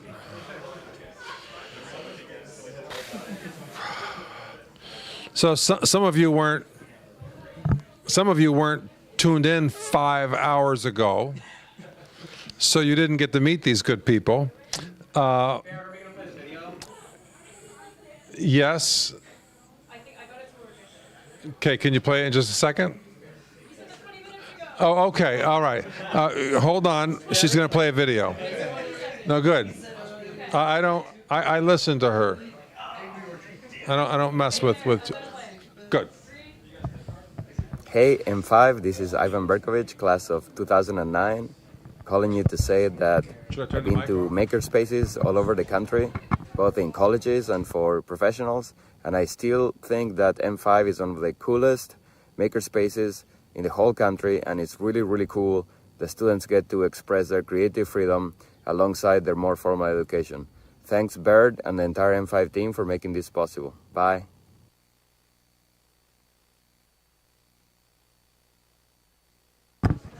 Hey, people, we're back, so thank you. You did it. Thank you very much, Julia. Great. Okay, so here we are. Ian and Toby. Ian and Toby, you built this telephone system. You're not a telephone engineer. What was it like? It's very weird because all the books about this were written before the internet, and they don't have the same, everything is on the internet and free to access that pretty much anything made nowadays has. So it's extremely difficult to find the right documentation and how to, for just doing any of this stuff. So it takes many times more research than anything else really that we do here to work. Yeah. So also a good portion of our time was spent trying to figure out actually how to implement a system like this, because as Ian mentioned, it's really hard to find information on these old phone systems, trying to figure out how to use the PBX that we had, trying to get all of our analog phones to work with our number provider was also quite a challenge. But after enough trial and error, we eventually figured it out, and we're amazed to have it working today. So, specifically that recent call with someone on the outside coming in from the inside talking with Baird, that was a last-minute addition, and that's the last thing that we had to test to see if it worked. So the entire system works. I just have to jump in for a second. Ian mentioned, you can hold it a sec. Ian mentioned the word documentation. One of his many talents is reading documentation. In the early times, something new came in for the phone system. I was trying to get it working just by random trying. He's over there reading the manual. 2 hours later, I got nowhere. He had read the manual. He's like, you do it like this, and then it worked. So here's the manual for the telephone system that Ian printed out, double-sided, and he probably has read most of it. And he just used page, 498 a few minutes ago to allow Baird to be connected directly into the phone. How many pages are in here? Over 600 pages are currently printed out. I also managed to track down the service manual for that PBX. So in the future, we'll be able to get live phone line information. Like, we'll be able to see the analog signal on the phone lines with a quiet enough oscilloscope. So that's coming in the future. So I just want to say, I've learned something from these guys. It's always good to read the instructions. Yeah. And Bob's great, too. Oh, yeah. It wouldn't have happened without. It would not have happened without him. No. Yeah. Yeah. Crazy. Hey, Ian, what's our total? Well, oh wow, we passed the 10,000. Yes. Yes. 10,105. So are the phones ringing at this particular moment? No, they are not. But just Is there a way to fix that? people just have to call in. Tell us why you're donating. Tell us a good story. We'll write it down. If you want to call in and donate and not tell us why, that's fine too. Either way. If you just want to call in to say hi, that's fine too. We love your voice. Well, Fabs is here. How are you? Good. You're live on television. Yeah. Are you okay being on camera? Okay, good. See, it's the first one. So Edmar, did anyone get a photo of you yet out there with the billboard? Edmar, anyone have a photo taken? Okay, so you know what I'm talking about? $5. Photo of Edmar in front of Edmar out there. You've got to grab that while you can. That's fantastic. What time is it? It is 5:44. Why don't we have a clock in the good room? Is it because we wanted a $10,000 clock and we didn't have the $10,000? Well, that must be it. We can get a pretty nice chip scale atomic clock. That's right. We're going for the atomic clock. I think we can get one for a reasonable. Actually, that's where I might shake the alumni network and say, I need an atomic clock, right? I need an atomic clock because they've got everything out there. Okay. Well, see, now we're talking. Now we're talking. How many people are watching us right now? Do you know? 23. 23. So 23. How many concurrent callers can you handle? 8. How many? What was the largest number that we had today? I believe currently we are reaching it right now with 3 callers, and we only have 2 people able to pick up. So if someone wants to go, take up a phone, please. That's right. So we need to remind people, if the phone is ringing, you pick it up. That's what you do. Yeah. Pick it up. Yeah. That's good. So is it ringing now? I believe they've gotten people over there. And how many? Picked up the phone. How many people are talking? Mari. Alex, can you give us the photo, the phone bank? I mean, Jenny, the other Alex. So, one call? But I heard. I think it was one, just picked it up and it's silent. Oh, okay. All right, good. So, the number is 413-450-1007. And we've got 14 minutes. That could be 14 calls. Nice. Very, very good. Super nice. I got to get Jesse and Edmar over here, okay? So thank you very much. Appreciate it. Thank you. Could you grab Jesse and Edmar? Okay. Jesse and Edmar. Come on, Jesse and Edmar. Have a seat. Have a seat.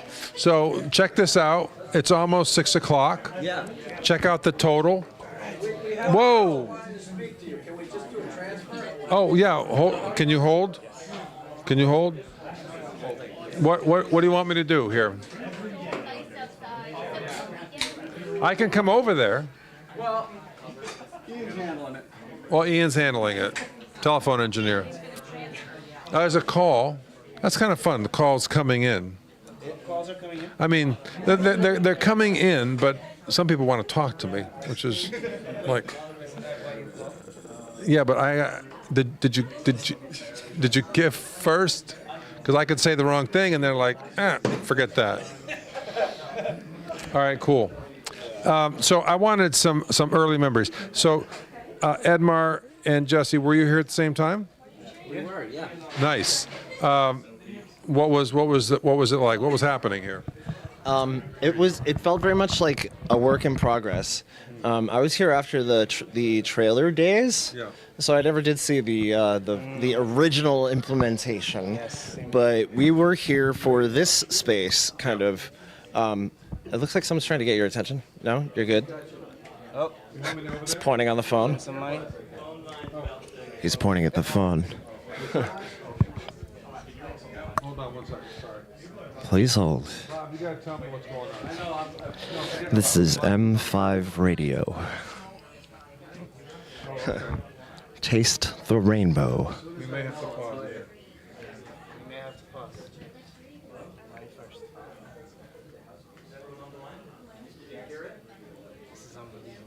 Isn't this crazy? This is what we always hoped would happen.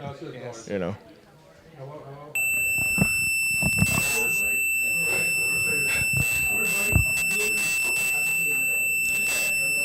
There's very few things in my life that help anyone get started, you know? Yeah. Can you speak on the mic? Hello, testing. Can you hear me? Ground control. Well, why don't I just come over there? Here, okay, yeah. No. No, we've got to finish up here.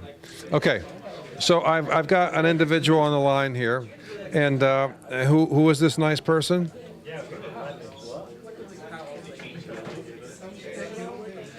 Oh, who is this?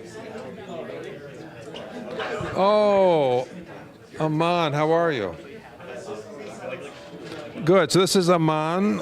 He's a defector. He's a defector. He went to Georgia Tech. Don't listen to that, Jenny.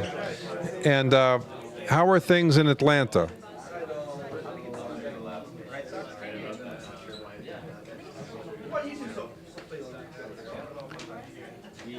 Okay. Cool. Hold on one second. Hey, Julia, do you think you're getting his audio? That's okay. You're getting his audio? You're getting the caller's audio? It's not there? Oh, okay. All right. So they're not hearing you. But you're well and you called in. I appreciate it. Oh, you're watching. That's great. Can you see me right now talking to you? Oh, okay. All right. Well, thank you for calling. I appreciate it. All right. Thanks a lot. Take care. Bye-bye. What's happening? Okay, so you're going to talk about the early days. So what? Back to you. Yeah. So we were still doing a lot of experimenting with like what to do with this space, right? So we would have different, as I recall, we had different like formats of like classes that were like not classes you get credit for. It was like more like community center stuff. Oh, he's trying to get your attention. You. Oh. Thank you so much. Pardon the interruption.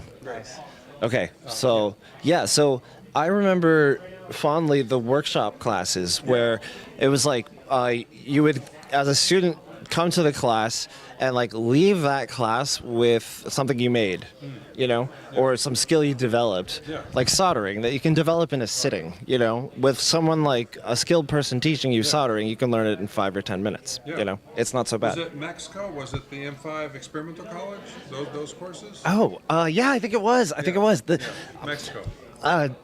I'm realizing now just how brilliant a marketer you are in some ways, Baird. Like the fact that, like when you first told me about this, that you're gonna have a telethon, I'm like, that's cool. Who's gonna call? Who's gonna call? And you raised $10,000. Yeah. What the hell, Baird? That's amazing. That's incredible. So, anyways, yeah, Mexico. Nice. Come on, that's brilliant. It was part of Mexico. We had the workshop courses. We had some events, right? We had some speakers, as I recall. We yeah. had quite a few speakers, yeah. Didn't we also had who's the guy, the Chuck E. Cheese guy? Oh, Nolan Bushnell. Nolan Bushnell came through. Yeah. Yeah, you can check out the video on our YouTube. Right. He left a little video. Oh, that's awesome. Yes.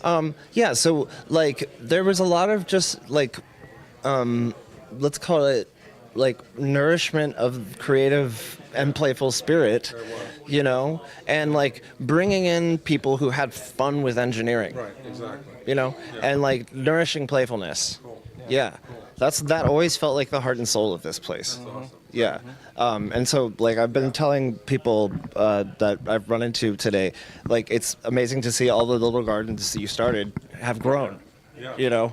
And someone asked me if Baird had changed much at all, and I told them that somehow he's more Baird-er. And I don't even understand how. What if that keeps going? I know what's gonna happen. I don't even know. And I think I even said I don't even know. I don't understand how, but Well, we hope it keeps going. yeah, I hope so too. Yeah, Edward. Yeah. What are your thoughts? So I mean, in the same light of what he was saying about this being a creative space, one of the things that I was telling, I think Jack and another person, former M5 staff, is that the thing that I liked the most about this is there was a lot of cross-pollination of disciplines going on in here.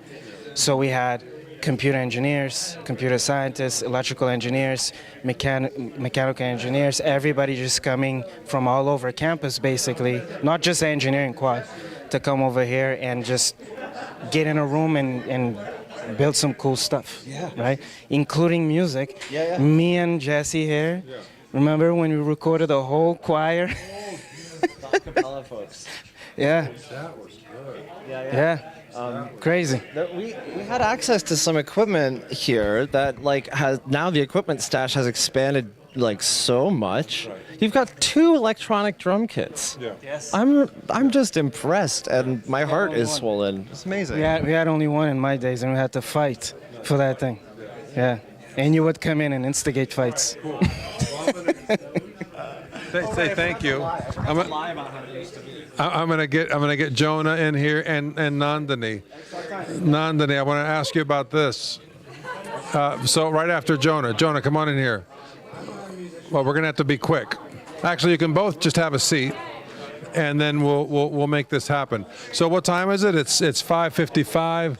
Look at that. We did start 4 minutes late. We got 4 minutes. But the live stream is is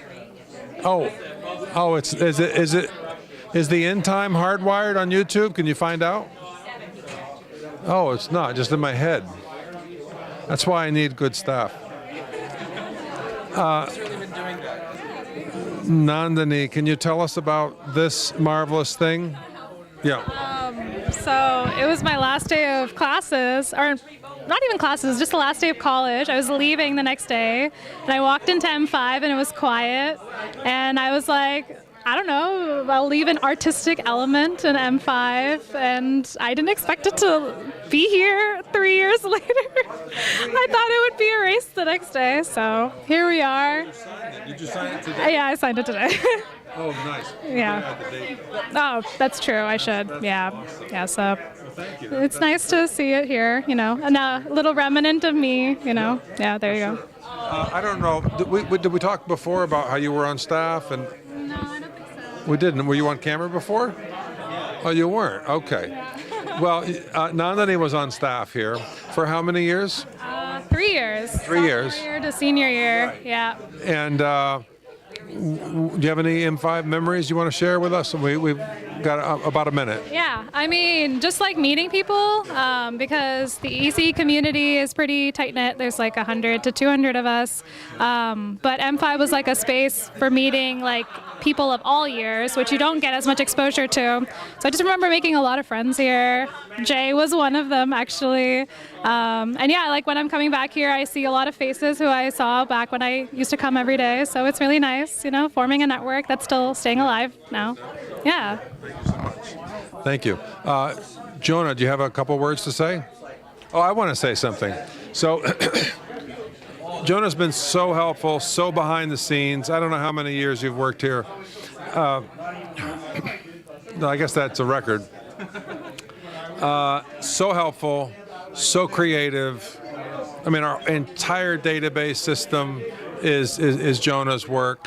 And yeah, it's just been marvelous. Thank you for being here.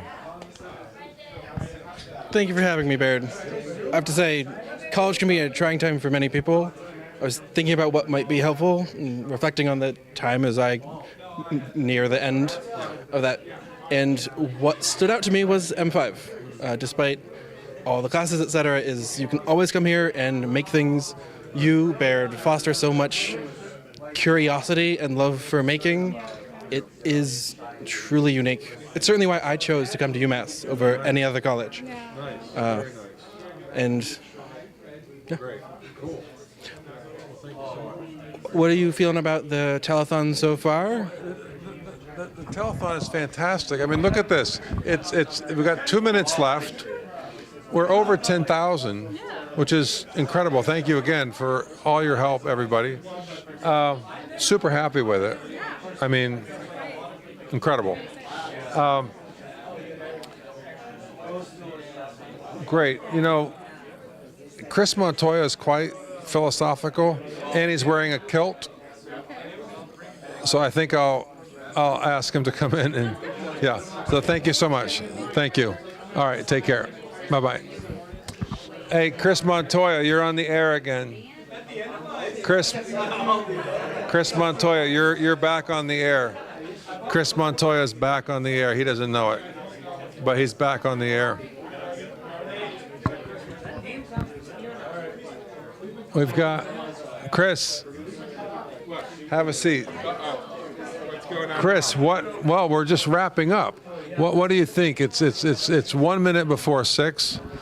We've got this beautiful total, and I remembered that you are a bit philosophical. Oh dear. Sometimes. Yeah. You're being aided by that. That's good. Any thoughts? Oh dear, you've really put me on the spot. Well, let me ask it differently. You are a father of how many children? Three boys. 3. And you are enjoying fatherhood immensely. Yes. Right? What is that like, reliving your discovery of being alive and learning and all of that, being a father? It's nice, you know. I didn't meet my father till I was 15, so I get to live the childhood vicariously and have a relationship that I didn't get. Right. So it's very nice. Yeah. Right, that's good. Thank you so much. That's some good philosophy. Thank you. Thank you so much. Take care. I want to finish up with Zach. Thank you. Zach, come on in. Have a seat. Zach, I need some memories. Zach worked at M5. Zach did a lot of fundamental infrastructure improvements. He was very, very fast acting, super cool. And any M5 memories, Zach? Well, I think my most fun was actually first memory that I had with M5 was actually working with Jack over here fixing one of our old 3D printers. We had no longer with us, but it was just a fun project to troubleshoot it, figure out what was happening, and then get it working again. Right. I think it was that the U-print? That was the. I think it was the U-print. Yeah. With an oven? Yeah. That was challenging. Quite challenging.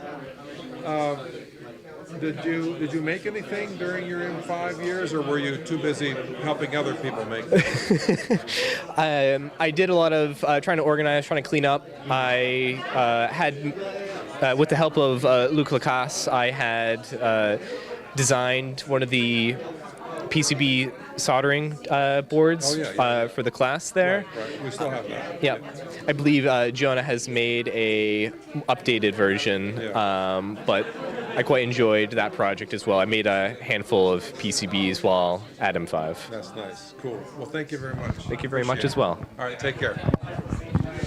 All right, Fiona, what do you think? I always go to you when I need some wisdom.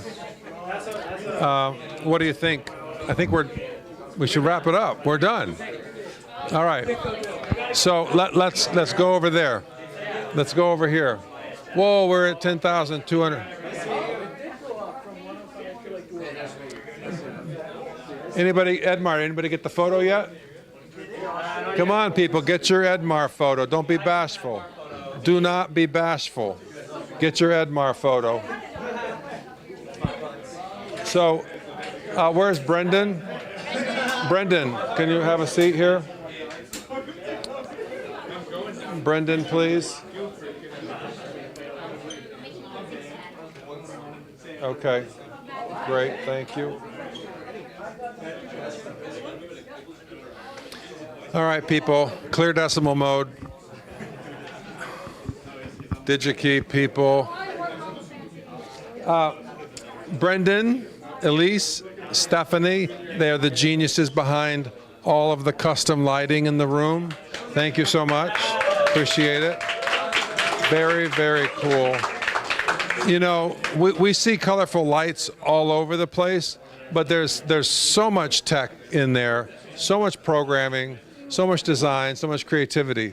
So thank you all three for working on it, and we're going to just keep building on it, right? Cool. So our total, people, is 10,205. Why don't we do a group shot of the people? No, forget it, Baird. Just be done.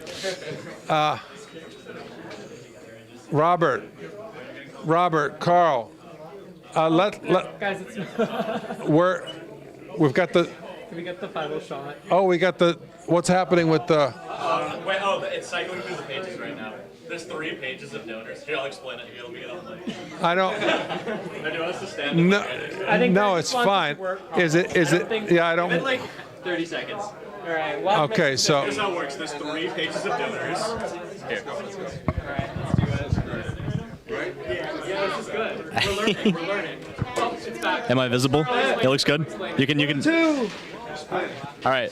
So, UMass Gives doesn't have an API that we can readily use. So I'm constantly downloading the website, and at first it was all perfect because there was all the entries in a row on this website, and then that was great and all until we reached, I think, 20 donations, and now at the bottom of the page it says, "You are on page 1. Would you like to click this arrow to go to page 2?" And so our money started going down on the screen. So quickly go back into the Python script, re-upload it, so now it goes through all the pages. But we still have issues because not all the pages update at the same time, so it moves one, and the other pages, it loses some. But after a while, it comes back. So do you see why I have no hair? It's because of that. I mean, it's just unbelievable. Wow, it's awesome. So $10,255. Thank you so much for everyone who gave out there. Fantastic. We're done? Let's give a okay. round of applause.